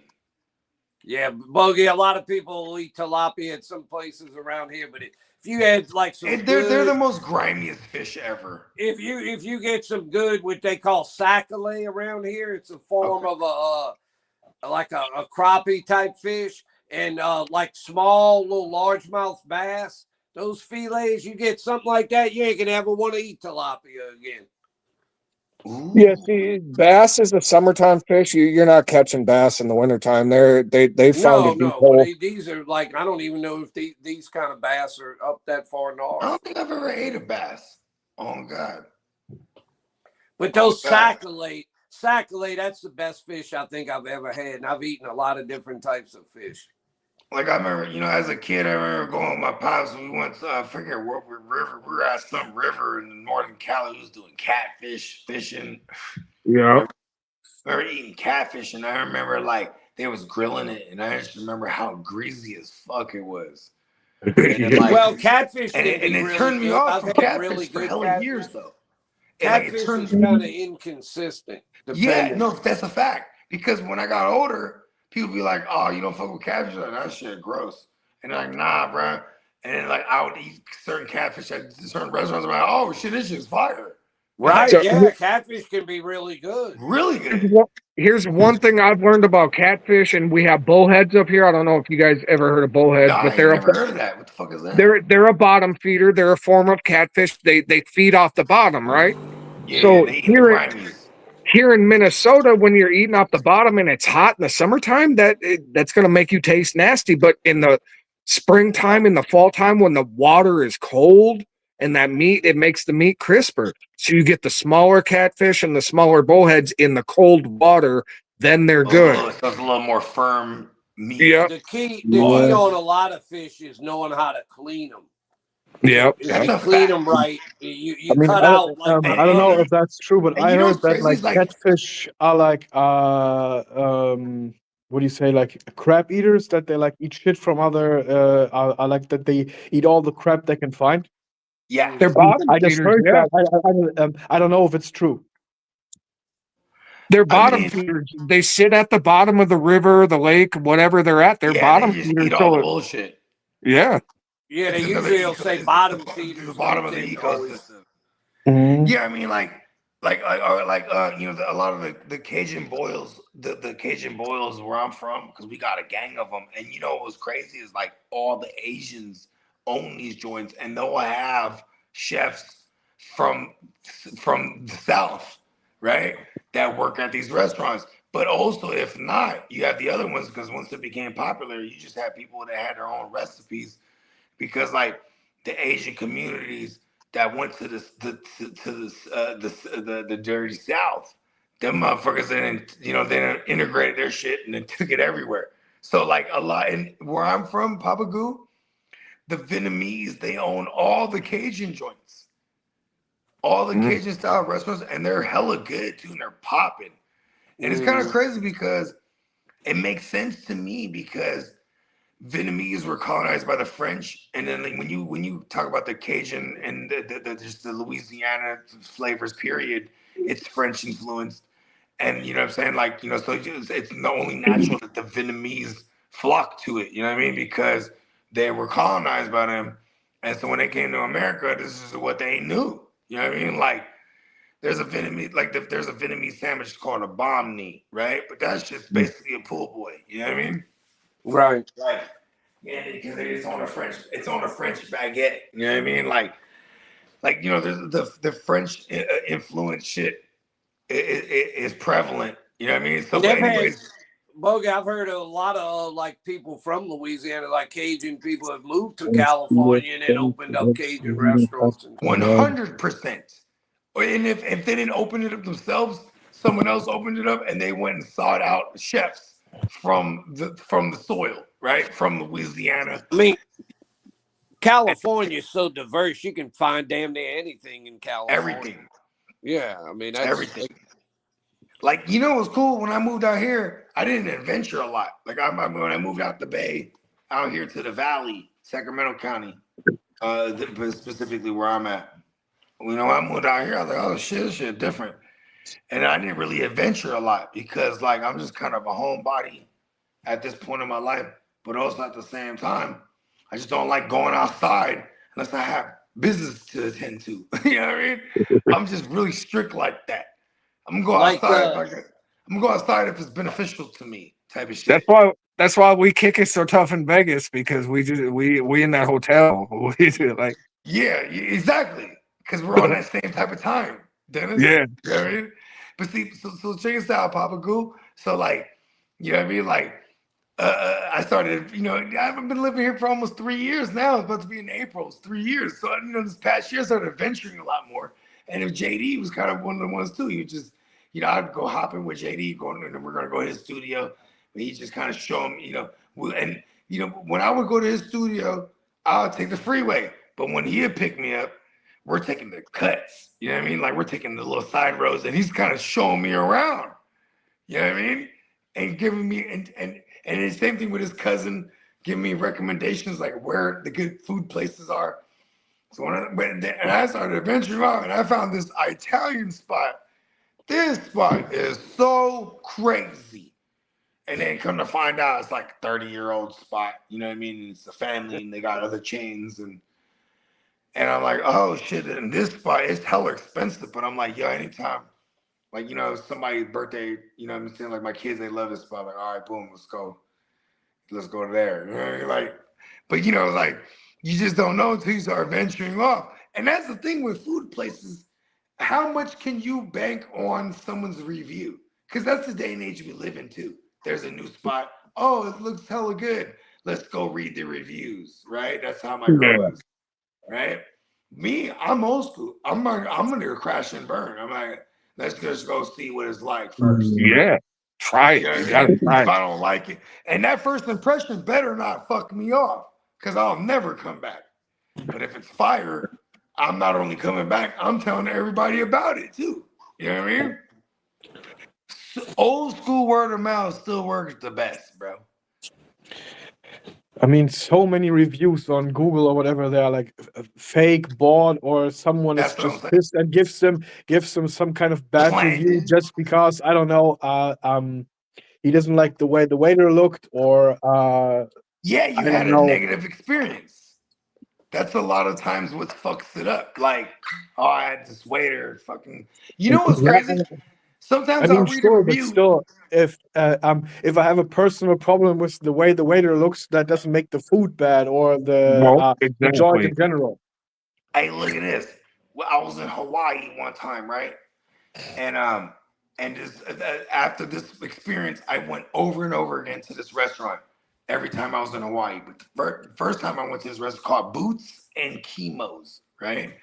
And Boots and Chemo, it's a breakfast joint, right? So it's like a diner, but it's in Hawaii. So they got like, you know, macadamia nut pancakes and all that. But they have like steak and eggs, and you get like a big giant ribeye, and you know, they had fly shit there. And everybody was always talking about how good this spot is. So we're going to the spot. My girl's reading the Yelp reviews, and what was crazy is the standout on the reviews was like everyone kept talking about this waitress and how dope she was and how she hooked them up and how she took care of them. And her name was whatever the fuck, I can't remember her name. But when we get seated, this waitress comes up and she's whatever the fuck, and we go, oh shit, it's her. You know what I mean? Oh shit, bro. And she was as advertised. And like, you know what was crazy is it made us tip her even more because the experience was awesome. Nice. And the fact that like those reviews were like, yo, this bitch right here, she gonna hold it down for you. And she gonna make sure your shit is straight. And that shit was legit, bruh. And like, she like, I remember she goes, you guys aren't getting the macadamia pancakes? That's our signature. I was like, no, we're not. You know, I want a steak and eggs. You know what I mean? Like, I'm serious. You know what I mean? I'm in Hawaii, so I'm drunk as fuck. It don't even matter if it's the morning. We're in Hawaii. That's just part of it. And she's like, oh, okay. And she comes out and brings me a fucking stack. you have to have them. Don't worry, it's on me. I'm like, oh, you know what I did? We went in the reviews. I made an account. Baby, make me an account. I gotta do a review right now. Bogey, I think you stepped away, but I looked that up. And I was telling Dennis that brochette. That just means it's like on a skewer, like a thing. But when they serve it at their restaurant, each shrimp is on like on a toothpick, like a big toothpick. Yeah. But I'm looking it up. You can go on the internet on YouTube and just type in shrimp brochette wrapped in bacon appetizer, and they have a bunch of different ones. You need to look at that and try that one time. I feel like I would fry the bacon initially, and then but don't quite finish the bacon. Loosely fry it so it's still chewy. Yeah, so you can still wrap it. Then I would wrap it because shrimp. That's the tricky thing with shrimp is that you'll bitch will overcook shrink that on shit you real quick. Yeah. I think they do it. I think these are like I don't know about the bacon, but the shrimp. I think they put it like on the griddle, like grilled kind of like not on a barbecue, but like on a like in a restaurant where they cook on a what do you call that? Like a hibachi or some shit.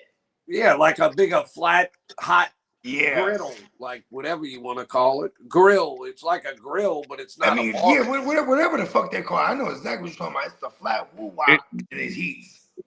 It all comes down to timing, man. When you're cooking something, you got to look what's going to take the least. You know, if I got shrimp and an order with, a burger, I'm not going to throw the shrimp down at the same time as the burger. I'm going to wait till the burger's down and you're done. And this shrimp and brochette, that's an appetizer. We get that first before you get your regular. And they usually give you, I think, like 8. You get like 8 of them or something. Just nibble on it, and then you dip it in that Romalard or that other sauce. Man, that shit is so good. But I haven't had feel that in a while either. When it comes to reviews on like restaurants and stuff, my wife will do the same thing. She'll be like, "Oh, they got 10 bad reviews." I'm like, but when you go to a place and you have a good experience, it's more word of mouth. Like, "Oh yeah, check this place out. It was good." People don't think to go online and leave a good review. But if you've had a bad experience, I'm gonna jump right online and put this bad review. So you see the bad review. They're gonna speak up when they get a bad deal. See, here's my thing too, right? It's like if I go to a place, if I go to a new like a restaurant that I ain't never been to, so it's new to me, right? And I don't have any recommendation of what to get. Like before I get to asking the waitress or waiter, I'm gonna motherfucking read the woo-wop and I'll look at things that they can't fuck up. Right? Like you shouldn't be able to fuck up a bacon cheeseburger. Yeah, if they fuck that up, like you start looking for the things like the go-tos, like, okay, they shouldn't fuck this up. Like, all right, instead of getting adventurous, like, oh, they have bacon cheeseburgers, like that's probably gonna be a home run. Yeah, that's a safe bet there. Exactly, right? But then when the waitress, the waiter comes to us, say, hey, what's the joint here? You know what I mean? Yeah. And then if they're able to sell me on it, like, oh, over here we got this fucking brine brisket with the fucking woo-wop and this and that and the third, and I go, oh shit, okay, I'll have that. You know what I mean? Like if they're able to sell me on, because like if I'm here in a new place, like why do people come here? What are you known for? Yeah. Yeah. Oh, it's that. And if they're able to successfully sell me on it, you know what's the best is like whenever you're like, and then some stranger in the cut goes, yeah, bro. He just chimes in out of nowhere. Yeah, bro, that's the joint right there. Oh, okay. Like someone just overhears. Like, I bet, Dennis, you're one of those guys for sure, because I am too. Like, let me tell you what I'm at a joint, right? Like, I'm at a joint, and this is my joint, and I'm sitting there eating, and I'm enjoying my joint. And then someone else, they sit down next to me, and then have you been here before? They go, no. And then they start asking questions. I'll be that guy on the side that goes, yeah, bro, that's the one right there. You got to try this. Yeah. Yeah, right? So, but if I don't have any of those, I'm banking on this person to tell me. And, 9 times out of 10, I'll go, okay, oh, this is what everyone orders? Yeah, let's do that. You know what I mean? Yeah. Yeah. What was you saying, Papa? It's getting cold here. Tonight and tomorrow night it's going to be around freezing here. And oh shit, 20s. So I want to tell y'all what I ate tonight. I was like, man, it's gonna be cold. I feel like eating some soup. And I don't know if y'all have ever tried this, but it's good. I just kind of came up with this, and it's really good. I just take, and it's cheap. It's just something easy. I take a can of like chicken noodle soup, right, and then I take another can of cream of chicken soup. Yep. And I mix them together, and it makes like a creamy chicken noodle. It's kind of like a gravy soup. Yeah. And then I'll add like a little, like some Cajun seasoning and a little bit of hot sauce, and just eat that with some crackers. And man, that makes a good soup, like a creamy. I'm not mad at it. You know, I still look. Okay, look at this, Papa Goo. Where I'm from, we call that the ghetto fab meals, right? Like when I was a kid, I'll take the top ramen, right? I can do that. I'll show you how to dress the shit out of that. Yeah, I call it, dress it up, dope it up, all the shit, man. The top ramen, and it's still, as a grown man, 41 now, I am, right? I will still whip up the top ramen with the eggs and you know what I mean? And that is just, and I make it kind of like a porridge, you know, like I almost boil down all the water where it becomes, and the noodles are just kind of mush at that point, and it's like almost like a porridge. That's my shit. It's like, I'll use some crackers with it. I like. I try to keep mine still like a soup, but I'll just take I like the soup too. But I'm just saying though, this is like, I still do, because I'm pretty sure this is what, to get to my point. I'm pretty sure you used to do that as a youngster. Well, we used to do a lot of different ways with it, but I just like to take like that beef ramen, and I'll add some ham or some turkey or something, like some lunch meat, lunch meat, and like break up some of that in there, shred it up in there, and I'll season it up good with some Cajun seasoning, and I'll put some Worcestershire sauce in there. Okay. And then you just mix it up good, man. That becomes a pretty damn good soup the way I do. Come on. People up in Minnesota can't say Worcestershire sauce, so a lot of people say Worcestershire sauce. Yeah, a lot of people say Worcestershire sauce or something. Yeah. It's funny because my dad, he was a big proponent of Worcestershire, and he was like, Worcestershire, Jay, that's the best. Worcestershire. I think that's another French term. It's Worcestershire. He put it like an extra syllable in there, Worcestershire. Yeah, because of the way it's spelled. You know, I did say wash your sister. And like, let me give y'all an example. Sister sauce, yeah. This is a good example of French, because Cajuns are French basically. And when I moved here, I used to be an insurance agent, and I had a lot of these clients that had French names. And this name is spelled Hollier. How would you say that? Hollier. Or Hollier. It looks like Hollier. It looks like Hollier. That's what I said. Yeah, and that's what I was calling the man. I was calling him Mr. Hollier. And his wife corrected me, and she's like, it's not really said like that. That's the way it looks like it would be said. But the way they say it is because it's a French name. You know how they say that? You would never get this, Bogey. It's pronounced Oye. Oye. Well, okay.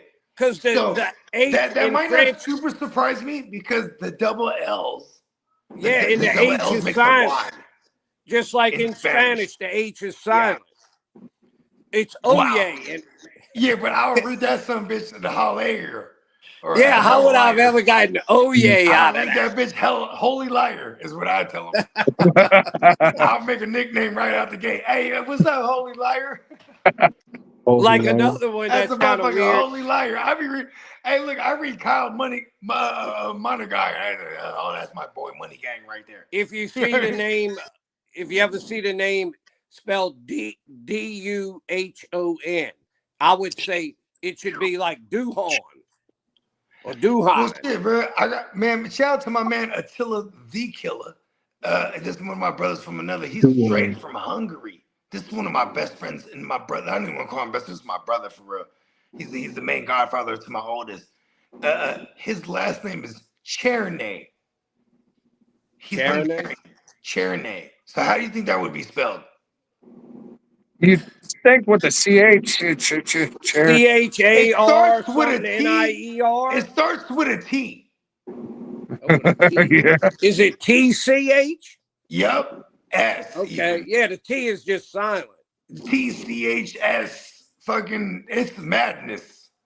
Well, you know the name. I'm never gonna. I can't. I just gave up. I ain't even trying to say it. That basketball player for Milwaukee, that Giannis. Oh yeah. With that long ass name. Just call him the Greek Freak. Yeah, with that name, it starts with a G and it's got about 20 letters in the damn name. Giannis Antetokounmpo, or whatever his name is. Giannis Antetokounmpo or something like this. Yeah, I don't really know how you Americans pronounce him. Yep. Spencer knows exactly how to pronounce it. I said, Spence, I gave up on that. I can't say the guy's name. I grew up around a lot of Mexicans, Indians, blacks, Nigerians, right? Vietnameses. You know what I'm saying? I grew up hella multicultural, right? And what's crazy is because like the Nigerians, bro, they got the craziest names. Oh yeah, those Nigerians. It's like bro, they got all they end with vowels too, like Italians though.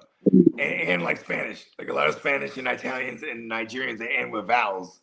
The Nigerians they're crazy like the Eastern European names. Yes, they are. Hey, they're mobsters. Hey, shout out to all my Nigerians, bro. We mobbing. Let's go. It's like, let's see how many letters we can put in the last name here. Yeah.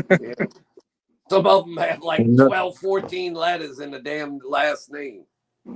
Yeah, my one of my mans, bro. Shout out to my man, Iffy. You know what I'm saying? The wise man. Wise man. Yeah, man. Yeah, he's a legend.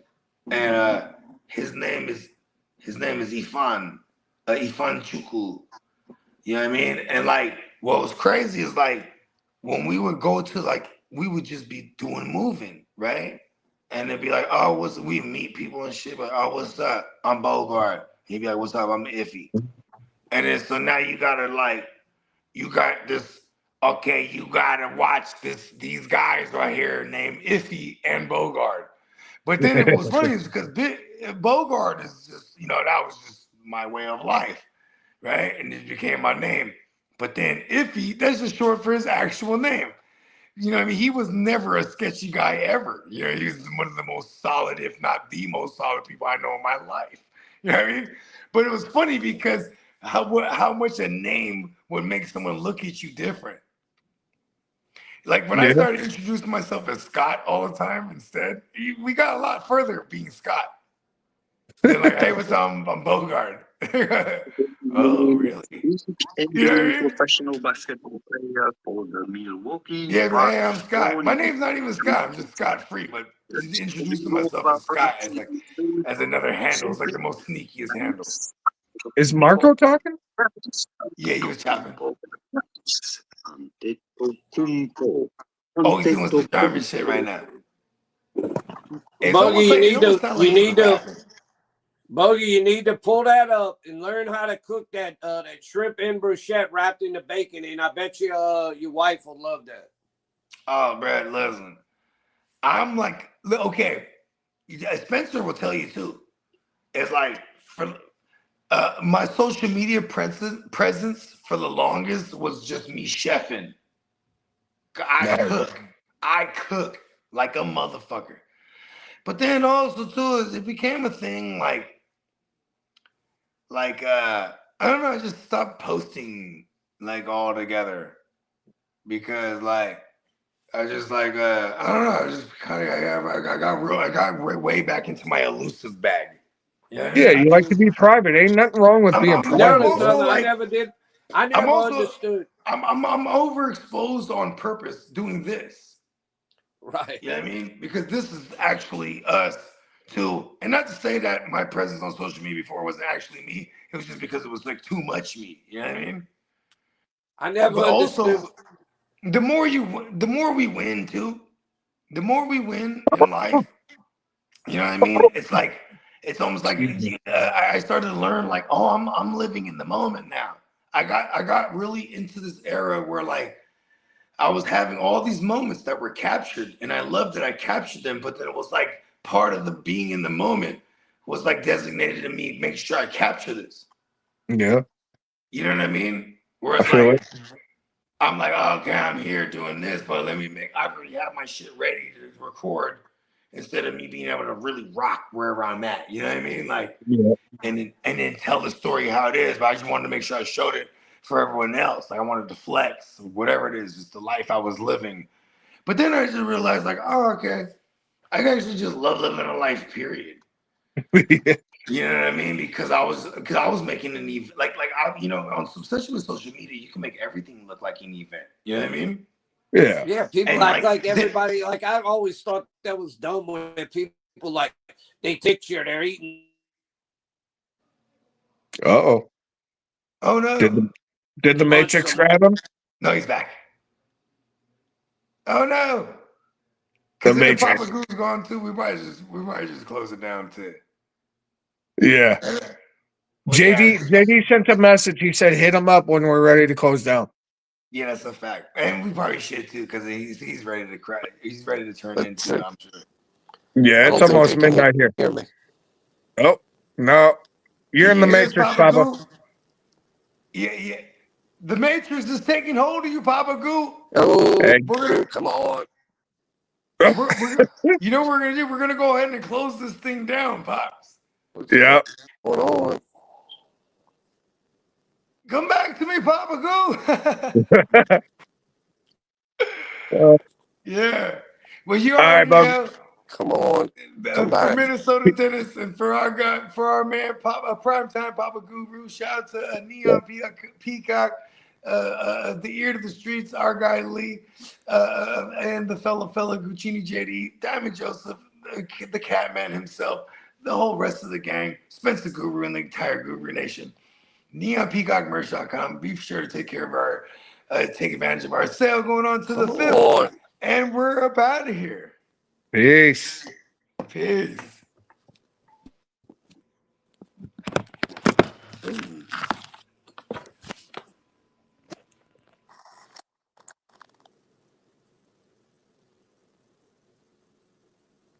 Can y'all hear me? Oh, this damn thing.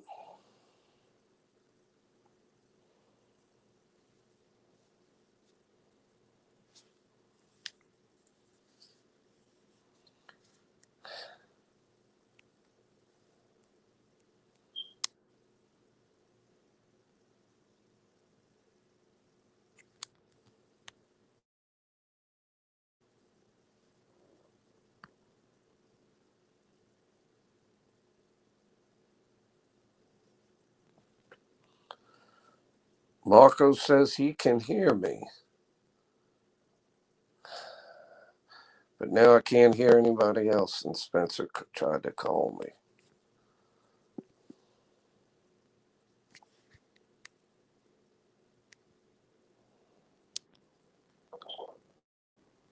Shit.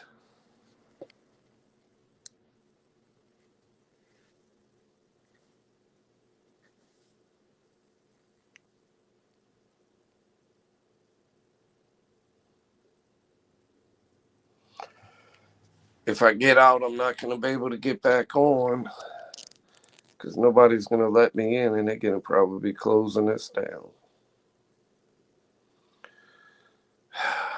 Shit. I don't know what to do.